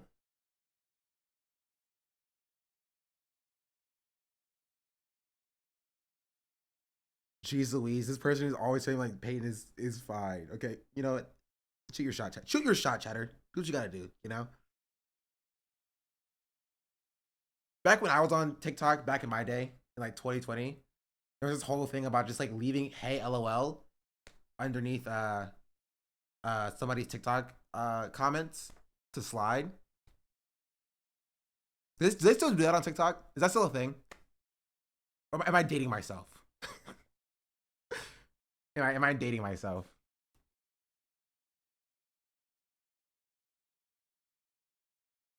Yeah, hey LOL.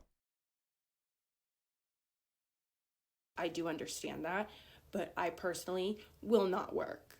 I will not be associated with, I will not work for, I will not stand behind Zionists. I think it says a lot about someone's humanity, their intentions, their maturity. Why is Becca the mixed girl the cover of the situation? That's super shady to me. What do you mean? What do you mean the cover? And their outlook on the world, and that's the kind of ideology that they identify with. Now, I'm going to say allegedly here because I don't trust this person and I don't trust that they wouldn't try to legally come after me. But these are some like snippets from our group chat, our creator group chat from last night, because we found out some really insane information about an. To be honest, a lot of them saw mess with Charlie Kirk and get a free trip and then hit sign up immediately. Probably, but then I'm still like a little side eye. Just a little side eye. Just a little side eye to Tad. Incident that occurred on the trip. So allegedly, Not saying that's inherently bad, I would be but saying like, this unless I had very good evidence. The night is that that we arrived in Texas, opportunism, after in my opinion? dinner, Yeah. when we got back to our hotel room, this is the day before we're going to campus to go debate Charlie Kirk. We're sitting in the lobby chatting about the next day, and some of Charlie Kirk's Turning Point employees walk in. We thought they just found out where we were, and they showed up unannounced just to cause chaos. We weren't with it. We saw them, and we just retreated up to our hotel rooms. We weren't going to deal with it. But last night, we discovered that these Turning Point employees were invited to our hotel. Our location was given to them. They were invited to our hotel by Brandon, allegedly, so that some viral, confrontational, messy content could be filmed between the UNF America Tour members and Turning Point USA employees. Like, alteration to go about 90% of liberal content creators, though. I agree, and my numbers may be closer to like all of them.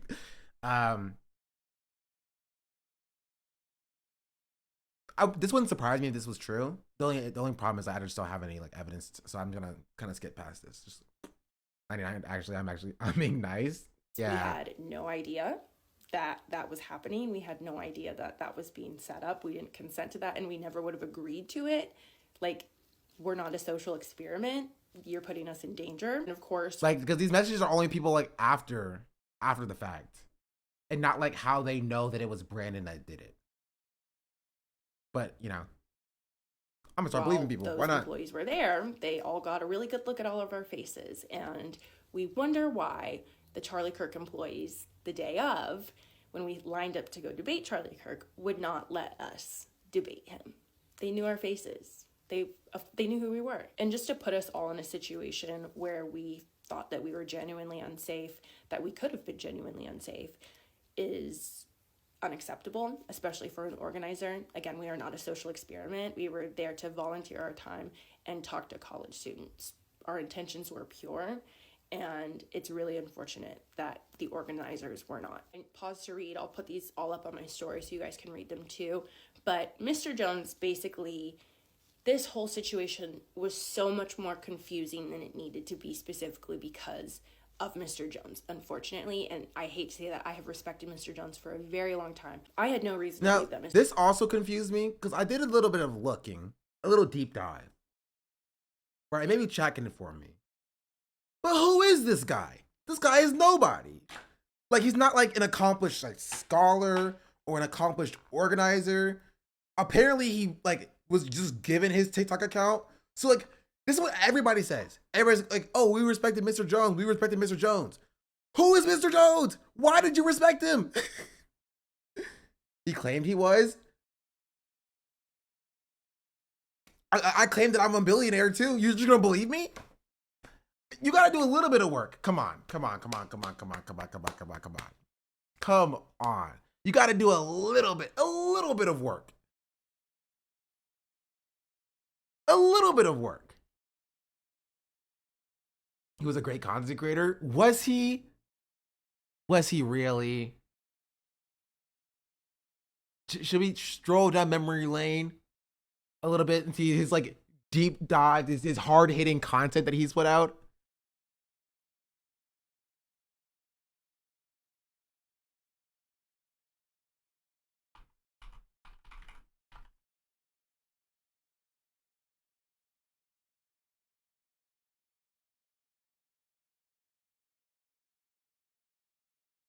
Where's the video we saw yesterday, chat?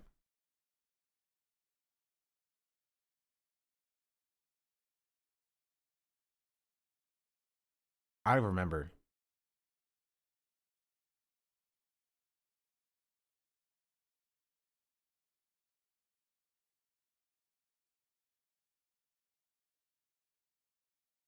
This one?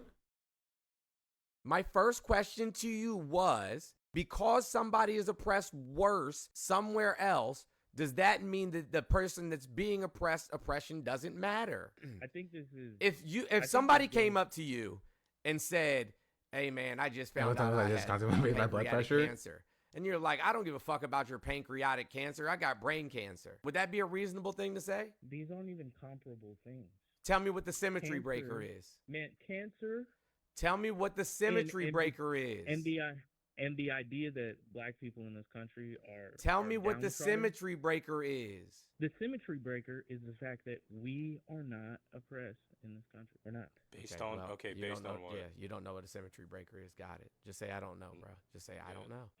Okay. Then explain it to me. What's a symmetry breaker? Symmetry breaker. I've never heard that. I know, because you don't read. Oh, okay. Sure. Yeah. Because it'd be crazy to come up here and say, well, I read a lot, and then want to engage. This just feel like nitpicking?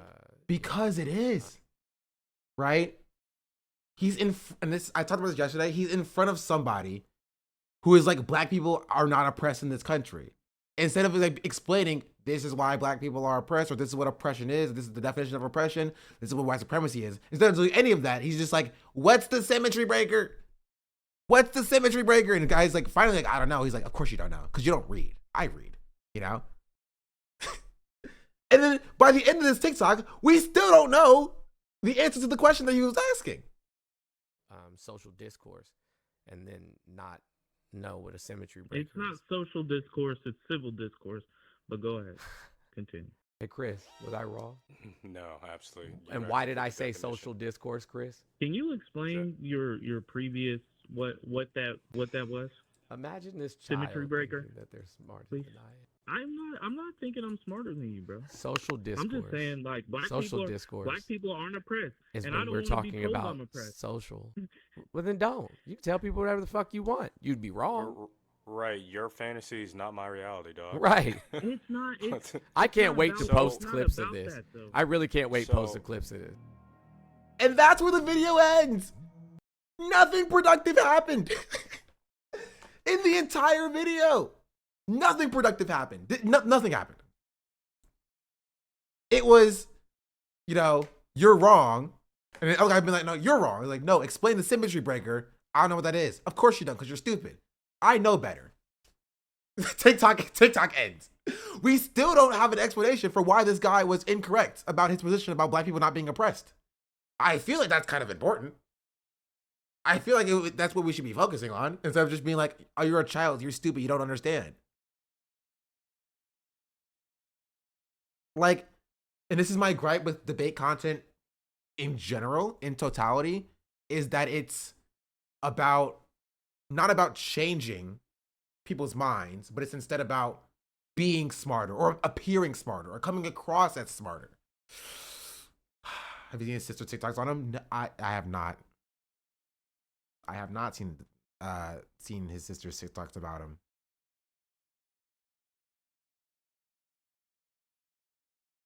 To be fair, again, the clips are not a good representation of his debate style. He posted the clips. He posted it. I would give that to you, chatter, but he posted it on his TikTok. This is what he thinks is representative to him. I never said they were good. Like, jeez, the freaking Louise.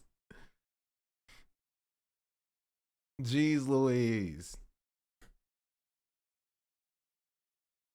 Anyway, I have not, maybe I'm wrong. I have not seen anything from him to think that he's like a, I don't want to say educated, but like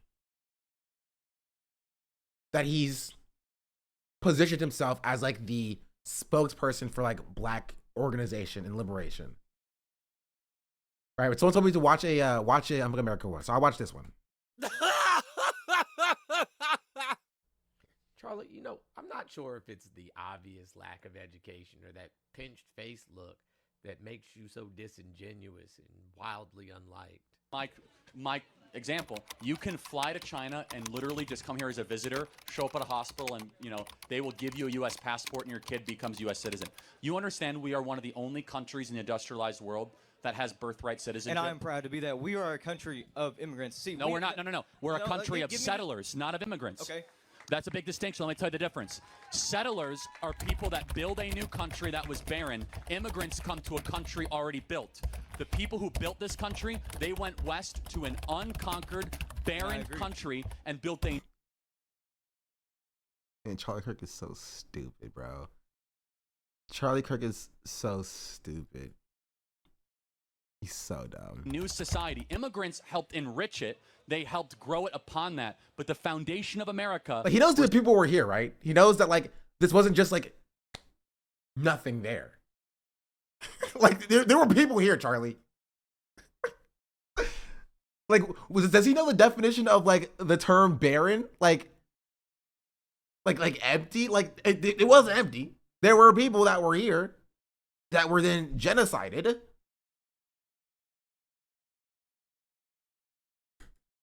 We're settlers, not immigrants. That is a talking... This guy can't be serious right now. They say knowledge is power. I say truth is a weapon. So lock in. Let's get dangerous. First of all, there was nothing barren about this land. This continent was home to over 600 distinct indigenous nations with their own languages, spiritual systems, trade networks, governance, and cultures that spanned thousands of years. Charlie Kirk wants to make the desert bloom so bad. Settlers, they were colonizers, invaders, who committed genocide on a scale the world had rarely seen. They were also settlers. I think it's like, I don't want to be like bad faith and say that he's interpreting like they're not settlers, they were colonizers, as though like implying settlers were like good, or they were settlers and they were bad for doing that. Disease, fire, war, and slavery. They mass murdered over 50 million indigenous people, stole their land, and then turned around and said they built a country from nothing. From nothing? You didn't build a damn thing. You stole it. While doing this, like, he's not wrong. Something brand new. Jared, thank you. He's not incorrect, but like he's also not saying anything like transformative. I don't know, this is his words. I mean, even if it's not his words, I think it's fair as long as he quotes them from like somebody else who's done the research. But like he doesn't. Like, he's saying exactly what I said before I played the video, right? And we don't have incongruent takes, but it's also not transformative. Am I now the spokesperson for all Black people? Because he just said what I said. It's the lowest hanging fruit. And so again, I want to circle back around to how we got here in the first place. Is people who were on the tour acting as though if like Mr. Jones X was somehow a cut above the rest, if you will, right? Well, he's not either, but that's not what is being claimed. They're claiming that like, you know, we looked up to Mr. Jones. We thought he was so enlightened and enriched and super smart and stuff. I'm just like, but like, what has he done to demonstrate that in the first place? That's what I was trying to figure out. Right? Make him seem as influential. Exactly. They make him seem as though he's influential, but I just have not seen anything where they get the conclusion from. Right?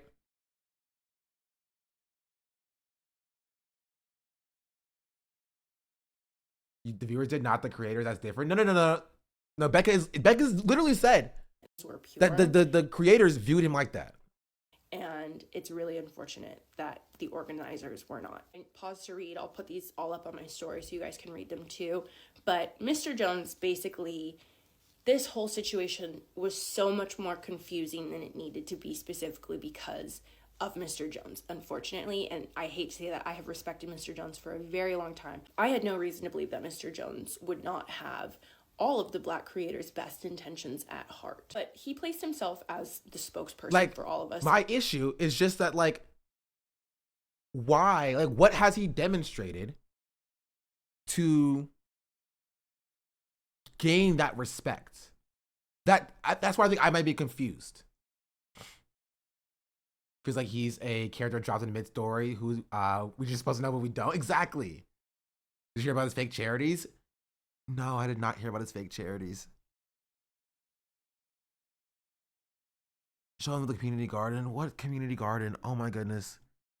If there's so much about him being fraudulent, then why did everybody assume that he was super good and awesome and amazing? And why did no one do any research? No one, nobody involved did any research into this person and just like, oh, I support this guy.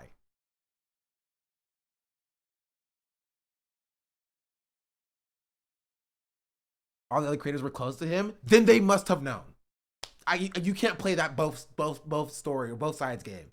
You can't simultaneously be so close to him so you trust him, but also not close enough to him so you don't know that he's a complete fraud. You know? Very persuasive, well spoken. You know, I won't speak too deep into that. Trinity raid? Who's Trinity? Thank you for the raid. I don't know who that is. I'm sorry. I followed him for a long time. Because he does good debates, knowledge as far as debate talk goes. He's just a grifter person. That was a troll comment. I don't freaking know. How am I supposed to know this? I'm getting too much information. I'm getting like mental overload. He's good at what he does. For what I've seen, he's passable at what he does. If I'm being entirely real. If I'm being entirely real. There's so much lore. I just learned that he existed like 10 minutes ago. Yeah. Unless again, I can keep going. I can go deeper into his rhetoric and to see just like he may be a cut above the rest. Right? But from what I've seen, he's passable at what he does. It's crazy that we even need to have this conversation. Harris, progressive leader, crafted the Back on Track program to make sure that 18 to 24-year-olds could avoid jail time by getting into job programs and stable housing and not have a record. 1,900 cases tried. Only 43 people saw jail time, and they weren't all Black. Kamala Harris has a history of serving our community, and she has a plan. Not a concept of a plan, but a plan to deliver for Black men and our families. 1 million forgivable loans, up to $20,000. There's nothing more. It's crazy that this is what I want to say. Down payment. This is what I want to say. And this is where I see they weren't all Black, but they were all in prison. Listen, he didn't say that. He didn't say that. He just said that they weren't all Black. You know, you're not supposed to look at the other side of it. This is why I'm curious, right? And why TikTok confuses me. And so I need my TikTok chatters to explain this to me. Is there a difference on TikTok between a leftist and a liberal?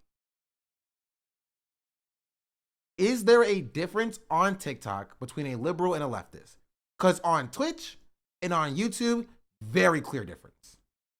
There's no overlap. Yes, there is. Not really, yes. Okay, I get a lot of yeses. Generally know people use them interchangeably. TikTok doesn't do nuance. Okay, follow-up question for the people that said yeses. All the liberals call themselves leftists because of the negative connotation, in my opinion. Follow-up question. Is this person a leftist?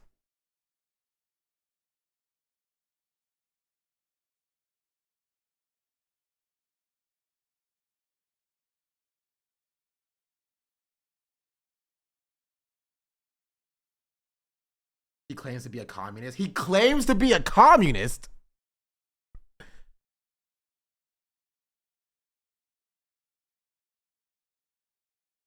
He claims to be a communist. No, okay. Now I am invested. Now I am invested. Now I'm invested. Please, I need to see where he does his communism. Where he talks about communism, where he talks about capitalism, where he talks about workers, where he talks about dialectical materialism. Where is the theory? Please tell me where the theory is. I need to see the theory. I need to see it. It has to be somewhere, right? Because the reason why I ask, right? He talks about the Red Scare here. It's time to talk about America's favorite boogeyman. So I'm curious, but the reason why I ask is because from all of this, where the DCP, the Democratic Communist Party, he's a landlord. Stop. No. Don't believe that. No, you are. No, he is not. No, he is not a black Kamala Harris supporting communist who's a landlord. No, I don't believe it. You are telling me lies. You are telling me lies. Like literally you're telling me, like, you are literally telling me completely paradoxical things here. Completely paradoxical things.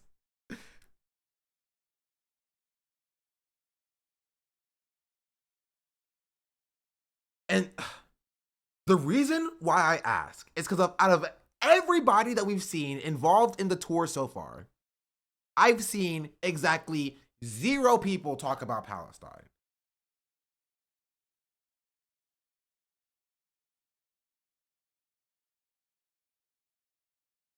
That's why I ask. Right? Where I come from on Twitch, that's the thing. You know what I mean? You talk politics on Twitch as a leftist, you talk about Palestine. And talks about Palestine a lot. I'm aware of Americana Hannah, to be fair. I've knew about her from before the tour. But Hannah is very interesting, right? We'll talk about Hannah in a little bit, right? But I just think it's very weird as like why nobody seemed to have clocked that like you had like Zionists running this tour to save America essentially, and nobody cared. Nobody was just like, maybe this is quite interesting.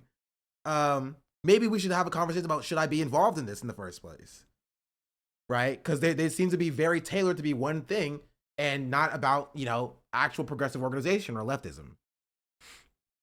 You feel me?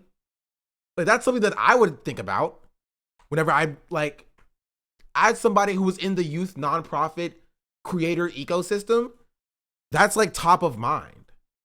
And now, you know what I mean? Like we don't make any decision without filtering it through, hey, does this align with us morally? And like top of the list is like Palestinian liberation kind of thing. He's out here talking about Palestine. Who, Jones? This guy?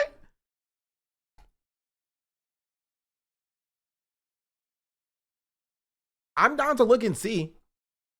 Educational moment with Mr. Jones X. We need to talk about something. So leaving MAGA is trending, and suddenly y'all are realizing that Trump wasn't the fight. This is funded by the DNC. This could be a joke though. He could be wearing a funded by the DNC shirt as a joke. To be fair. Yes, years ago. I mean, we can search by oldest.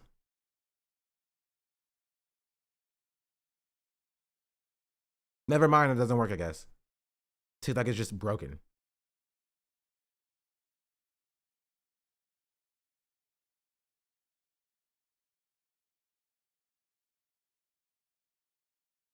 I just want to, okay, I need to figure out his politics.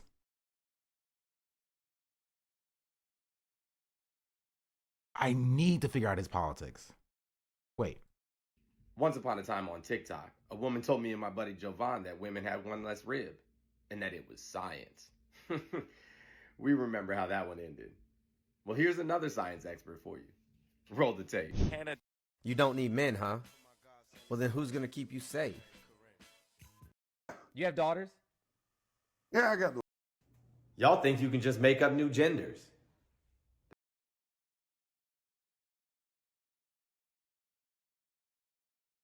Why are we not angry? Trump said he'd end the war in Ukraine before he took office. He didn't. He said he'd end the conflict in Gaza on day one. Not only has he failed, but he's now floating the most harebrained, imperialist, and illegal idea yet.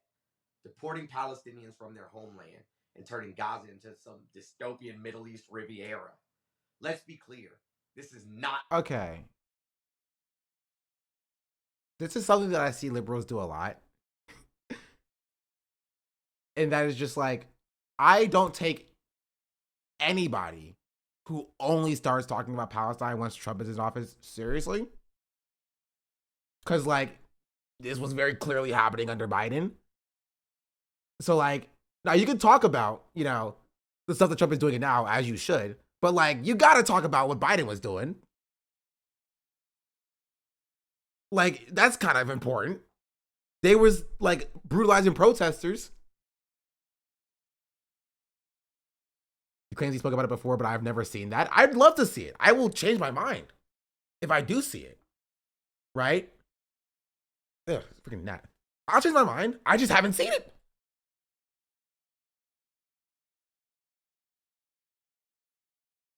I haven't seen it.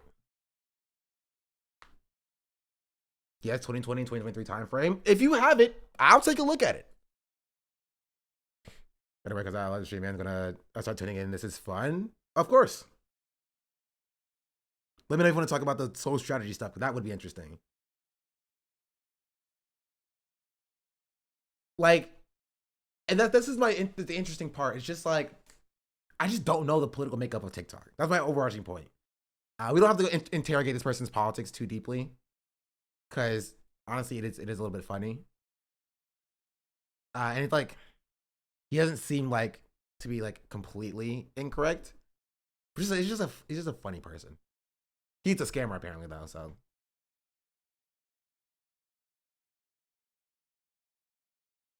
Wait, Patrick Jones, aka Mr. Jones X, advocate via social media. So we had an article written about him in BLK.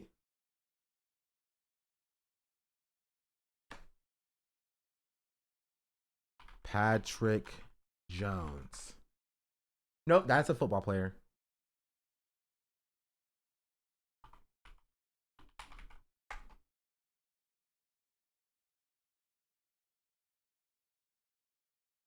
Okay, he has a Medium article. There's a Substack article.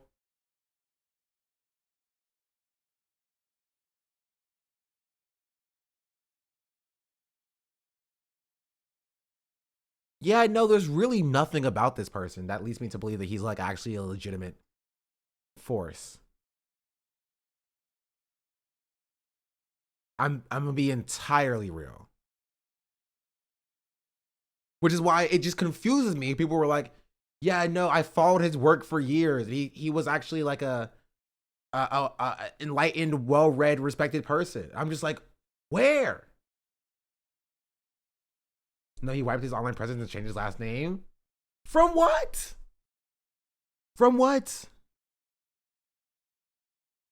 What was his old last name then?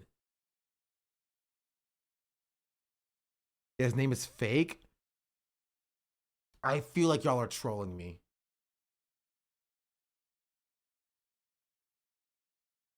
I feel like I'm being trolled here.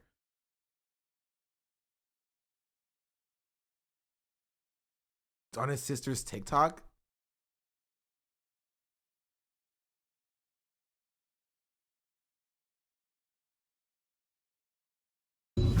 Is this the TikTok? People are so, I don't know why it's so freaking loud.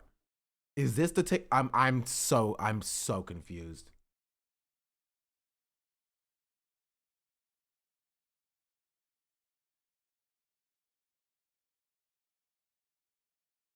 Is this the someone sent this to me. Look at your Discord because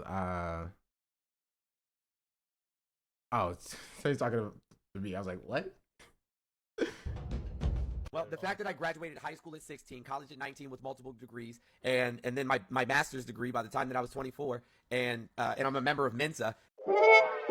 Delusional? Are you delusional? But I went to school originally for biology and business management, so I could be a pharmacist. And then working in the pharmacy, I realized that it wasn't for me after all that schooling. And so I went to go work in the financial industry, mostly in the car business.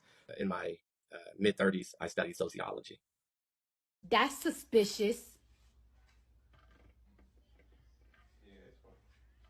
That's weird.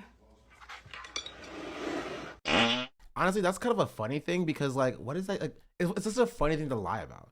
He dropped out of high school, his sister says. Having mastered 24 is impressive. Literally about to get mine right now. Okay, relax, chill. I think having a bachelor's degree at 24 is very impressive and it's super awesome, sick and cool and amazing. Never like how he spoke over the women panelists. I mean, y'all are like super caught up to this drama.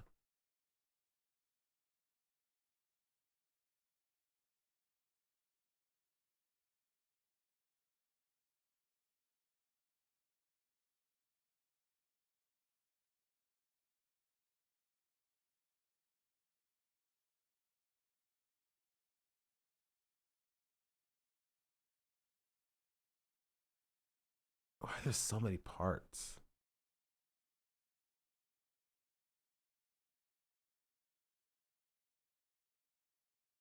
Also, is there any verification that this is his sister? Because I don't want to spread misinformation unless it's funny.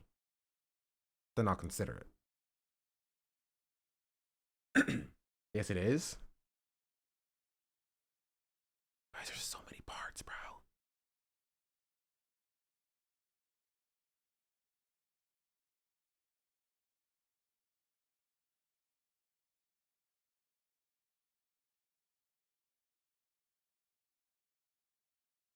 Watch the video, they are identical. I need more than circumstantial evidence, you know? My child walked up behind me, so let's... Jones's allegations of misappropriating donations. Doesn't everybody at this point, you know? try this again. I can personally confirm that she is his sister. You know, I appreciate your personal confirmation, chatter, but like, I don't know how helpful that is to me. Because that means instead of taking her word, now I have to take your word for it. So... But I do appreciate the personal confirmation there. Just kidding. I'm a goofball. Anyways, so I want to do this in like one shot. Because I want it's my hope that when I'm speaking here that you are able to feel me being honest and genuine. I've never really done anything like this before, so Who I is don't know, I this? feel like when I'm looking at TikTok chat says this is the Mr. Jones's guy's sister, I think. Right? myself, my eyes get shifty. I digress. I am the sister of Mr. Jones' ex, the influencer. He's an actor. I did everything And right I am and they coming indicted forward me. not because he's now going viral on TikTok. Is that what it is? I have an account. Gon's Noggin, thank you for the, what's that? 1, 2, 3, 4, 5. I can't count. 500 bits. Much appreciated. Thank you very much. But I'm not on there much at all. But I stumbled upon the podcast by the name of, or with a creator by the name of Dad's Got Bars. I just had an aneurysm. And this is not her fault at all. I just got a complete aneurysm. Just thinking of the fact, like, I am so many layers deep into TikTok drama that, like, what are we even talking about half the time, you know? And it was like, I don't even know who Dad's Got Bars is. I'm gonna be real. Page, and I'm like, hold on, double take. That's Ricky. So wait, his name is Ricky, and it's clips of a podcast, and he's speaking about our childhood, our parents, my mother specifically, very negatively, and it bothered me because I hadn't realized that my brother actually had a platform on TikTok, had amassed a platform that he had on TikTok. Okay. And the influencer Dad's Got Bars has quite a, what do you call it? A following. And he's an Emmy nominated actor, I believe. So when I saw this, I was shocked. And it was sort of like a tipping point because I can't remember if I had seen it being shared somewhere, or if I had heard from, another family member or someone who knew somebody, can't remember. But he had gotten my eldest nephew involved. And being that I know my brother, it was particularly upsetting. I'm very proud of my nephew. I love him very much. But I know that he wants a relationship with his father. So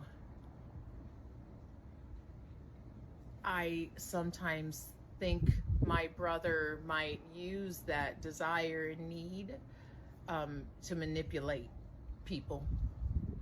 I'm going to be uploading, I guess, receipts. I've never done anything like this before. So, yeah, I'm at 3 minutes. I don't think I'll make it, huh?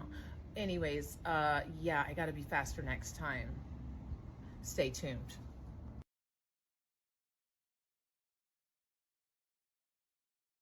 Okay.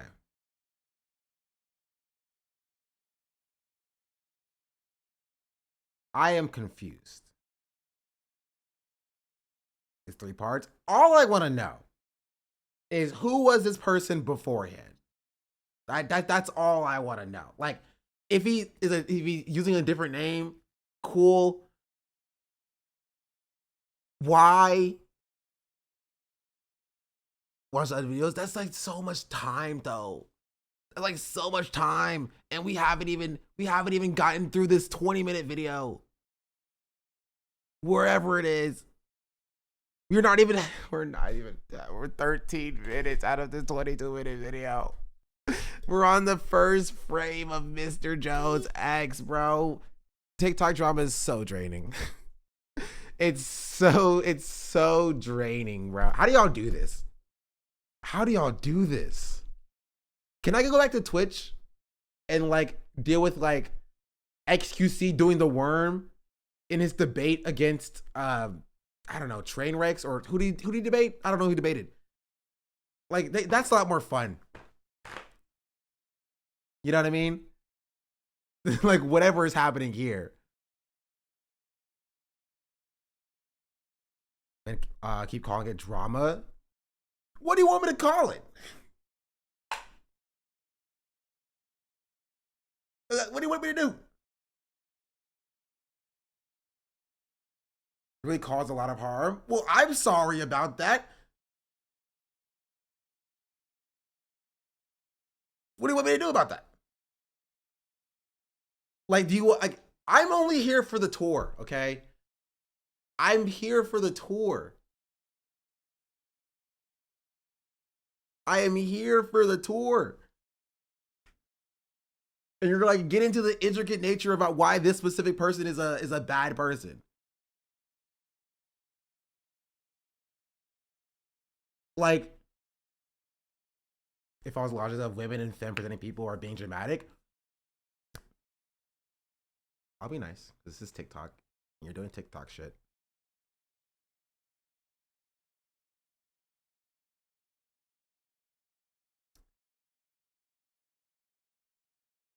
This is not relevant to the tour, chatter. It's not. I'm here to learn about why Dean Withers is a bad guy and what happened to this tour. That's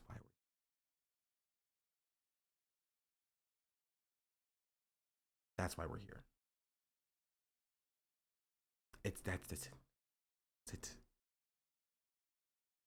That's it. Mr. Jones, bad guy. Bad guy. Bad vibes, bad guy, no good. Okay? Does that make you happy, chatters? I disavow and condemn Mr. Jones.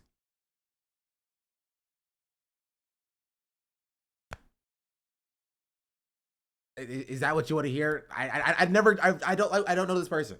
I don't know him. He sucks. He's bad. No bueno. And if all of this is true, and if all of this can exist, then why are you not yelling at the creators who were friends with him? Why are we skipping over the fact that they're the people who endorsed him? They are? Then I'm on your side. I'm also yelling at them for this reason. I'm with you. You and I are the same. We are aligned here. I'm doing the same thing.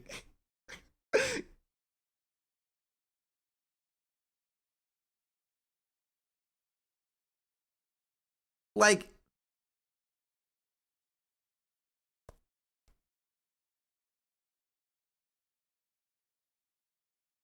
that's my point, is that the creators who were endorsing Mr. Jones and who were like, oh, he's super great and I respected him, that, you know, worthy of criticism. Jones is not the focus of the tour. See the organizer being racist is, yes.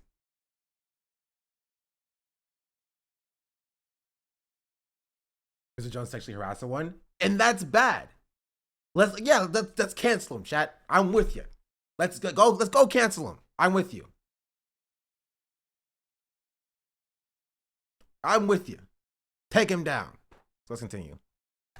And spoke for us and basically told Z that the only way that we were okay with the entire situation top to bottom being remedied was if Z were to step away as the face. We're just saying calling it drama is insensitive, that's all. Because it is drama. It's drama. This is drama. I don't know what you want me to tell you. I'm gonna call it what it is. This is drama. This is like the epitome of drama. Mr. Jones lying to the black creators and then lying to the white creators about what he's telling them and orchestrating things behind the scenes so that everything gets messed up and the tour fails. That's drama. That is drama.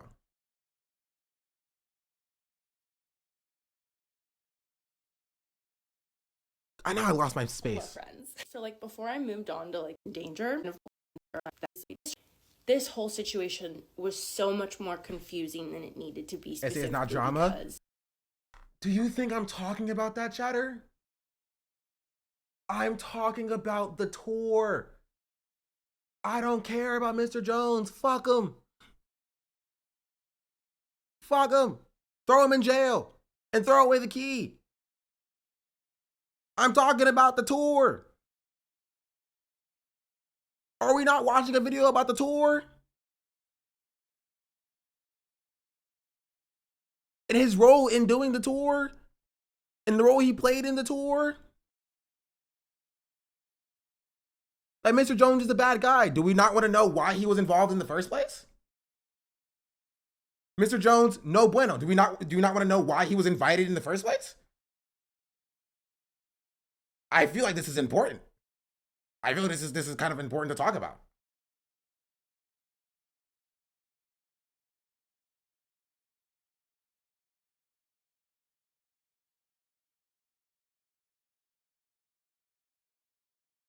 Of Mr. Jones, unfortunately, and I hate to say that I have respected Mr. Jones for a very long time. I had no reason to believe that Mr. Jones invited would him. not have. I'm interested. That's a good question. That's a great question. Who invited him? Right? Why did all the creators respect him? Right? Why was he why did he take the role in organizing it? I think these are very valid questions. Very valid questions to ask. Didn't he invite him? Maybe. I don't know. I would like to know. Creator's best intentions at heart. But he placed himself as the spokesperson for all of us and spoke for us. And Santana invited him. He was on told Z that the only way that we were okay. That's a great question. Why did Santana invite him? What did Santana know? You know? I want to know. How much intricate knowledge did anybody have of Mr. Jones's history when he was involved in the tour? And why is all of this only coming out now? After he's getting caught out for the tool stuff. Did they know? What did they know? I don't know. I would like to find out. Can we continue? Let us continue.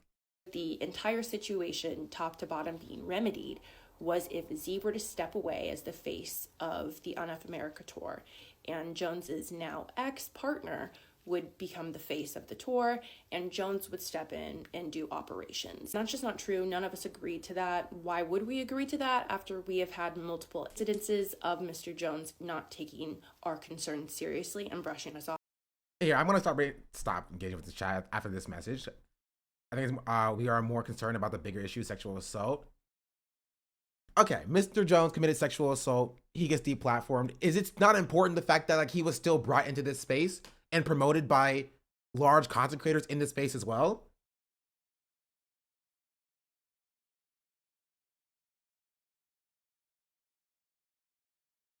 Especially with these other big creators. He's in deplatformed. Imagine if he was. He's not clouded. You feel me? There are people with bigger audiences than Mr. Jones, right? Who potentially might have known about his behavior and aligned themselves with him regardless.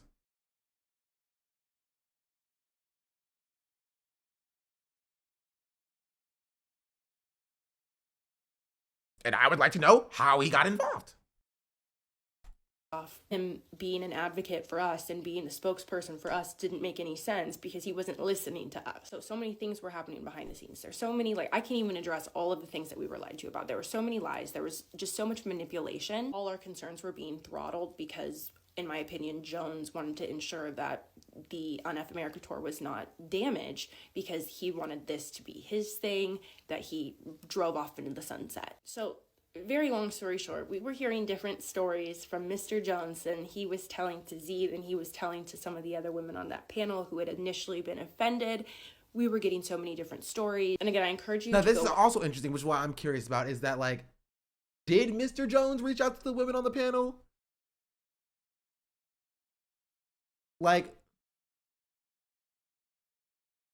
And him stepping into this role as the liaison for the black creators, did Z okay that?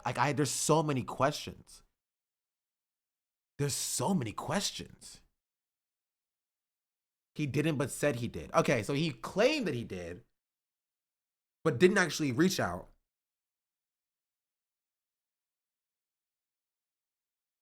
And the black creators on the tour believed him when he said that he did.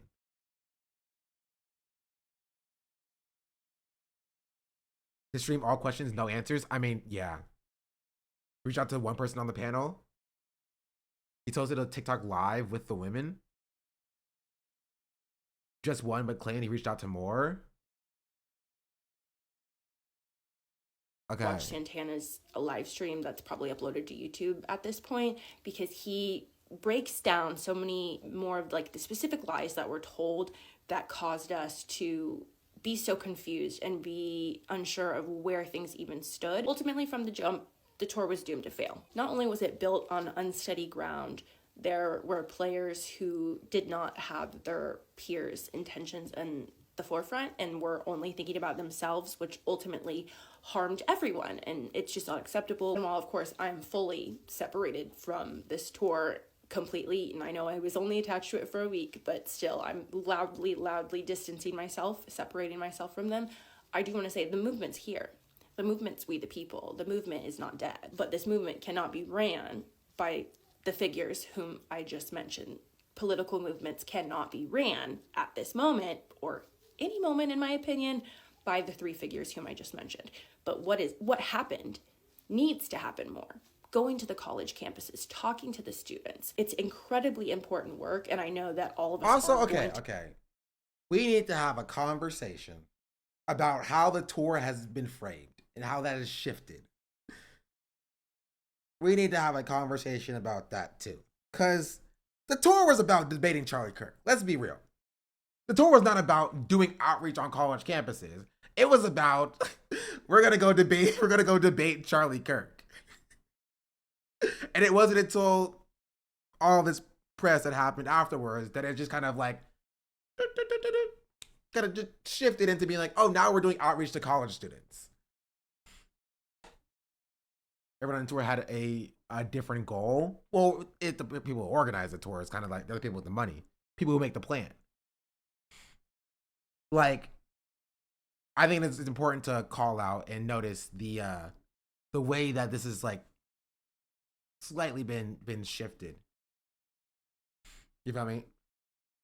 to continue the work, and especially locally in our own communities. But of course, we right now really want to focus on like the loose ends of this situation, finding out where that $100,000 went is going to be the forefront of our focus surrounding this. As truly, it was so wonderful being able to meet.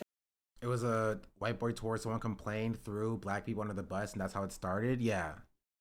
Some of my favorite mutuals, being able to meet some of you guys out on campus, being able to talk to you guys, amazing interactions, but the circumstances should have been better. And there was just one last thing I do want to clarify before I wrap this up. The creators on this trip, and I can only speak for the creators on this trip who I was spending time with, who I've been talking to nonstop, we were not mad at Peyton for making videos about whatever he wants to make videos about. We were simply upset with the misinformation and the intention. We were just trying to get to the bottom of so many lies this past week that we did not want to add any information that was not factual that could confuse the situation more. None of the That seems like a cop-out to me. I'm gonna be real.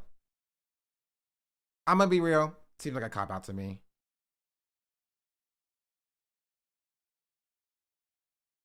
Again, I only know a few things to be true. Black women were disrespected by Z, right? And the creators on the tour were silent, and Peyton spoke up about it.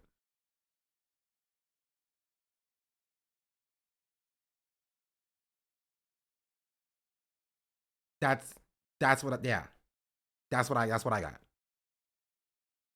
Right? Mr. Jones could be a big reason as to why they didn't speak up, but that's functionally the truth. They did not speak up about it when they should have spoken up about it. That's the underlying kind of root issue, and everything else is like added layers on top of that foundation.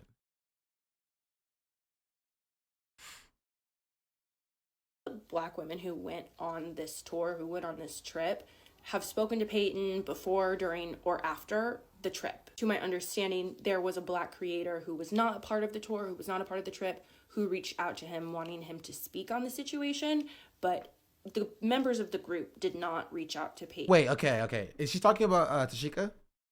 Is she mentioning Tashika here? When she says there was a Black creator who wasn't a part of the tour, who reached out to Peyton to speak about it?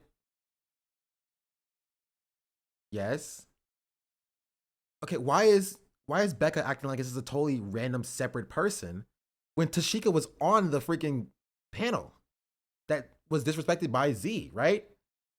I'm pretty sure I have my visual aid here. Tashika was on the panel. So why is she being positioned as like a totally separate non-entity?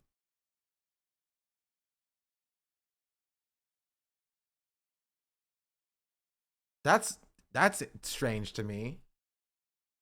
Because she was on the panel.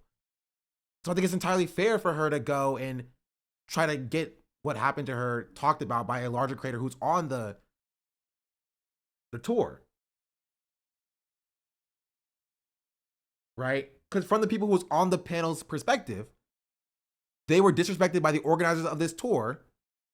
And so they go to somebody who's on the tour to speak up about it. And then he spoke up about it. And so I don't think that that's invalid.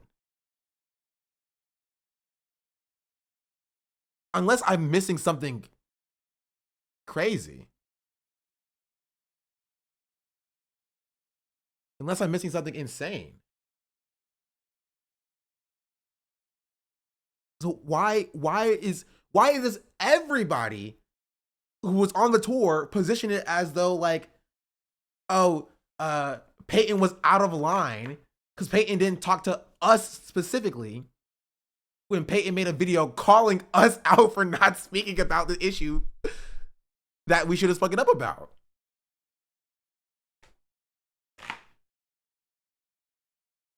Again, it kind of reads to me like the people on the tour are mad at Peyton for talking about an issue that they themselves should have talked about, and it made them look bad. And now they're taking their anger out on Peyton because it makes them look bad, because as Black creators, they didn't come out to defend the Black women who were disrespected by the person that paid for them to go on the tour in the first place. That's what I got from the situation.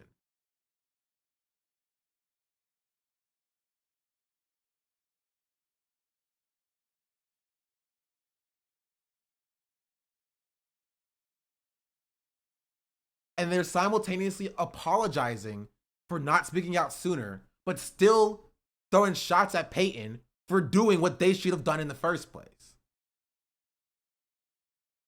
So that's weird to me.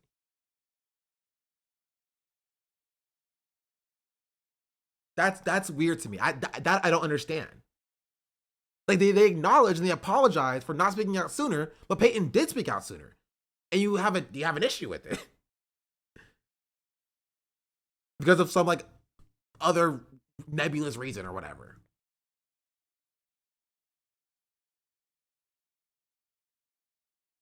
In to ask him to speak for us at any point. We were really working internally, trying to get to the bottom of a lot of different things at once. In Peyton's video, it was alluded to that he had spoken with some of the Black content creators who had come on this trip, and he had proof that the Black creators had to pay their own way and the white creators did not have to. If I'm incorrect on that sentiment, correct me, but I think that's slight mischaracterization, but not far enough off for it to be an issue.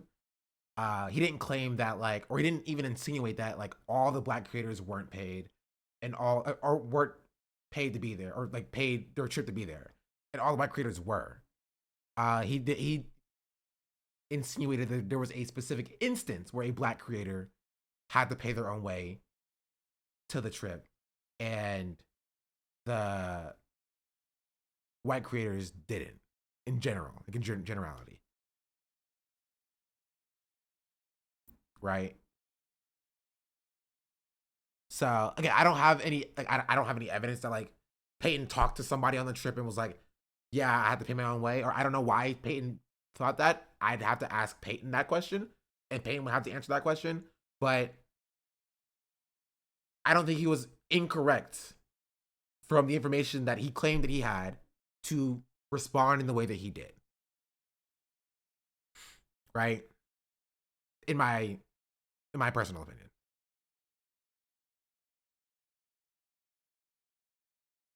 believe that's what was being alluded to. And that's just a lie on its face. That didn't happen. A lot did happen, but that is just factually incorrect. The Black creators did not pay for their flights and their hotels while the white creators were paid for it. That just didn't happen. And ultimately, it was just causing more confusion and muddying what the truth of the situation was. I am aware that one of the creators on the trip who was aware of things that were going on did reach out to Peyton and was like, hey, can you hang on for a second? Like, we have a lot happening. Okay, why does nobody ever say names?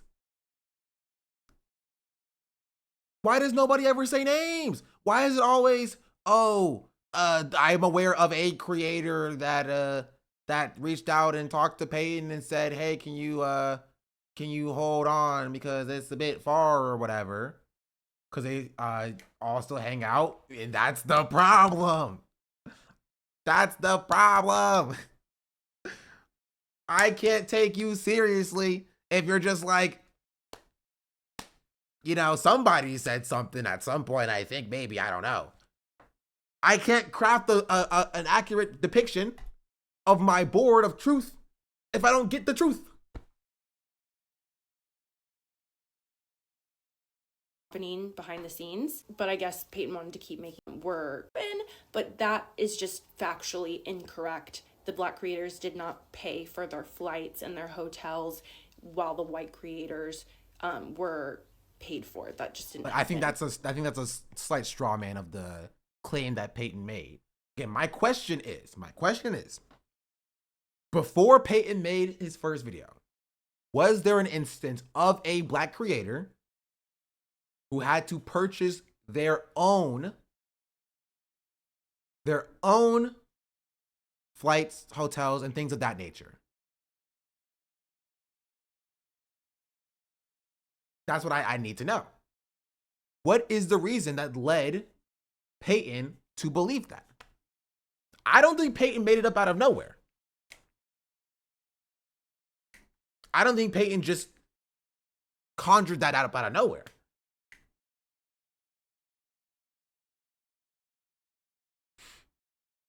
This Jaden Libran didn't go, but it was invited and was told he had to buy his own flight. I would need to see a link or something to that.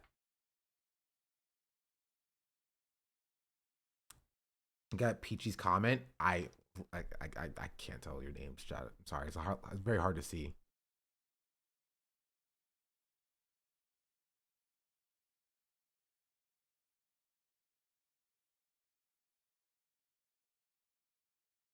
Jaden's in the chat.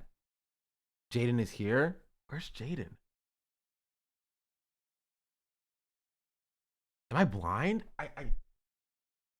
That is correct. Okay. Just to confirm.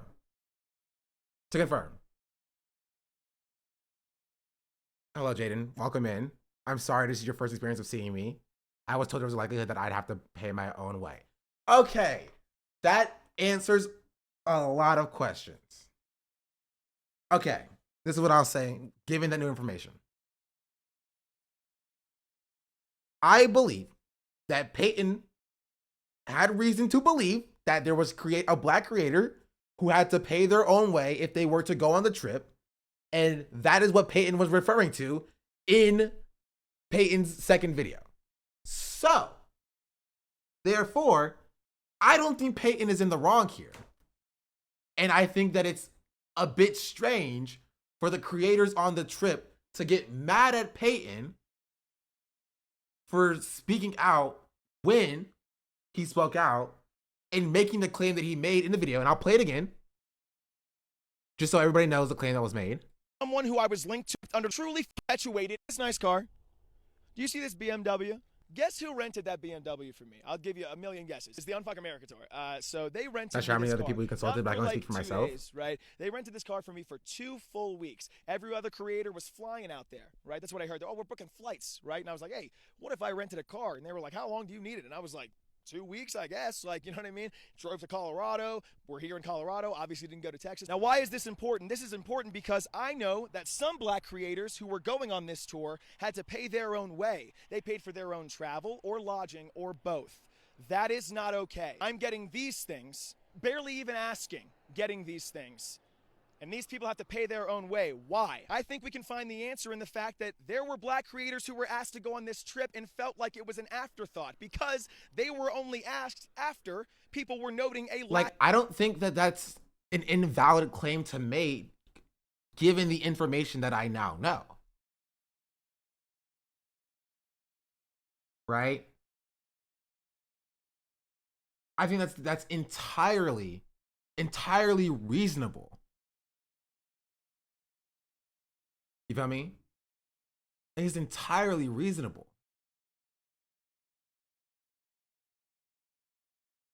to call out. That's correct. I was asked 2 days after I expressed my concerns with the lack of diversity. Yeah, so okay. And I don't want to dog too hard on like the black creators on the trip. But I, if you couldn't tell, am also black, so I can give my perspective on this issue. It feels weird. In my opinion, it feels weird to get mad at this insinuation, right, that Peyton is making, because what it feels like to me is that the black creators who were on the trip felt as though Peyton was getting in the way of their bag, right? You know what I mean? They wanted to get their bag. They wanted to, go on this tour, promote their own platform, and it be all fine, cool, and dandy. And Peyton calling out the people that paid for them to be there did put them in a weird position, because now they have to choose between shutting up and getting their bag and standing up for their morals and what's right. And a lot of people are unhappy with Peyton putting them in that position. Now, Peyton's not wrong to put them in that position. They should have spoken up for the black women. They should have came out when the organizer of the event that they were at, or they were going to, right, was being racist on the timeline. They should have came out and said, I'm going to stand with the black women here, right? What Z was doing was racist, and that was bad. But they didn't do that, I think partially because they didn't want what happened to Peyton to happen to them. They didn't want to be kicked off the tour. They didn't want to be withheld from this opportunity, right? And so they kept their mouth shut, right, when the live happened, because they wanted to skirt by, right? They wanted to skirt by. They thought they can get away with it. But when Peyton came out and showed, as somebody who's on the tour, that they can speak up on it, it made them look bad because they saw the same thing Peyton saw, and they kept quiet while Peyton spoke out of them. And it makes them look bad, and now they're mad at Peyton for making them look bad, essentially.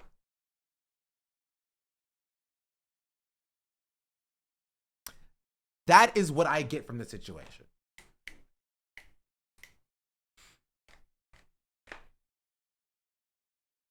It's very simple. They hate Peyton because he was eroding the opportunity and money. Yeah. That's what I get from the situation. And that's fair. Honestly, I understand it. I get it.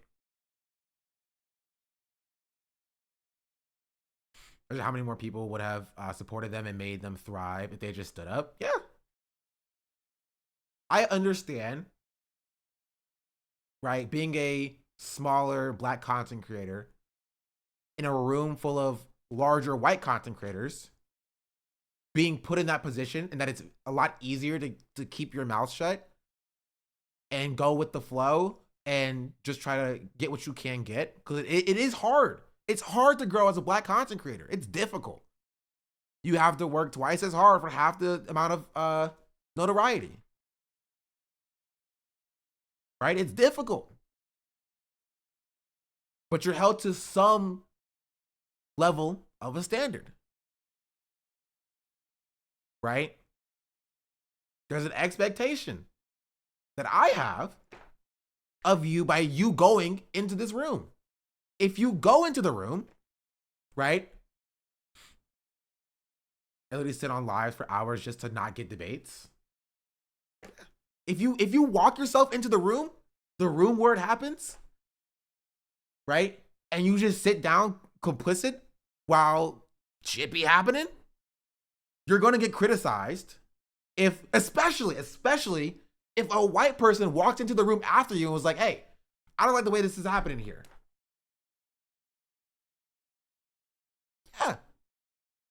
Yeah, it'll make you look bad. It'll make you look bad. It's unfortunate, but that's just how it works. And so it's just kind of weird to get mad at Peyton for doing what you should have done in the beginning. It's kind of weird to get mad at Peyton for doing what you should have done in the first place.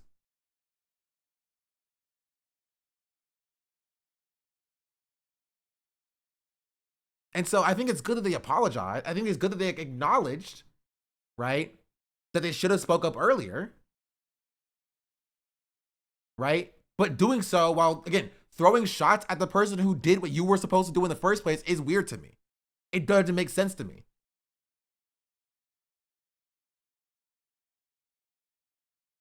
That's my perspective from what I've seen. Watch the newer Peyton video. We saw it yesterday. Yeah, I'll watch it again. Wait, isn't it the long one? Unless he made another one. No, you mean this one. All evidence being used in this video. This is a 12-minute video. I have no problem with circling back around to this.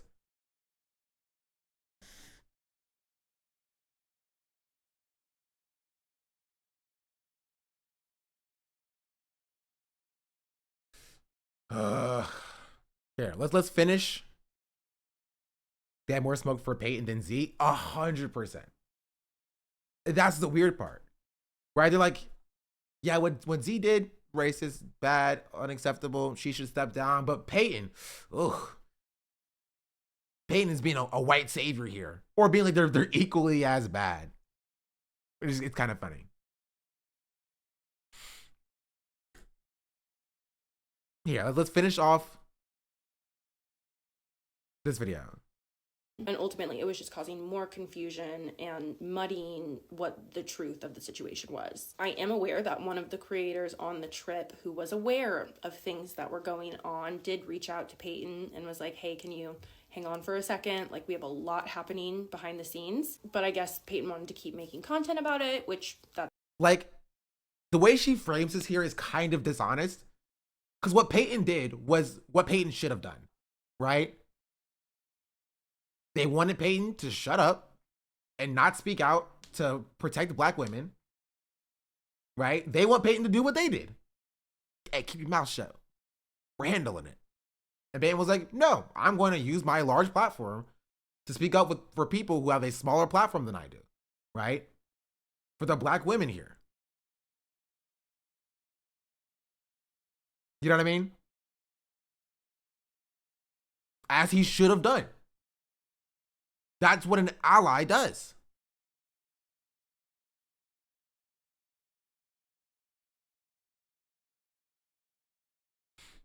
Why did you say he was being a white savior? I'm confused. I never said he was being a white savior. That never left my mouth.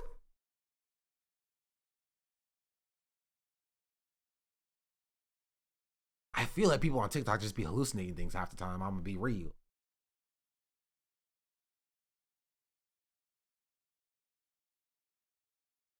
That's his choice. And Dean, who knew well what was going on behind the scenes, confronted Peyton, and not even on live before that, but he texted him and asked him, hey, who are the creators who are having to pay their own way? I don't like that. I want to fix it. Let me reimburse them.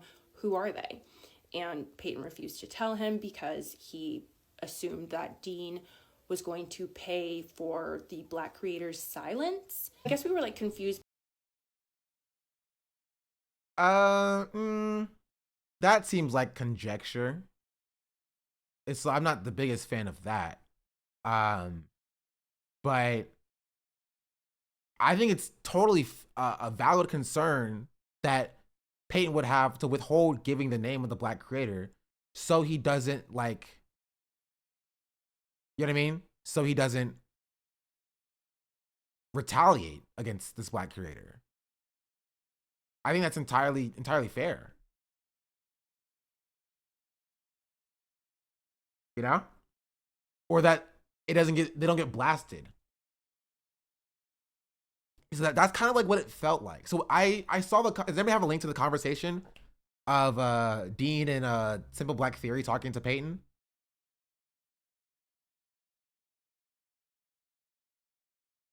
Right? Because it kind of felt like give me a name. Give me a name. I'm gonna give you a name right now. So that was a bit interesting.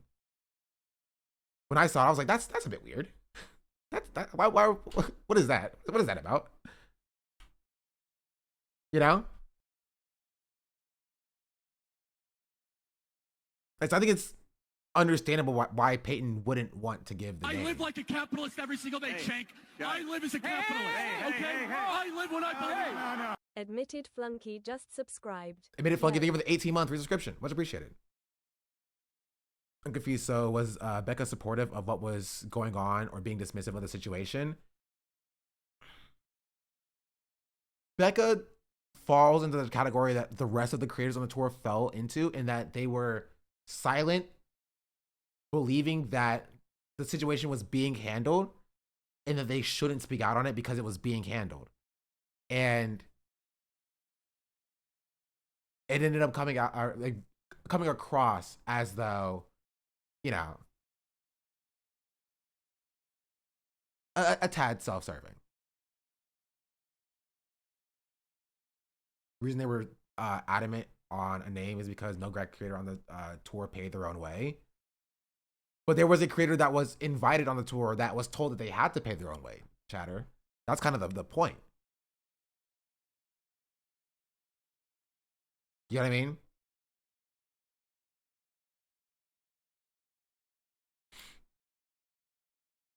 Which we've gotten confirmation about today.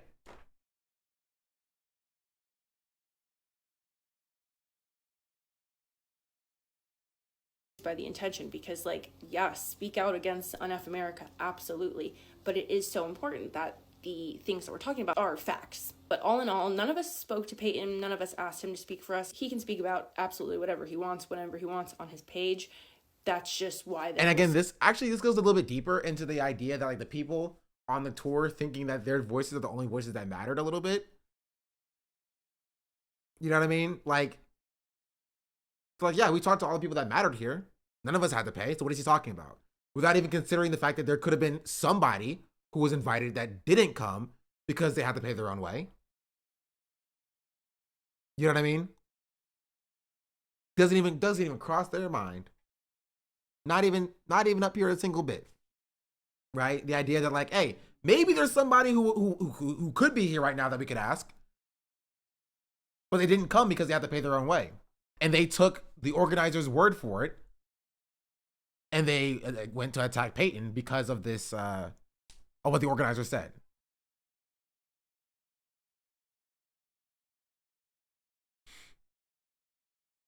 You know? Let's wait for Dean when this all undermines his whole deconstruction bit is crazy. Listen. I got enough smoke for Dean. I got smoke for Dean for days. Confusion, and I think some creators smoke for were Dean more for days offended than others about why we were being spoken for. Oh, I know. I'm just letting you know that I do have smoke for Dean. So if you need somebody with smoke for Dean, I got you.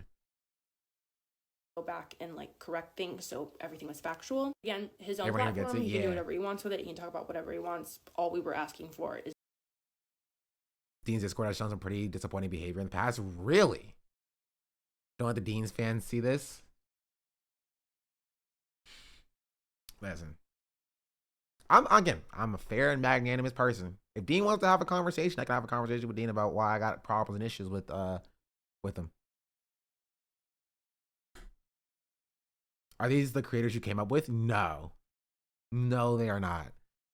half of the creators I came up with on TikTok left the app. I was about to go get the Henny. Or they're doing something else now. That's about it.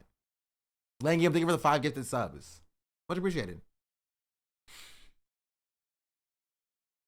Is that things stay as fact-based and as truthful as possible, because there has just been so many lies that we have had to navigate through internally so that we could bring the truth to you guys. And so having things told that aren't fully honest on the outside. Wait, they had a private channel dedicated without me knowing? Really?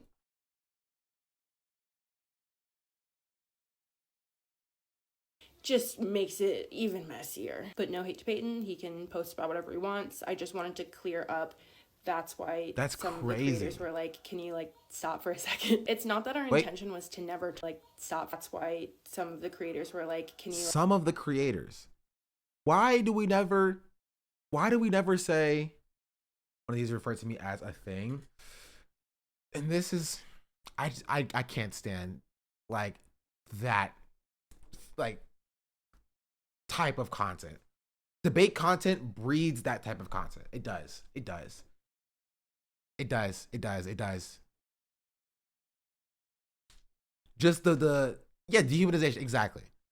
Just when you have content that is based foundationally in dehumanizing your opponent, whoever your opponent is, right? Whenever you find somebody who's your target, that may not be your opponent, but that is your adversary, you're going to dehumanize that person too. Always. Always. I had to be told by another black user that the channel even existed. I see a lot of destiny in Dean's community.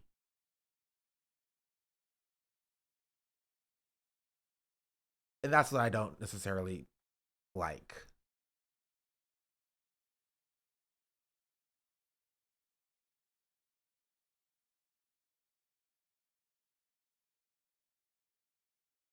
Ironically, Destiny's community had a lot to say. I'm just looking at my Destiny and that's wild. Really? Any smoke for Parker? Parker gets less smoke from me. Not saying that Parker can't get no smoke. Don't mistake me. Parker gets less smoke from me because I've talked to Parker before. And I think Parker is a little bit more amenable, at least to my position. I can't speak to his style of content because he has the same style of content that Dean does. I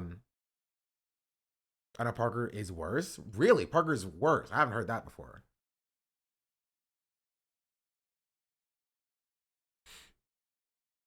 Parker's nowhere to be found. He's worse. Dean was a Trump supporter like 2 years ago, and it shows. I can differentiate that they're the same to me. Parker has been hiding. Dean at least tried to have a conversation. I hear what you're saying. I don't disagree. I don't know if it's worse. I think it's different. I think they're both different levels of bad. You know, they are both different levels of bad. They do the same style of content. You know.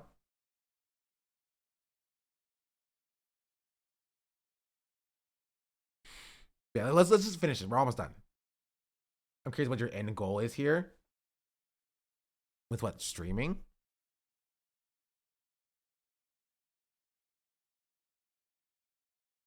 Like stop for a second. It's not that our intention was to never talk about it. Talking about this? To understand. What are you hoping will happen? I don't really care what happens. Just that like I don't make the decision here. I joke about being the arbitrator. I can't decide what happens here. You know what I mean? I can't stamp and be like, this is what happens. You feel me? I don't have a goal. I'm just trying to figure out what's happening, what's going on. That's really it. I'm just trying to understand. Even if the info you're getting is incorrect, well, what have I gotten that is incorrect? You are free to provide your own information, chatter. I'm fair and amenable. Did you watch the Destiny video with the organizer? I will not be doing that one. We just wanted to make sure we got to the bottom of what was going on so that we could tell you guys the full truth with as much transparency as possible. It was always going to happen. We didn't feel like pressured into doing it. We just wanted to make sure that we were coming forth with Why is that even accuracy. involved in this? So I'm just gonna end it with, Honestly, that's the thing that I'm just most confused about. I don't know. Why does he even care about what like freaking late teens, early 20-somethings are doing on TikTok? Doesn't he have his own things to worry about? That's my take. with that, I again want to apologize for even being associated with this tour. I'm apologizing for not doing my homework. I'm apologizing for not personally reaching out to some of the women on that panel. And one thing that I have learned is that the live stream and the content creation world is sometimes very, very different. There are a lot of people on there who I've never heard of, who are new faces to me, but not an excuse. Should have done my due diligence to make sure everything I was being told was the truth. And this was absolutely a learning experience, to say the least. I will continue to stay transparent about the situation. If you have any like questions or anything, comments, whatever. I have questions. Do you think Becca will answer my questions if I ask the questions? Hear me out, chat. I have an idea. Giant Discord call with everybody involved, and we make them fight it out. We get to the bottom of this.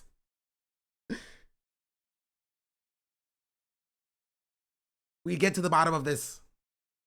Feel free to drop them below. I will answer whatever questions you guys have. Sounds very productive. Yeah, there's still like more coming out, but I think we've got Honestly, I am like that was a joke. I was obviously joking, but like I am totally down just to hear from really anybody if they want to give their side on this and get their perspective on this. Because I do acknowledge that I'm getting piecemeal information. You feel me? I'm getting one person over here, one person over here, one person over here, one person over here, except Destiny. I'm not talking to Destiny. Anybody else is fine. Green Jaden on? I'm down. I don't know if Jaden's still here.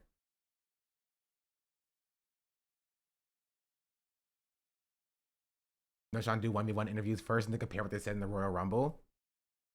fairly good grasp on what has happened. And I know I'll probably get comments being like, oh, Charlie Kirk won. This is exactly what Charlie Kirk wanted. You guys couldn't even hold it together for one tour. And that's fine. Like, that's completely fine. I have never worried a day in my life about the opinions of Charlie Kirk. And I am very, very confident. Honestly, best take I've seen in this entire tour discussion. If I'm being entirely real, best take I've seen in the entire tour discussion. Like, I'm not even joking about that. Like, that is the most healthy and normal thing that I've heard somebody say here. Yeah. Which is why, again, I'm still slightly confused about why we are so focused on Charlie Kirk I've never worried about this in general. a day in my life about. Wait, what is TLDW? I live like a capitalist every single day, Shank.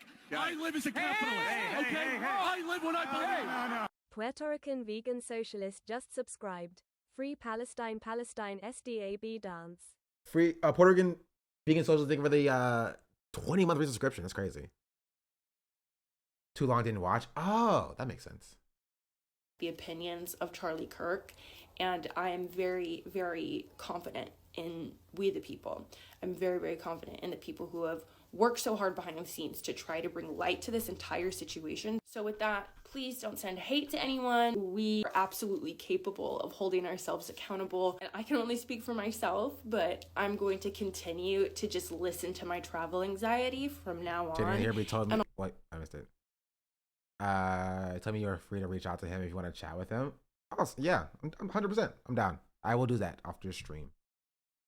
I'll stick to my local protests, at least for a little bit. Again, so sorry that this was a thing, but hopefully I've shed a little bit of light on the things that have gone on in the background. I encourage you guys to go watch Santana's live because he really goes into depth about like the depravity of the lies that were told to us, specifically by Mr. Jones, and how that was just an ultimate betrayal that we did not see coming. So that's that. If you have any questions, leave them below. But we'll be back to our regular scheduled programming tomorrow. Okay. Okay, we finished this 22-minute video. Now, we're going to look at, and hopefully this will round it out. After all of the information that we've gotten for the past 5 hours, we're going to and also like the 5 hours yesterday as well. We're going to revisit this Peyton video, and we're going to see if anything has changed here.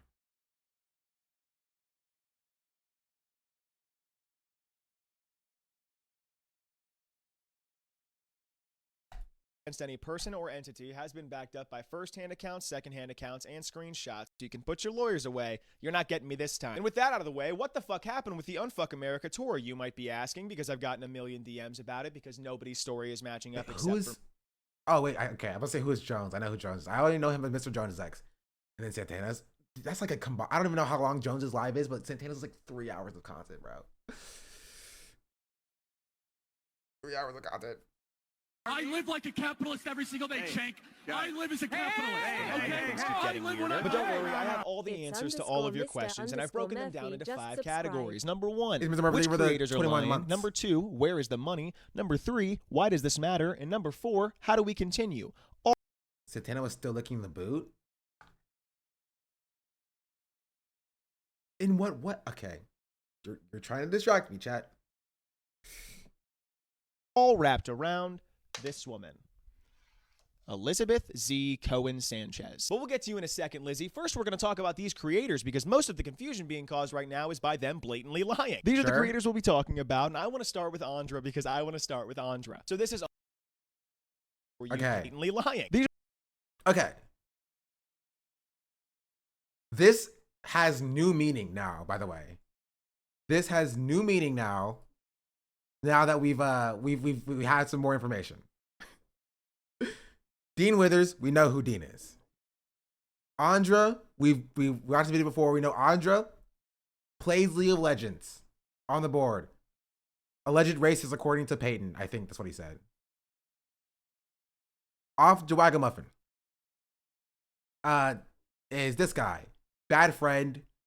Caught in 4K. Wears neon shirts. Hear me out on this. I don't remember who that guy is. No offense to him.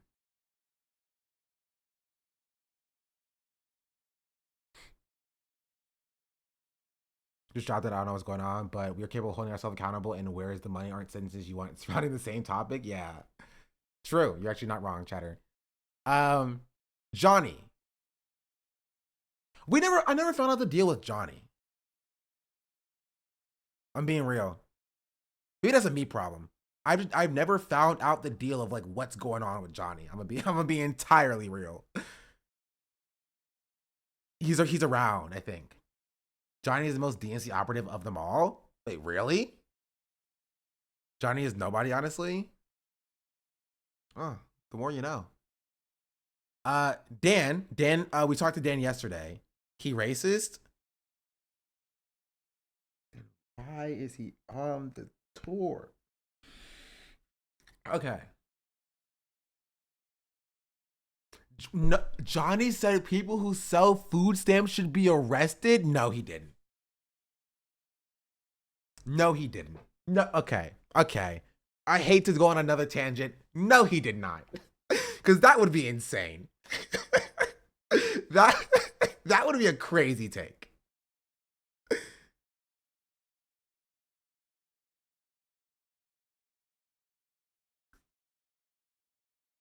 Where can I find that?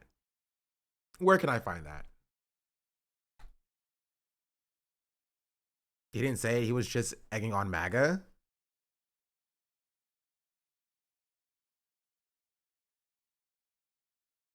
He also caused ice on people. I can't tell if y'all are exaggerating or if you're being serious.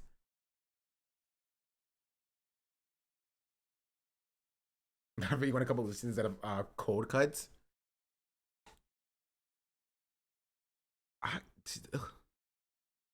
We're being serious? I was there too. He was being facetious. He was trying to scare MAGA. Yes, the common debate tactic on your interlocutors by saying people who sell food stamps should be arrested. Man, I love debate content. Man, I love debate content. It's so funny. Do y'all understand context matters? Do you understand my take about why debates are like unproductive? This like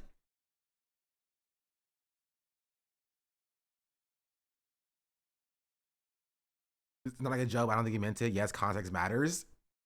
Like, if you're ever in a situation where you're like, yeah, people on food stamps should be arrested to make a political point, maybe we reinterrogate our strategies. You know?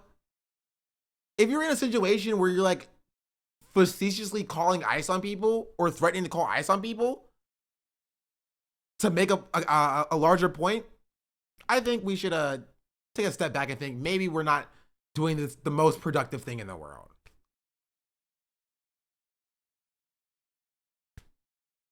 That's my take on that specifically. But let's continue. Let's continue. These are the creators we'll be talking about, and I want to start with Andra because I want to start with Andra. So this is Andra. You might have seen Andra on your feed. Andra had a picture with Young Gravy. Is that his name? Lil Gravy. Young Gravy. I knew that. You know, Young Gravy performed at the Streamer Awards. Wait, did he perform at the Streamer Awards that I was at? I don't think so. I think he performed at the Streamer Awards before mine. Who performed at my Streamer Award? I think it was Harry Mack, Chris Next Door. Was BB No Money? I think BB No Money performed at the Streamer Awards that I was at. That name is kind of sus. Which name?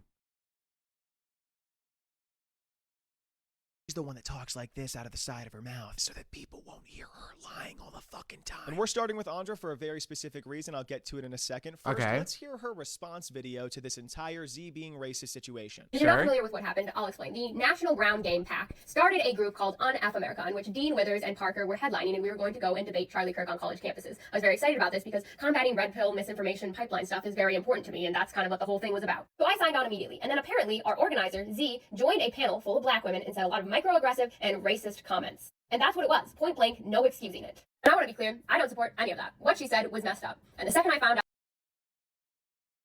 out about it, I voiced my opinion in our group chat strongly. In fact, I started a lot of fights about it.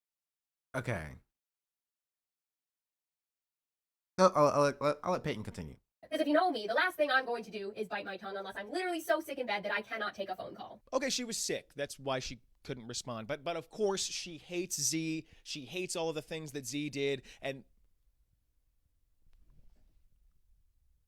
oh, you bald-faced liar, you racist little fuck. You were there during the live, and when Z was on the live, and after Z got off the live. You were on your spam account trolling them. You were saying that black women on that live were miserable, that they were just attacking Z to attack her, that they were just yapping to yap. And later on, you were talking about... I am curious about her defense of this. I am curious. I do want to know what her response to this is. We know what Jagamuffin's response is. And Jagamuffin was not happy at Peyton. You know what I mean? So, like, how does she...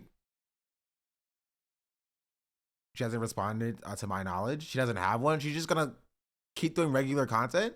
I mean, sure, okay. I guess not responding is a response. It's fair. How you were losing mutuals because you weren't speaking out about this situation. And you most definitely did people? Not immediately get mad at Z. She's posting in her story that we don't have the whole story.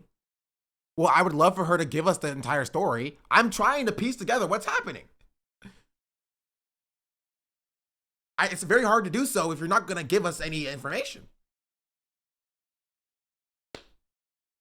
Peyton won the 10v1. I mean, honestly. And tell Kind her of cooking a little bit. Fuck off and you know what? I'm going to say it, racism's bad. That's not you. That's not what you did. I can say for damn sure he's right. That is not what she did. there was nowhere in those signal chats that night where you were like, hey, Z, that was racist. Or, hey, guys, that in the messages? I did yesterday. That wasn't cool. No, and you all heard her. Apparently, our organizer Z hopped on a live with a panel full of black women and said some microaggressive and racist things. And that's what they were. That full stop, period. You do support it. You did. You supported it. You were there supporting her. The second I found out about it, yeah, that doesn't make her look good. In this video, she's saying that they were microaggressive and racist, but the screenshots have her supporting the messages.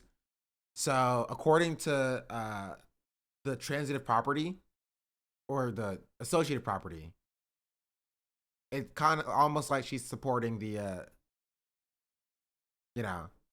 almost like she's supporting the microaggressive and racist things.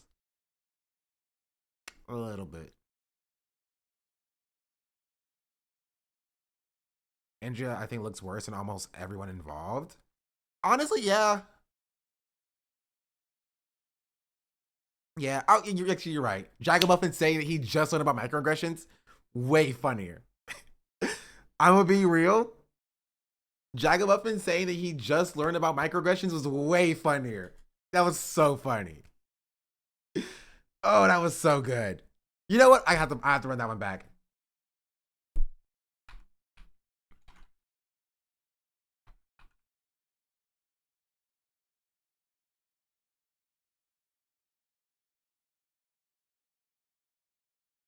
We have off Joe-Wagon. Oh, look, it's Dollar Tree Dane Cook still out here. Wait, hold on, okay, Before I even made my first in that moment to look to the organizers for guidance on what was happening. And let me be very clear, one of those people who you've been very tight-lipped about was Mr. Jones X, who was telling us that the black creators were going to formulate a message and wanted to lead that message and for us to stay quiet. He was behind Z and Brandon. He told us that he had spoken to the creators in the live, which I don't know if that's true. I don't know what the fuck's true anymore. He told me specifically, personally on the phone, that what Z did was only racist if it was taken out of context, and I am ashamed to admit that I was learning about microaggressions in real time. I'm glad I know what they are now. That was definitely a blind spot for me. For that, I do really, truly apologize because it...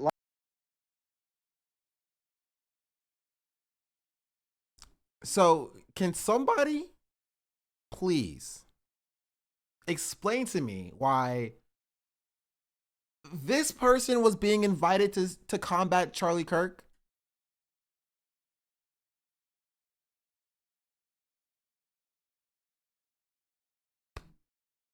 Does that confuse anybody else?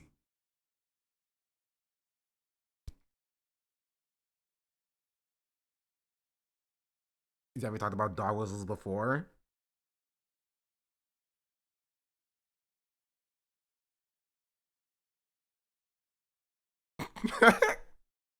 It's a pretty funny meme.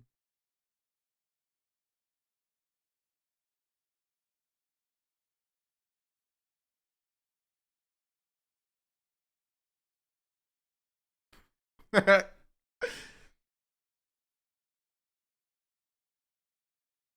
pretty good. All right, chatter, that's pretty good.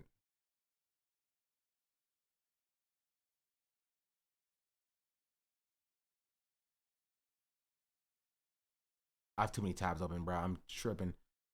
Think exists. Thank you for the tier 1. Much appreciated. Say your goodbye.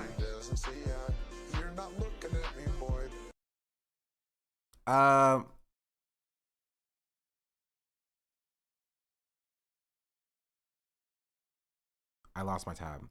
Sorry. Wait. Nope, not this. This one. There you go. Voiced my opinion in our group chat strongly. Well, hey, you were voicing your opinion very strongly. It's just not the opinion you were implying, but still strongly nonetheless. Because if you know me, the last thing I'm going to do is bite my tongue unless I'm literally so sick in bed that I cannot take a phone call. I guess we could see this as biting your tongue, but you were okay with all of it. You didn't care about any of this shit. Now, Andra, I don't want any excuse for you to try and report my video. So, I'm just gonna say, you have some growing to do. I don't think we should be entrusting you with a platform right now. Next up, we have Off Joe-Wagon. A lot of you guys correctly assumed he was the person that sent me these DMs from that previous video. And what was his story again? I want to be very clear that I and the I majority think we left to the Infinity Gauntlet. W. who joined this fight did so because we are fighting for equality, whether it's class equality, gender equality, marriage equality, and definitely... I still don't know what he means by class equality. That still confuses me.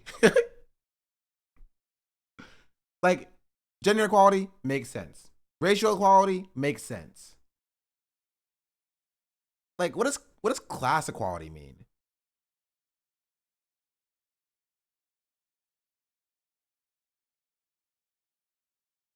Rich v poor, but he's going for equality. So how do you where's the equality there? Removal of class? I wouldn't consider that equality. Maybe he meant class eradication, right? Maybe he's a communist too. You know, maybe he's also a communist. But like, class equality is not a phrase that like people use. Really, all classes inherently cannot be equal. Yeah, that's kind of the that's why I'm confused a little bit. Did you hear about the affiliate links? What affiliate links? What is even going on? Every time there's always something new. Why can't the story be easy? So there's allegations of racist comments against an organizer in the group that I was a part of. I had some concerns. I was not present for any of these comments. I did not understand the context of any of these comments, and I've gotten a dozen conflicting stories from a dozen different people because, you know, it's the fucking internet. So he wasn't present for any of these comments. He got conflicting stories. You know, what's a guy supposed to do? Oh. That's a pretty distinct name. Okay, Peyton, so he's lying to his audience like the rest. The creators got affiliate links, so when we made donations, they got a percentage of it. Is that true? Of these people are. Who cares? What's the big deal? Well, believe it or not, later on in that video, this dipshit made a crucial error on behalf of himself and all of his creator buddies who are trying to lie to you right now. Let's take a listen and then I'll explain. What I did is I went and met up in person with a couple of people of color who were involved, a couple of whom who were present and did understand the context of those comments. And I asked them, where are you at on this and what do you need from me? And they said they were excited to move forward. They were still in support of the mission and the organization. And at this point, that's all. I was like, cool, if you guys are in. Like, yeah, honestly, that's the problem. Right? The creators on the tour who were silent at this point, mind you, about what Z did, right, was like, I still want to keep going with this. And then this guy's like, oh, well, black people said it was okay, so we're still going to do it. Like, the organizer posted on a story how much each person raised. I mean, if it's Act Blue, you can give people specific Act Blue links that tracks how much they raise. But I don't know if it's true that they got a portion of it, which I'm curious about. I'm curious where that's said. I'm in. If you're out, I'm out. Where you guys go, I follow. I am here to support this mission. And that's what I did. I'm proud of that. I'm proud of the mission. I'm proud of the work we accomplished. And I'm proud of the vast majority of people I got to do that with. However, another pasty-ass creator decided to go a different route and make videos exploiting the issue for views and clout. And he did this despite being told. So he should have ignored Jones X? Yeah. Yes, he should have. 100%. 100%. Yes, he should have ignored Jones X. You know who did that? Peyton. You know who I don't have smoke for? Peyton. Because Peyton did exactly that.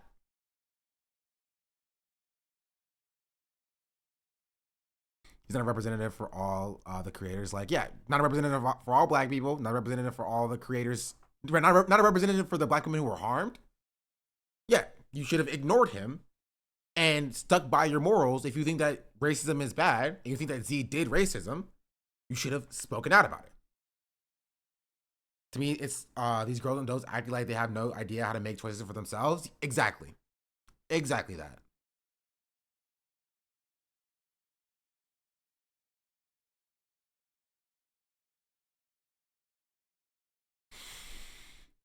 People of color involved, that they did not want him doing this, they did not want him speaking for them, and that his actions were making them feel incredibly uncomfortable. So he obviously didn't catch what he did. A lot of you probably didn't either. Some of you might have, but I'll break it down. So what he's trying to do here is perpetuate the narrative that I made people of color on the tour feel uncomfortable. But he's doing it differently than some people are. Some people are saying that it was after my second video that I made them uncomfortable. But obviously before my second video is when these messages were shared between him and I. He even said it himself.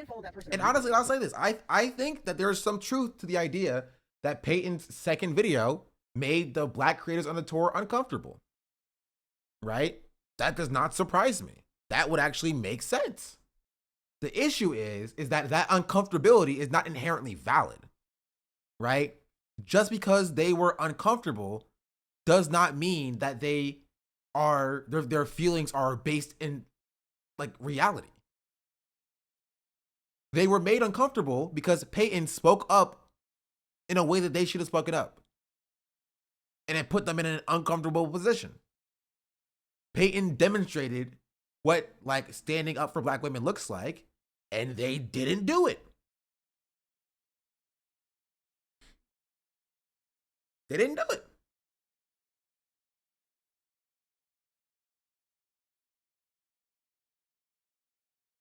So of course that made them uncomfortable.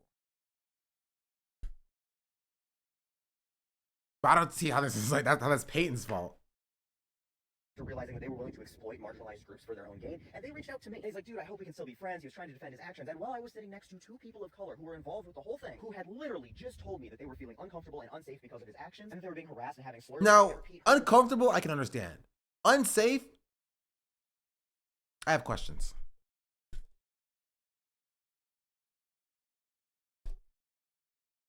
I have questions. Them online because of his videos. I told him that he needed to stop, that if he really cared about the things that he was pretending to care about, this was not it. But it seems like he's also trying to say that people of color felt uncomfortable by me before I even made my first video. They were telling me not to do my first video. But that's not the case, and that video wasn't about anyone who was on the tour. So why are they lying about this? It's because they're all following the playbook that Brandon and Z set up. See, after I made my video, they actually deactivated the Signal group chat for a little while, right? None of the influencers were allowed in there. They just had a staff meeting, right? And Brandon's telling everybody, listen, I've worked in PR crisis management for 7 years. I've got this. Nobody say anything. Let me handle this. And then he calls me. If you go back, don't even think about Z. Listen to the first half of that phone call, and it seems like I did something wrong that's getting me kicked off the tour. And Z's first message to me after my video was, have you returned the car we paid for? And at first I thought it was like a narcissistic thing, which it is, obviously, because it's Z, but it makes Oh, what's up, Jack? lot more sense in the context of them acting as if we've already had a conversation and they're kicking me off the tour for my behavior. And just for good measure, here's some of the scripts they came up with for their little plan. So everyone, I would like Trust me, life is crazy right now. If you don't know about this situation, I don't know. I got nothing. extend a thank you to Off Your Wagon for being dumb enough to do this. These are just miscellaneous pieces of shit. I've never seen their content personally. I just know about their whole interactions with this tour and with this situation, and they are garbage. Hey, Dean, I know we've talked before, but you've got a lot of explaining to do. Is Dean still here? See, I know a secret you've been keeping. You betrayed the creators on this tour and your audience who donated to this tour because you knew about Z a week before that live even happened. Note the time and date of the first message, and here's a screen recording of all of the messages, and you can see that Dean so small in that picture. I think it's because he was edited to look small in the picture. I think.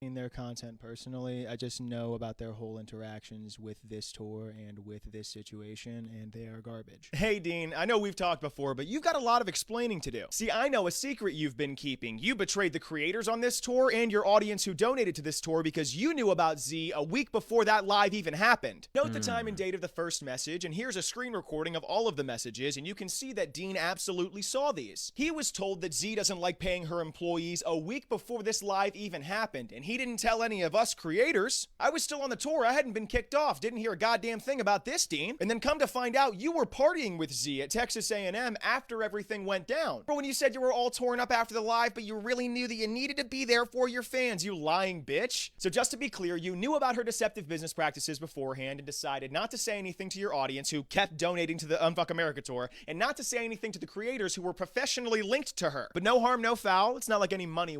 Chatter. We're talking about TikTok right now, okay? You know what? I'll come back tomorrow. And you can ask your question then.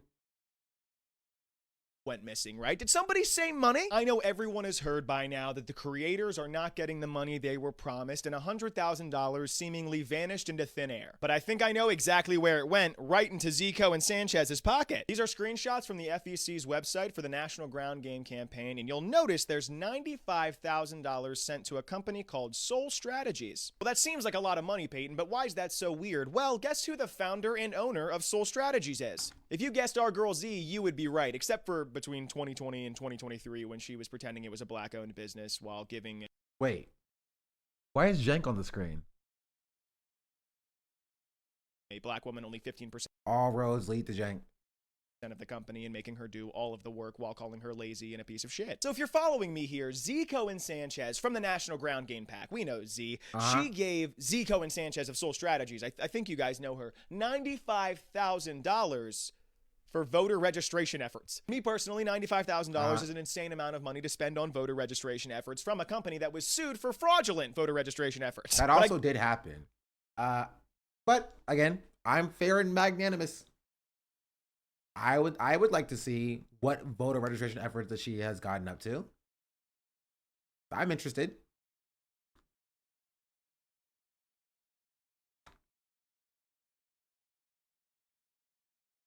$25,000 agent on an institutional level. It depends on what the work they're doing.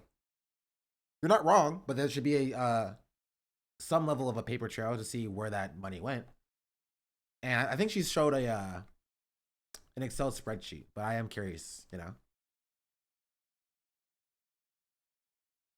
I guess when you're the sender and the receiver, you can kind of make up your own rules. I also found money being sent to places like this, with websites like this. Can somebody spell money laundering? And if that wasn't enough for you, I have unequivocal proof of her. Like, I don't think it's money laundering. I just think that it's clever accounting. And it's, you know, it's not abnormal, which is what I'll say. An illegal activity. That's money laundering. Just this. It depends on who you ask. This morning. This email was sent this morning to someone who works for Z, who was supposed to be paid on Friday, still hadn't been paid. Oh my goodness. I have to explain myself. Chat, it's a joke. I'm joking. I'm not being serious. Please. I thought my laugh after the fact would give it away that I'm not like genuinely like after like what is it, like 6 hours of this? As we're uncovering fraud? Yes, I will joke as we were uncovering fraud, chatters. Like, I'm sorry if y'all don't have fun on TikTok. I can't control that. I'm sorry. We have fun over here on Twitch. We do jokes and stuff, you know. We operate in a comedic fashion. We take like, you know, things that are happening and we break the tension and add a bit of levity sometimes, you know.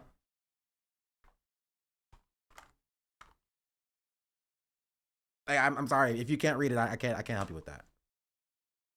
Said you have to sign an NDA to get the pay that you're owed. Hey, that's fucking illegal. That's really fucking illegal. Even if she doesn't go through with this, that's incredibly illegal. You can't tell someone they have to sign an NDA to get the pay they're owed. Cherry on top, obviously she's a flame. Which is why they're dumb. You got to get the NDA signed before they sign the contract or they do the work. Fucking racist, and most of us in the know already fucking knew that, but here's her being a piece of shit otherwise. I do know a lot more, but I'm not gonna give you it, obviously, because where's the fun in that? All I can say is, you are fucked, and anybody who helped you, Dean, is fucked as well. You knowingly defrauded the creators on the tour and their audiences who continue donating to the tour. Why does this matter? The rest of this video is gonna be freeform, and I'm gonna tell you guys right now, I'm pretty fucking pissed. Because even if I want to believe that I went about it the wrong way, and that's why you guys treated me the way that you did, why the fuck did you treat these women the way you did? We're talking about TikTok drama. I don't know what to tell you. Yeah, you're not gonna get journalistic integrity from a Twitch streamer on TikTok. It's not TikTok drama. It's 100% TikTok drama. It's 1,000% TikTok drama. 1,000,000% TikTok drama. 1,000,000% TikTok drama. 1,000,000,000% TikTok drama. Like, I don't know what to tell you. You know, those black women from that live that Z was incredibly racist on, that you guys were ha-ha and laughing about. But even after coming out and saying, like, hey, she did behave in a macroaggressive and racist way in political talk and political talk. You're going to agree to disagree. You like, still we're wouldn't- not the FBI. We can't investigate Z for money laundering. We can't throw Z in jail for money laundering. You know what I mean? Like, take what you can, you know? Take what you can. let them up on your live. What the fuck? You know, The when you're Charles and deeply apologizing unserious. for Shatter, I'm a Twitch streamer. You're on TikTok. You're watching this on a TikTok live. I don't know what to tell you. I don't know what to tell you. I don't know. I genuinely, I can't help you. I can't help you. You know, go do your own hard-hitting journalism. All right, write the article. Then come back to us. how you handled the situation that was directly involving them and the aggression towards them. Really weird you didn't want them up on your live. That's insane. It's almost like none of you guys fucking care about the shit that you claim to care about. And I'm talking about everyone on the tour, but specifically the white creators, the ones that love to fucking virtue signal and be like, and that's something I don't stand for, but I stood for it. Uncovering and exposing new information. We're looking at public information. Yeah. Like, I just want to know what happened. Like, that's all. I'm only here so I don't get fined, and so I figure out what is going on. I was egging it on. And on that sentiment, to those You're of you not entering Batman. Yeah, we are not Batman. the comment sections of the black creators who were on this trip using my name to justify you berating them, shut your fucking mouths. You don't speak for me. That's not what I'm about. I know they're lying. I don't fucking care. Focus your time and energy on not only following these creators right here, and making sure you're unfollowing these creators right here, these creators. You cannot be following these people. They are fucking liars. They will blatantly lie to cover their asses to make more money. They cannot be trusted. Fuck these people. And how do we continue? Well, first it starts I with do not letting appreciate, these like, even separate from like me not disagreeing with like Peyton's like overarching point. I do appreciate somebody that is like, unfollow these people, because you don't hear that a lot. You feel me? You don't hear that a lot. You don't hear somebody like actually take a stand and be like, yeah, you should not be following these people. Don't follow these people. Right? There's a lot of like, especially in like the creator space, there's a lot of wishy-washy, like, yeah, they did something bad, but I know their heart's in the right place and I won't call them out for it. That kind of stuff, right? And I can respect somebody who will take a stand and be like, yeah, nah, get him out of here. I don't think that is kind of common. Maybe I should get back on TikTok.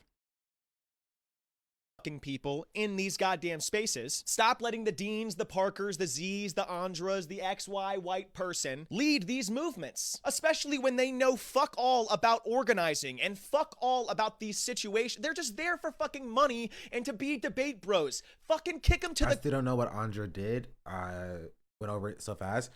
Essentially, what Andra did is that Andra came out and was like, what Z did was unacceptable and racist and bad, and I don't support it. But there's screenshots of her literally supporting Z on the live directly.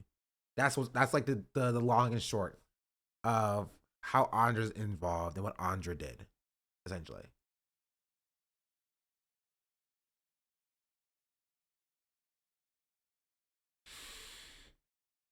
Huh. I just heard this stuff today, so I don't know what the story is. Oh, don't worry. I'm still probably as confused as you. I'm late. What did Spider Lib do?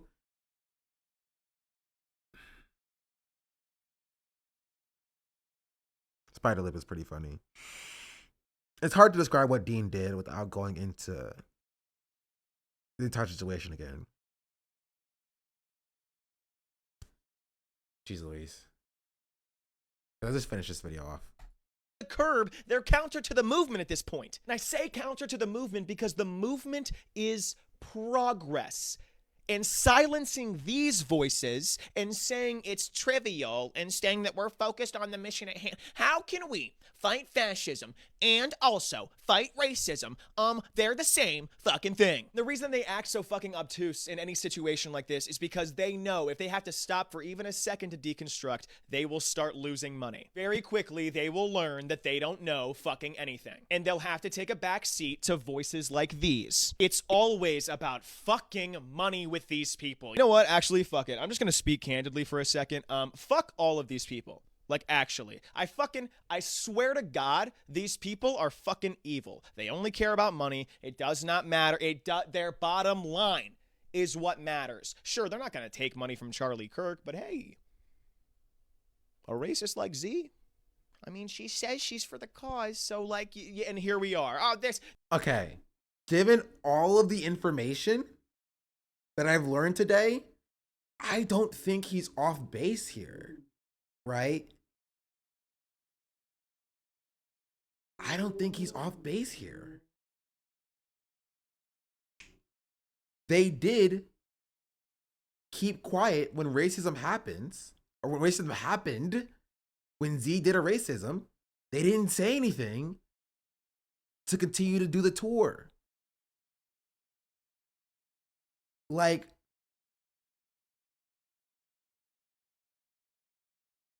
they did. They knew, and they kept quiet.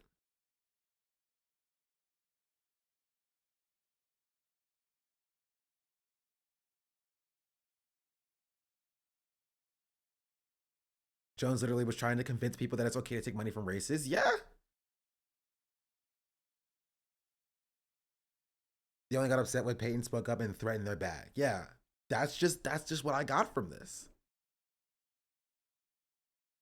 I don't think he's like incorrect.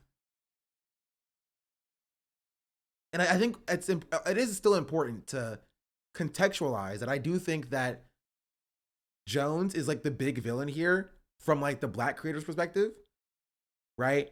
And how he was trying to coerce people into staying silent, but that doesn't take the onus off of like the creators on the tour, all of them, that they should have been like, you're not going to tell me to stay silent about this. I'm going to speak up about this. But they didn't do that for some reason. For some reason. And honestly, to me, that reason doesn't matter. I don't care if they thought that the tour was going to handle it. Right? You feel me? Like, it doesn't matter to me if that's what they thought. Because they were wrong. They believed him for no reason. It's because they're lazy and cowards. Like, and again, I wouldn't have any problem because like most of them understand that they should have spoken up. And if they understood that, I'm like, cool, awesome, amazing. But what I have an issue with is the pot shots that they're throwing back at Peyton for exactly doing what they should have done from the jump.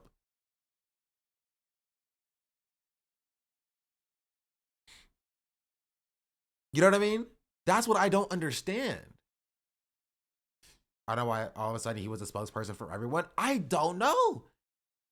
Because they were like, oh, we respected him and we were betrayed by him. Like, first of all, he hasn't demonstrated to me that he was deserving of that respect. Number one.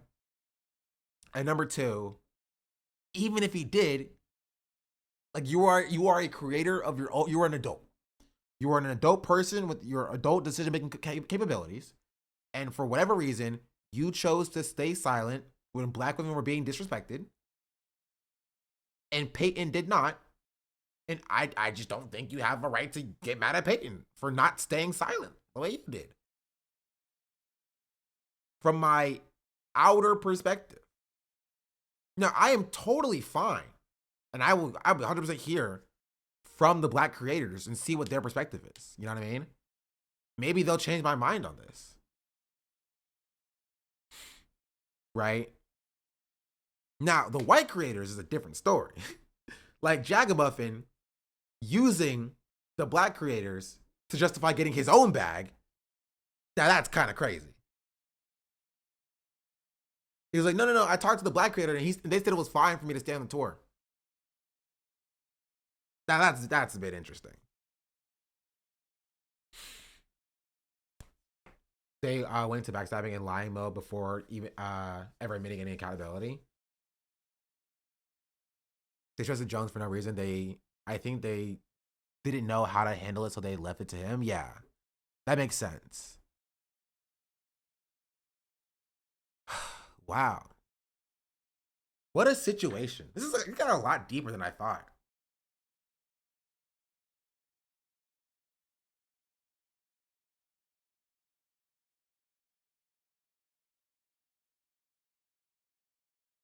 Wow. Okay. So this is what I want. I want to hear from the Black creators on the trip. I want to hear from the Black creators on the trip. I want to hear from Peyton, and I want to hear from Dean.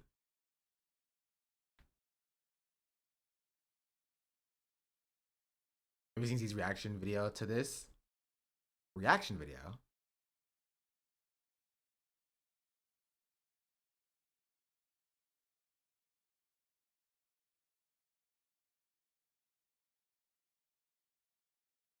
What reaction video?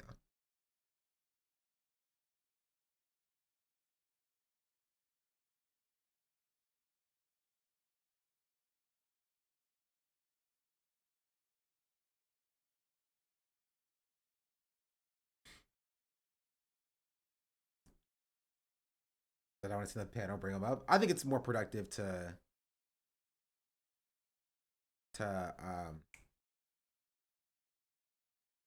talk one-on-one. Oh, this video. I think I did watch this yesterday.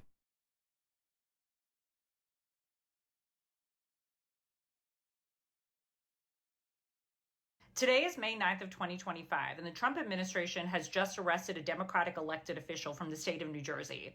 It appears as if we're one step closer to declaring martial law, but the real question still remains. Who the fuck is Z Cohen Sanchez, and where is this $100,000? Now, typically, like, honestly, that's gross. Genuinely, that's gross. You know what? This is the voice of somebody who cares.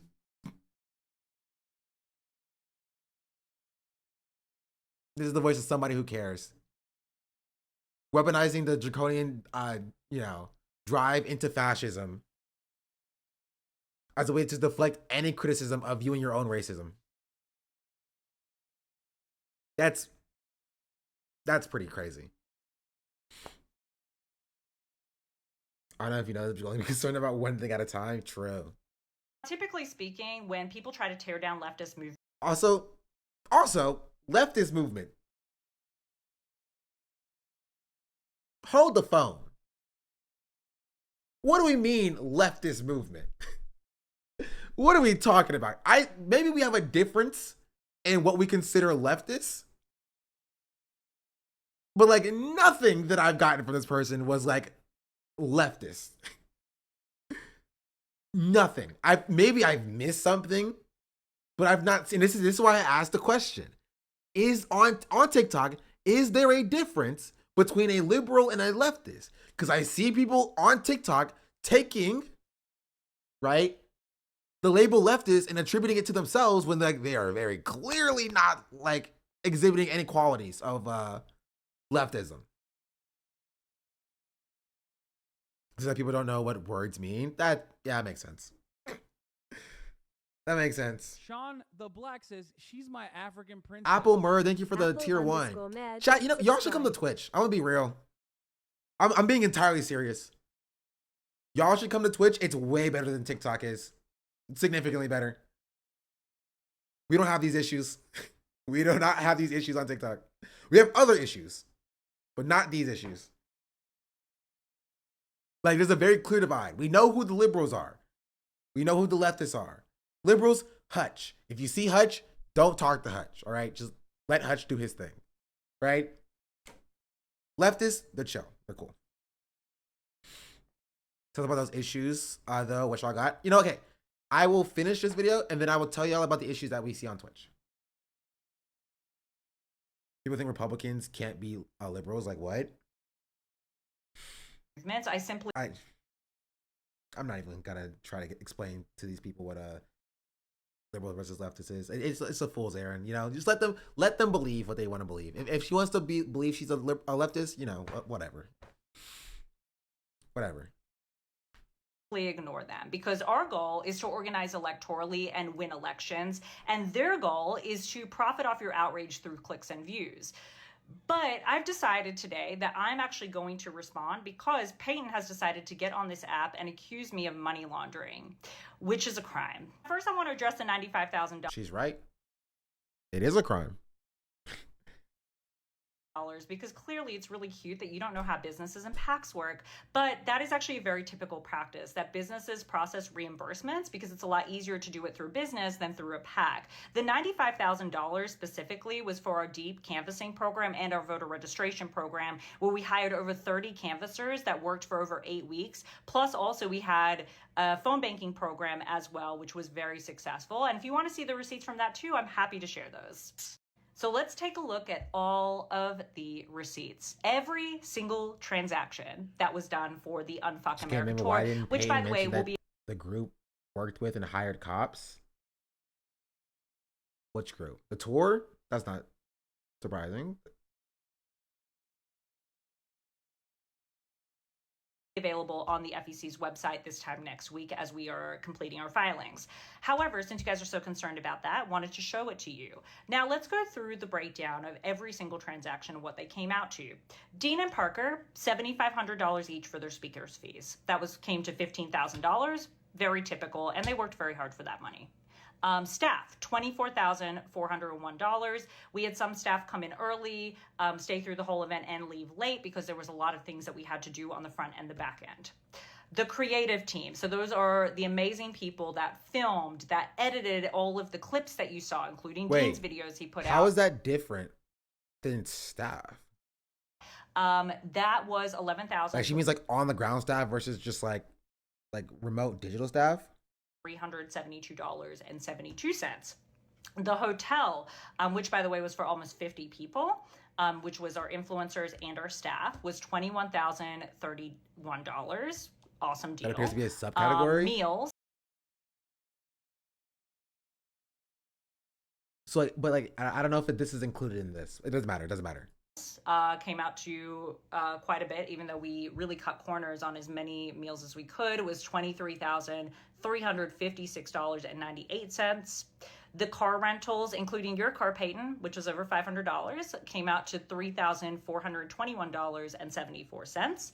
And the flights came out to $42,606.93. Then we had our transportation. So we needed van. Okay, so the question that I have seeing this is I can't verify the validity of any of these claims. I just can't. That's like an IRS thing. They get audited. But like, is this sustainable? Like I'll just take her word for it. Is this sustainable? To do once a month? Jeez Louise, that's freaking not insane.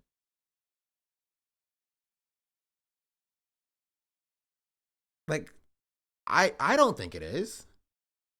So how can they?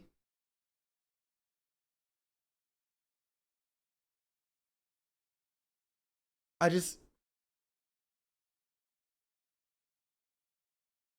have questions. I edited his video. I know Peyton personally. He's down to come on your live and have a conversation about this. I reached out to him on TikTok. He didn't respond to me. Maybe I'm washed. Yeah, I'd be down to talk about it.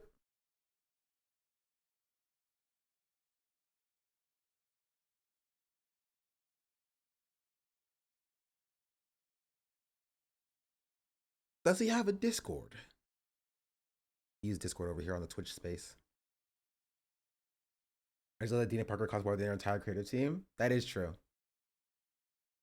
But that's not surprising. I told y'all these liberal TikTok influencers get paid bank. I told you this specifically. They get paid a lot of money.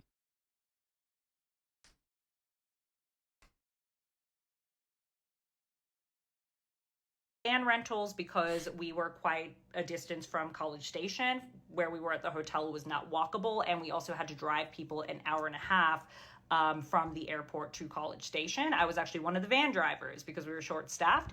Came out to $4,645.02. The merch, which was given to the influencers and people that purchased it, I can't even do math on the screen, but it's got to be close to my yearly salary. Of all the money on the screen, how much are you making, Chad? This is a lot of money. $7,404.42. The Texas A&M fees for the event, which included She's trying to respond to 95,000 laundering allegation. This adds up to 170K, and these are not receipts. Ooh, that's true. Original spot that we got canceled on last minute included the amphitheater that we rented last minute to get around the problems that we had, and also included the 6-person team that were the police that were watching everybody and monitoring, was $10,060.50. And then the event use, which means that we had extra fees that had to go to Texas A&M, was $3,077.97. And then the gas was $402. Dean claimed that he was in negative for the trip on his live. Yeah, we saw that. He did claim he was in negative. Indeed. 5 cents. The reason why this was so high is because, one, when you're taking 50 people out of state anywhere, it's going to be high, but also because this was a launch event. This is not the intention for us to spend this much at every single stop. Okay, what are the budgets then? I just what how many stops are there? There's no plan here. Maybe there is a plan and I'm not privy to it.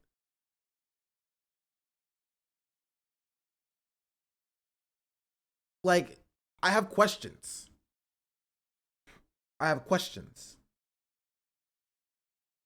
Intention of this was to have a big splash so that we could get the material that we needed to continue to fundraise and continue this tour successfully. This is normal. Almost all organizations do this. And also, we had a lot of one-time expenses. Then don't call it a tour, right? Yes, she's correct in that organizations do a initial launch event in order to then turn around and then fundraise for more money to do other things, right? But again, I need to know what creators were told. Did creators, did the 30 TikTok creators, did they think they're gonna be at every stop of the tour? Right? I'm curious. I need to know. Because if not, you invited all these creators to this one stop for the tour, and then you sent them home, so then Parker and Dean can do the rest of it with all the money you raise. I have questions. What she's leaving out is 100K raise for future shifts, and creators got a percentage depending on who got you to donate. They would get a percentage as a tip based on Joaggin had the biggest payment. Okay. I'm pretty. This is the Peyton's editor, right? I need to hear more about that because I am curious. Things like tents and graphic fees and website fees and all of those things as well. So now your hypothesis is that now after you've gone through all of these transactions and you see that I didn't get paid $1, that I must have hid the money through giving it to my friend.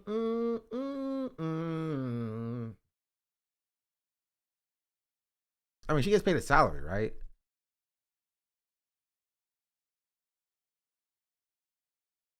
I don't think she's not getting paid or anything. She 100% pays herself a salary. Right? I don't think the $95,000 goes directly into her bank account, but it funds her organization that then pays her. She gets that later in the video. Firm. Oh, that's so interesting because that's also a lie. And let me show you actually how much money I made from my firm last year. This part is going to be very embarrassing to show you guys because clearly it shows that I'm not a very good businesswoman and probably way too much of a democratic socialist. But I want to be very clear before I show you guys how much my business makes is that I started this business on $0.00. Here's what we made at my business Soul Strategies in the year 2024. We made $1.7 million in sales, which is very impressive considering that's an off-year election and really shows our team's hustle. However, We spent almost the entire thing, as you can see in this line, which is kind of ironic because you claim that I don't pay employees and contractors, right? Well, then where did that money go? To be fair, Peyton didn't claim that. The lawsuit claimed that, but where did that line item go? Because it looks like to me that we spent almost the entirety of our sales on our employees, which is good. That's what we want. That's literally. Oh, no, she's talking about a different thing. Excuse me. She's talking about the thing that Dean knew about, not the lawsuit. The lawsuit was different. What we want, because when we invest in our employees, when we invest in people, they stay with us and they want to continue this work. So that's a good thing. But at the end of the year, we ended up with $185,000, which we had to keep in our account because our lowest level that we can hit in our account for payroll safety is $200,000. So after working every single week of last year, I worked a total of 3,120 hours, which I worked 52 weeks. I worked every single day, including Christmas Day. And by the way, including the day that I actually gave birth to my child. Ended up working for $68,536.07, which totaled out to $21.96 per hour. Okay. Nope. Nuh-uh. This is what I call, chat, clever accounting. No, that's not how that works. That's not how that works. That's not how that works. That's not how that works.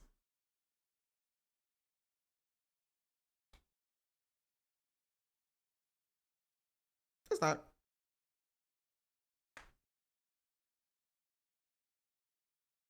She counted the hours she slept. Oh, she might have not counted. She's doing like, again, I don't know how she got the number. If she's doing like 8 hours a day, every day, for every week, because she's like, I worked every week. So, yeah, no, I don't believe it. I don't believe it. Do not believe it. Not even considering the fact of, like, you know, full-time people get benefits. I'm sure her firm pays for her travel. I'm sure her firm reimburses her for her meals and things of that nature. Like, it's not as simple as like, oh, I got paid $20 an hour, I'm not making any money. Ow.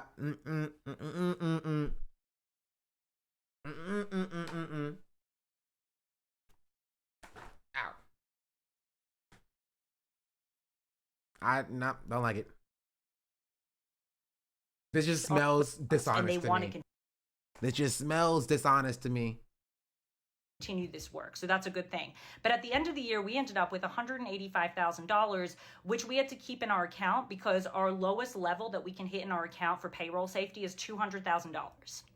So after working every single week of last year, I worked a total of 3,120 hours, which I worked 52 weeks. I worked every single day, including Christmas Day. And by the way, 3,120 hours. Including the day that I actually gave. Chat's saying 52 weeks times 8 hours per day is 2920.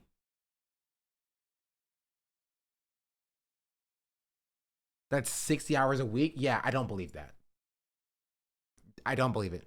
I do not believe she worked 60 hours a week every week for an entire year. Not discounting the work that she does. I'm sure she worked a lot of time, a lot.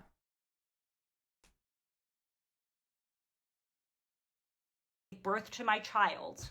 Ended up working for $68,536.07, which totaled out to $21.96 per hour. That's how much I made last year. So Payne, I think that there's a really good life lesson in this. And the life lesson is 9 hours per day, 7 days a week, 365 days, 3,200 hours. Don't believe it. Do not believe it. I think she's doing some like clever accounting stuff. Right? I think it's more likely that she just worked less, right? And got paid more than just $20 an hour, the equivalent. You know what I mean? Which is like, it's weird because I don't, like, why? Why even lie about that? You feel me? I did last year and I work in a shipyard. Even then, and you have a way more difficult job than whatever she's doing. You have vacations. and days off.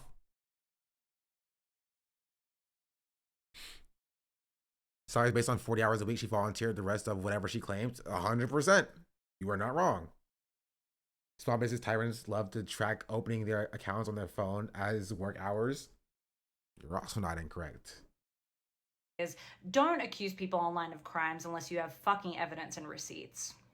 And on top of that, because of all of this, your harassment has led to people actually doxing me and my family. So on top of the fact that we started this organization to combat... Wait, okay. Is she going to address the racism? Maybe she did that in another video. Maybe she did that in another video. Charlie Kirk and this misinformation and tried to defeat MAGA. It has ended with leftists literally doxing us where we now have to live in fear. So that's insane. And the problem is that people like you are the reason why so many leftist operatives leave the movement and join MAGA. Wait. Okay, wait. Run that by me one more time.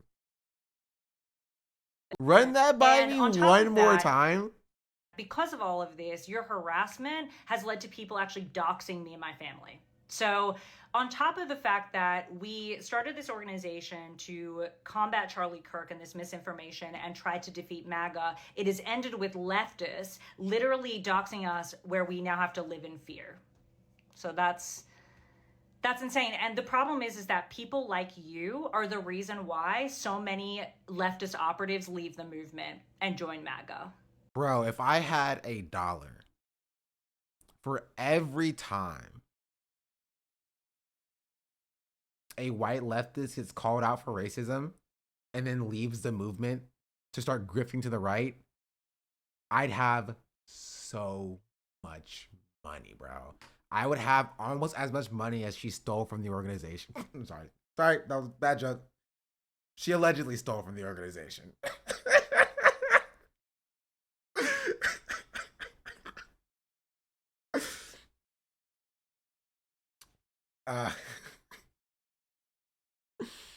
Anyway. Hey, okay, I'm sorry. People don't join MAGA because leftists are mean to them. They don't. Like, I'm sorry. They don't. They don't. They do it because they're grifters. I'm sorry if the left being mean to you gets you to become a Nazi.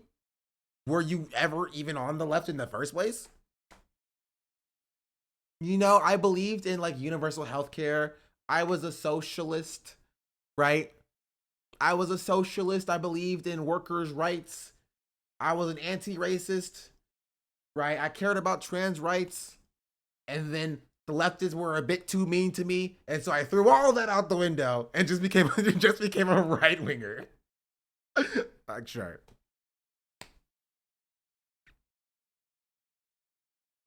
okay, all right, okay, that's so funny. And that's what a lot of people are hoping that I do, but trust me, I will not be doing that. I've been dealing with people like you for the past almost 15 years, and... Not to be disrespectful. How old is this person?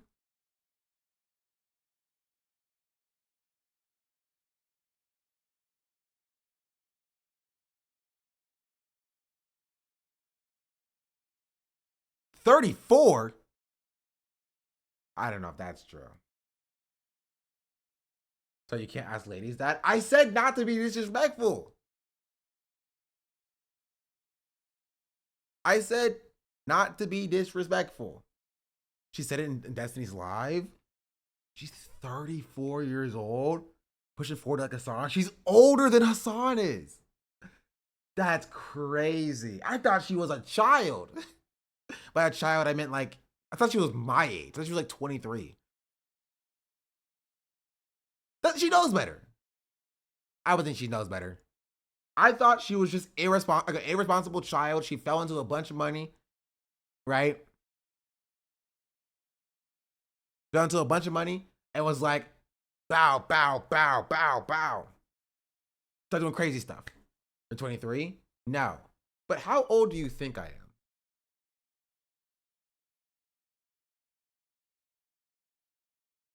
What age do I give? 45? Mods ban that guy. 47 mods ban that guy. 12 mods ban that guy. 60 mods ban that guy too. 60 mods ban that guy. 28? Do I give 28? Do I give old, chat? Negative 42? Thank you. I appreciate that. 26, I think. Do I give old? No, you give baby. No, you give 25. 21 for sure? That's crazy. Give mid to late 20s. I'm pretty sure you're low 20s. I am early 20s. That's right. I'm 24.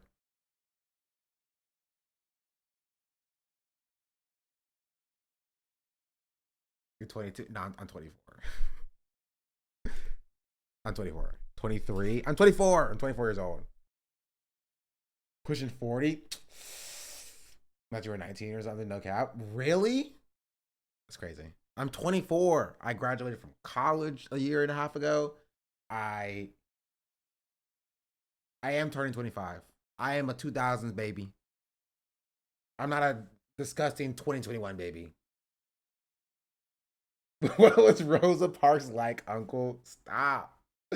Jeez Louise. Y'all go crazy.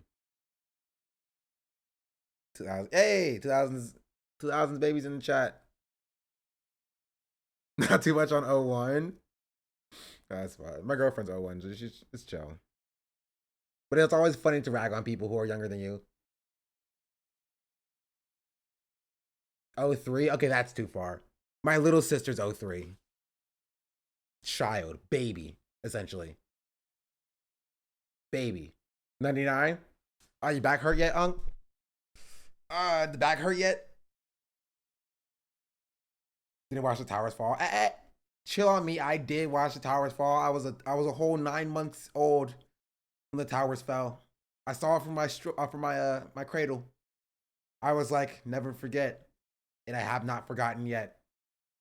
Bow bow bow. You did not watch the towers fall. I was in daycare. My parents told me.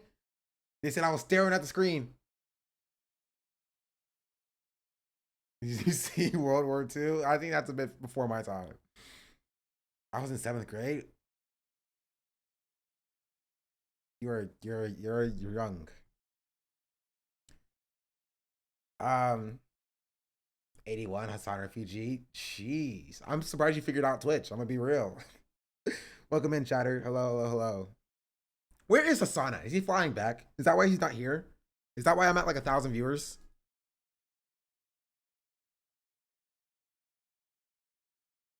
It's Mother's Day. He's going to Chicago. He's going to shake the hand of the Pope. Wait, what's in Chicago? Why is he in Chicago?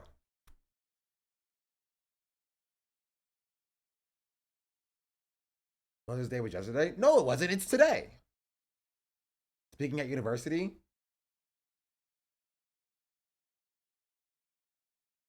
I used to get invited to speak at universities back in my day. Hey chat, we're 10 follows away on Twitch from 29.3K. So that's pretty cool.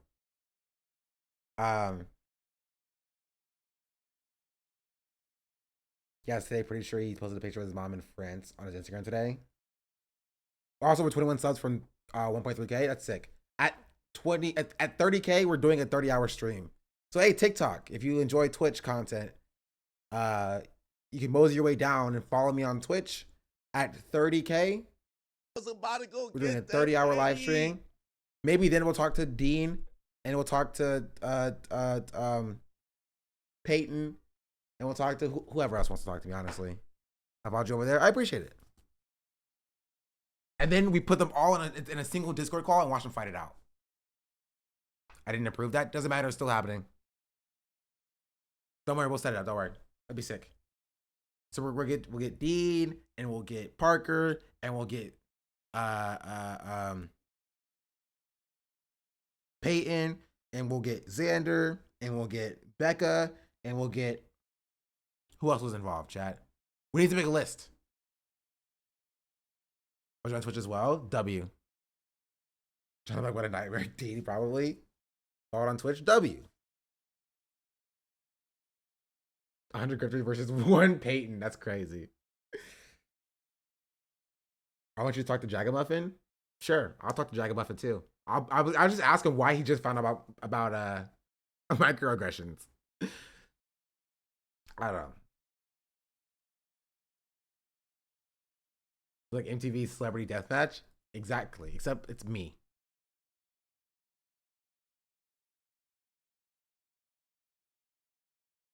Yeah, no, he hasn't made a new video yet. Minnesota weather update. What the hell is Wait, he made a video today, actually. Never mind. He's in Minnesota, too.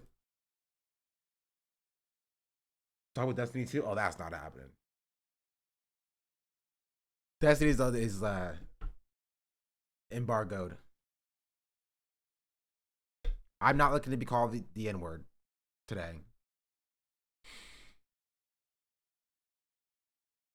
Oh, whatever happened with Tectone? This max level fight. Oh, he's talking about something else. Okay. I forgot I had his tab open.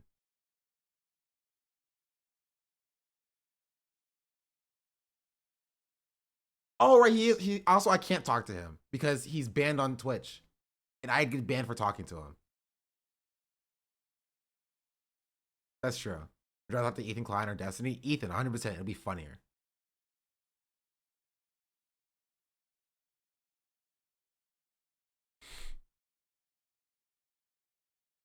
Anyway, I think that covers a lot of it.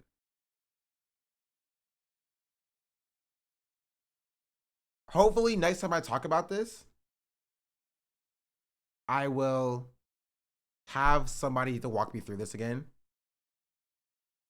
He's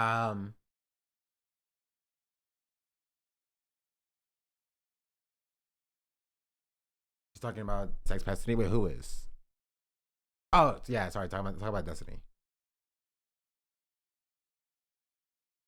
But yeah. Yeah. There's just so much going on with this. I can't believe this was happening. I can't believe this was happening while I was minding my own business. Gaming, I'm tired. I'm gonna be real. Very tired for sure. Is there any other drama that's happening on TikTok? I just didn't even break the iceberg. That's crazy. James, yeah, what's going on with James Charles?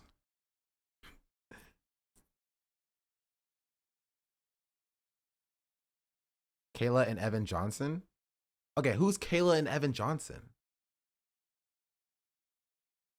Resilient Jenkins. I don't know who that is either.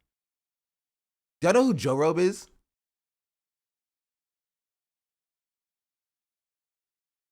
Bobby G. I don't know who that is either. That's one of the last dramas I knew before I left TikTok. Joe Robe was a thing. He got canceled.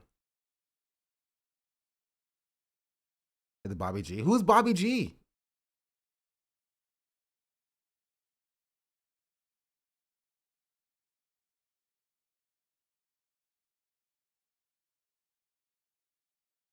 I feel like I'm missing so much. Do you ever haven't heard that name in a long time? Yeah. I'm looking up. Some dude that's always reporting people's essays without their consent. What? That's crazy. But TikTok drama is insane.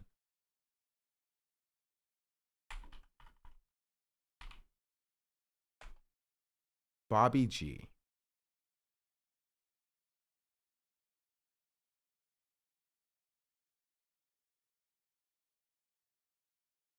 Bobby G 0313. Did he delete his account?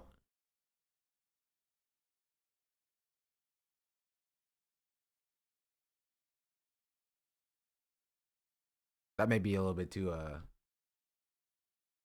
heavy. Yeah, but he's banned. Oh, then W.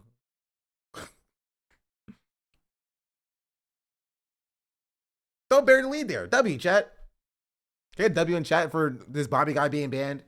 Sounds like he sucks.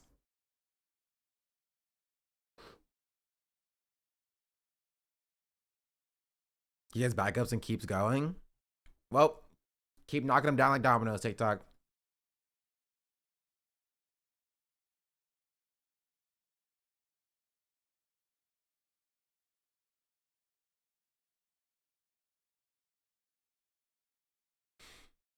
I do think I'm gonna call it though. So I want to eat food for lunch. We'll be back tomorrow, potentially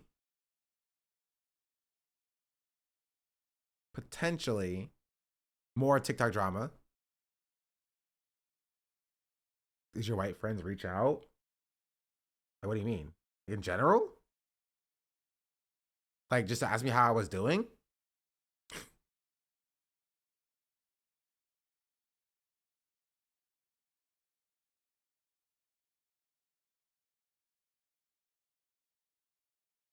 There's the AB stuff. Oh, we didn't even talk about the AB stuff. Honestly, the TikTok stuff is way more interesting than the AB stuff. Honestly, okay, for the AB stuff,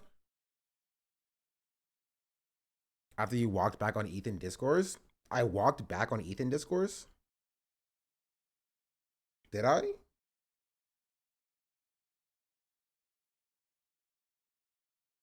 But I always stood 10 toes down on everything I said. We're losing you to TikTok. Chat just moves faster over there. It pulls my attention. Tectone thing is crazy. That's true. We're talking about Tectone tomorrow as well. Oh, I had no idea this drama and don't follow any TikTok creators, so it was fun to watch. It was interesting to peer into. You were their token? Sure. It makes you feel better. If it makes you feel better, go for it, chatter. I like to think that they were trying to bolster a young black content creator's career, you know? More than Ethan did, I'll say that. At least they didn't sig heil at me like Ethan did to a black creator. I got rid of AB on everything. I watched him live, just overdosing on copium and missing the points people were making. And Chatter accurately called him out. And he told them that they don't have a job and that they are poor. Okay, I kind of want to see that too. W Twitch shout out, say it. True. AB mostly seems like he's trauma farming, I think, which is why I don't really want to talk about it that much, because it does feel like he's like trying to farm. And that feels kind of lame, you know? Also, they'll let a minuscule creator like you around them. Hey, excuse you. I'm literally one of the top Twitch streamers in the world. Okay? Hop off my nuts. Top 2,000 in America, baby. Show me your analytics. Show me your... Wait, also, I'm a larger creator than Frogan is. I don't understand this. And I love Frogan. They get free clout from having their black friend in the room. What free clout?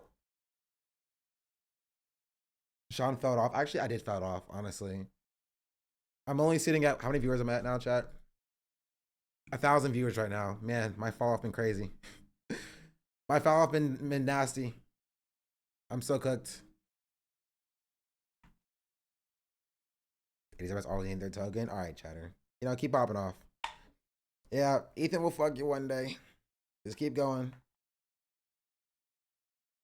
One day you'll get it. Just keep dick riding. He also said that he doesn't want to have a community that supports him if he quits because he doesn't want to be held to that standard. I don't even know that logic. We'll talk about it tomorrow. I don't know. It saddens me. AB saddens me. Not because I expected him to be better, because I didn't. But because it's just kind of just sad to watch somebody embarrass themselves, you know?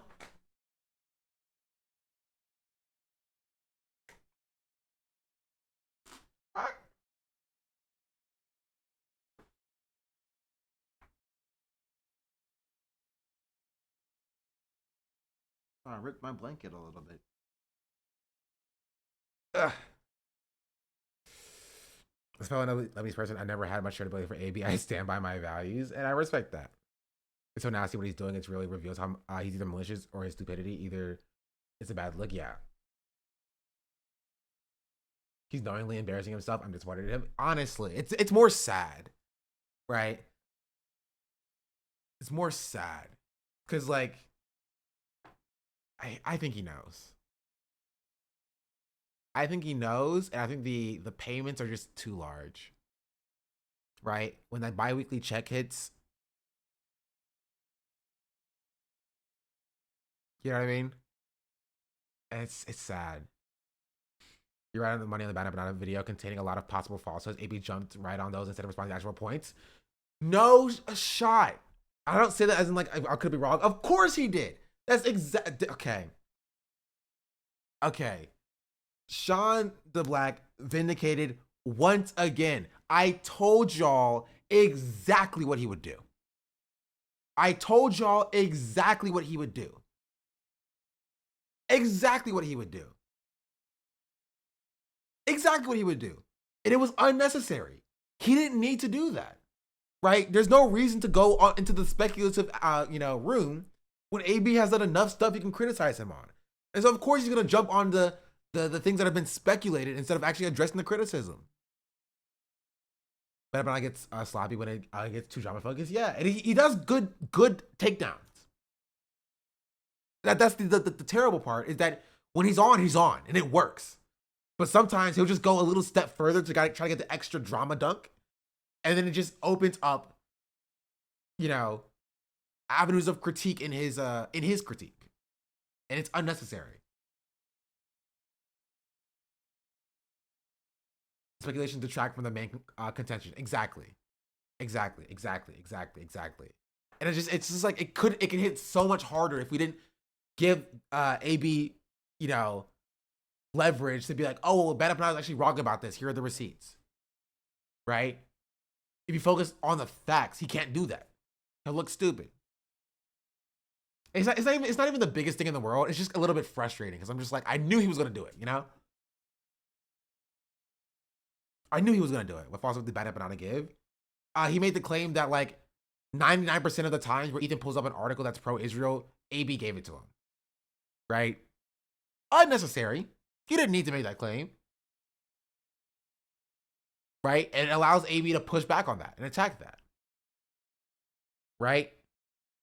Or speculating about AB enjoying being used as a shield for Ethan or something like that. Like stuff like just certain things that he about being mistaken about when he started working for Ethan. Yeah, stuff like that. Just it's like small things that you don't need to say.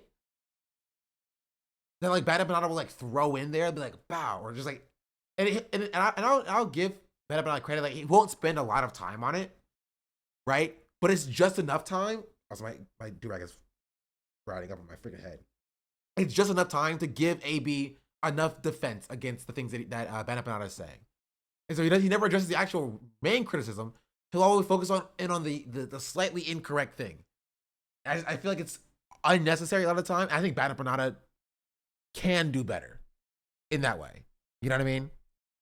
Because I know that he knows better. I know that he's smart enough to do better than that.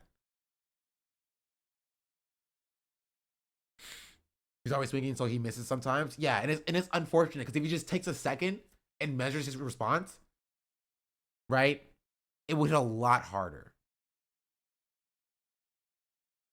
Unless you're familiar with the YouTube GDF, but if you ever want to react to more content, he makes neat and Imperial's videos, and he makes them about a video about Ethan. Send it tomorrow, because I won't forget about it if you send it now. Yeah, I agree. I think he's having fun with it a lot of time in his lives too. I understand that too. Right?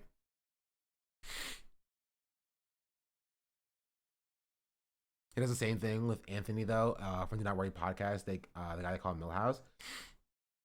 Yeah. I haven't seen Anthony do it, so I can't speak to Anthony. I've seen Bad Up and I do exactly what I've described. I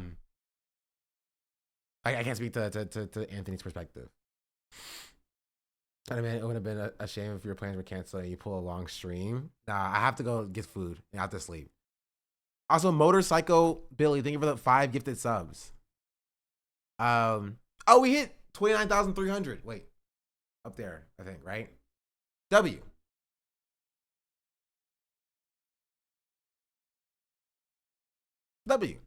We're only 700 away from 30K. But I do have to call it. So before I forget, goodbye, YouTube chat. Thank you for being here. I appreciate my freaking. I see my direct has a hole in it. My hair is too large for it.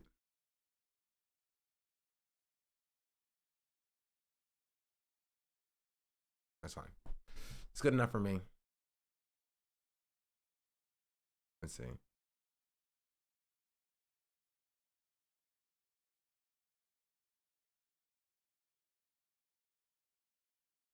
Chatter, nobody cares about you. I'm gonna be real. You have no love. You make no impact. And when you're gone, no one will mourn your death. So I'm gonna do you a favor. And I'm going to take you out of this space. I want you to go outside, find some measure of nature, and I want you to touch it. I want you to breathe in and then exhale. And then think about the legacy you want to leave on this world.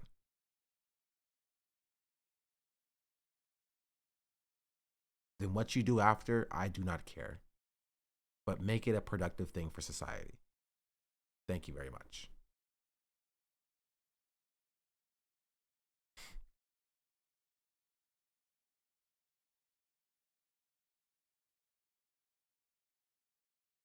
All right. Thanks for being here, chat. We'll be back tomorrow. To the live tomorrow. Yes, maybe. Depends if I have somebody to come and explain this drama to me again. Just stay tuned.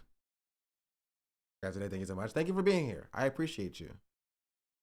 Adios. Whew. Okay, TikTok is gone, chat. TikTok is gone. Now it's just YouTube and Twitch left. Now I will say goodbye to YouTube chat.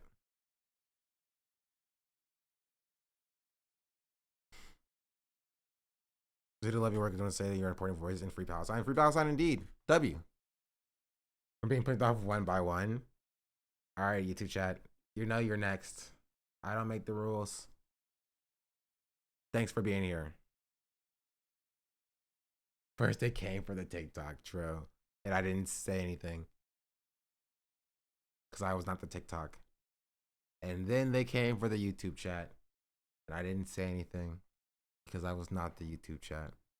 Goodbye, YouTube chat. And then they came for me. And there was no one left to speak for me. Are you on 3 platforms? I was. I can play music though. Make the transition. Transition. AB raid? Is AB live? Nah, I need to. Nah, I'm curious. I probably won't do it. It feels mean.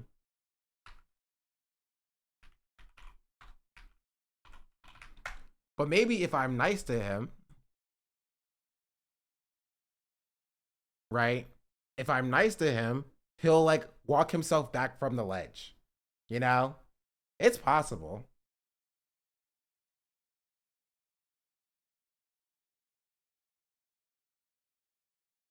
I don't think so. Honestly, I think it'll do more harm than good. I think it will do more harm than good. I'm gonna be real. If I thought it would actually do or be productive, I would do it.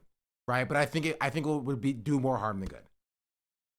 Yeah, drama frogs would ruin it. If I thought chat could like hold their tongue for 10 seconds, right? I would do it. But the drama frogs in the chat would like immediately try to like, you know, they'd pop off. Right? And honestly, I wouldn't even blame them. Right? They wouldn't even be wrong to do so. You know what I mean? So if I thought it was productive to extend the olive branch, I would do it. But also, I respect Frogan, and Frogan said AB is a lost cause, so I'm letting it rock. If Frogan would still like be nice to AB, he can be saved, I would have a different perspective. But Frogan said he's a lost cause, and so I'll leave it.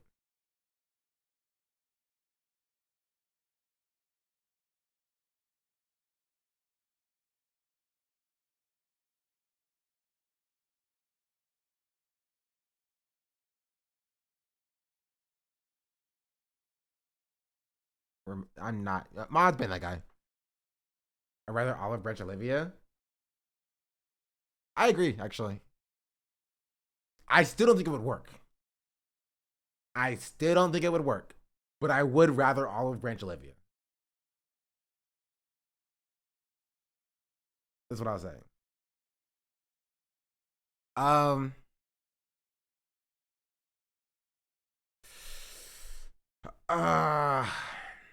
We talked about a lot today. I will say, tell your friends. Tell your friends to follow me at 30K. We're going to do a 30-hour stream, potentially, maybe, unless I quit.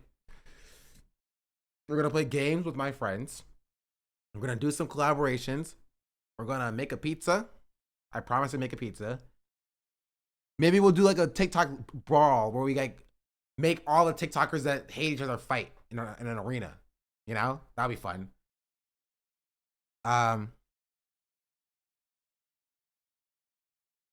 Maybe seems to have jumped into the mud. What do you mean? Deep dish in honor of the Pope? I would if deep dish wasn't gross. You know what I mean? But here. Deep dish is not gross. Where's the cheese?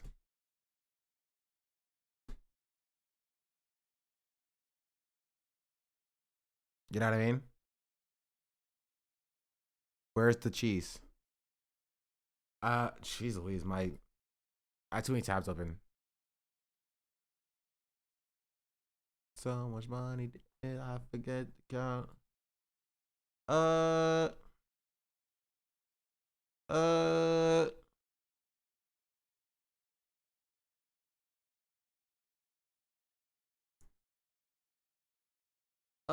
I have to pee. I got the M&M's.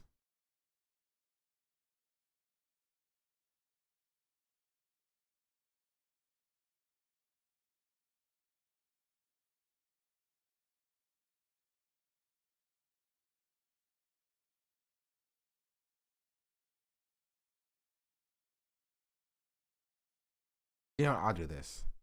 Okay, also, completely separate, right? Completely separate. Next, you know what? I won't say it. I won't say it. I won't say it. I'll bite my tongue. I saw something that was kind of funny, but I won't say it because it's mean. It's mean. No, I know. I can't. I can't. You know, I'll say it. I'll say this. I saw a creator that I was aware of before previously that used to get like thousands of viewers that had less than 100 because that creator made a very bad decision where everybody took the side of the other party involved, rightfully so. And I was just like, that's crazy, bro. One bad decision, one time, can ruin your entire streaming career if you tie your streaming so closely with your personal life. That's what I'll say. That's what I'll say. It's not Ludwig. Was it deserved? Yes, it was deserved. Maybe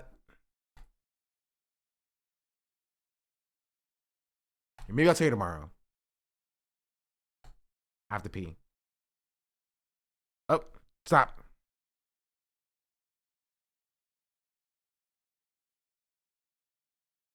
Good enough. All right, right.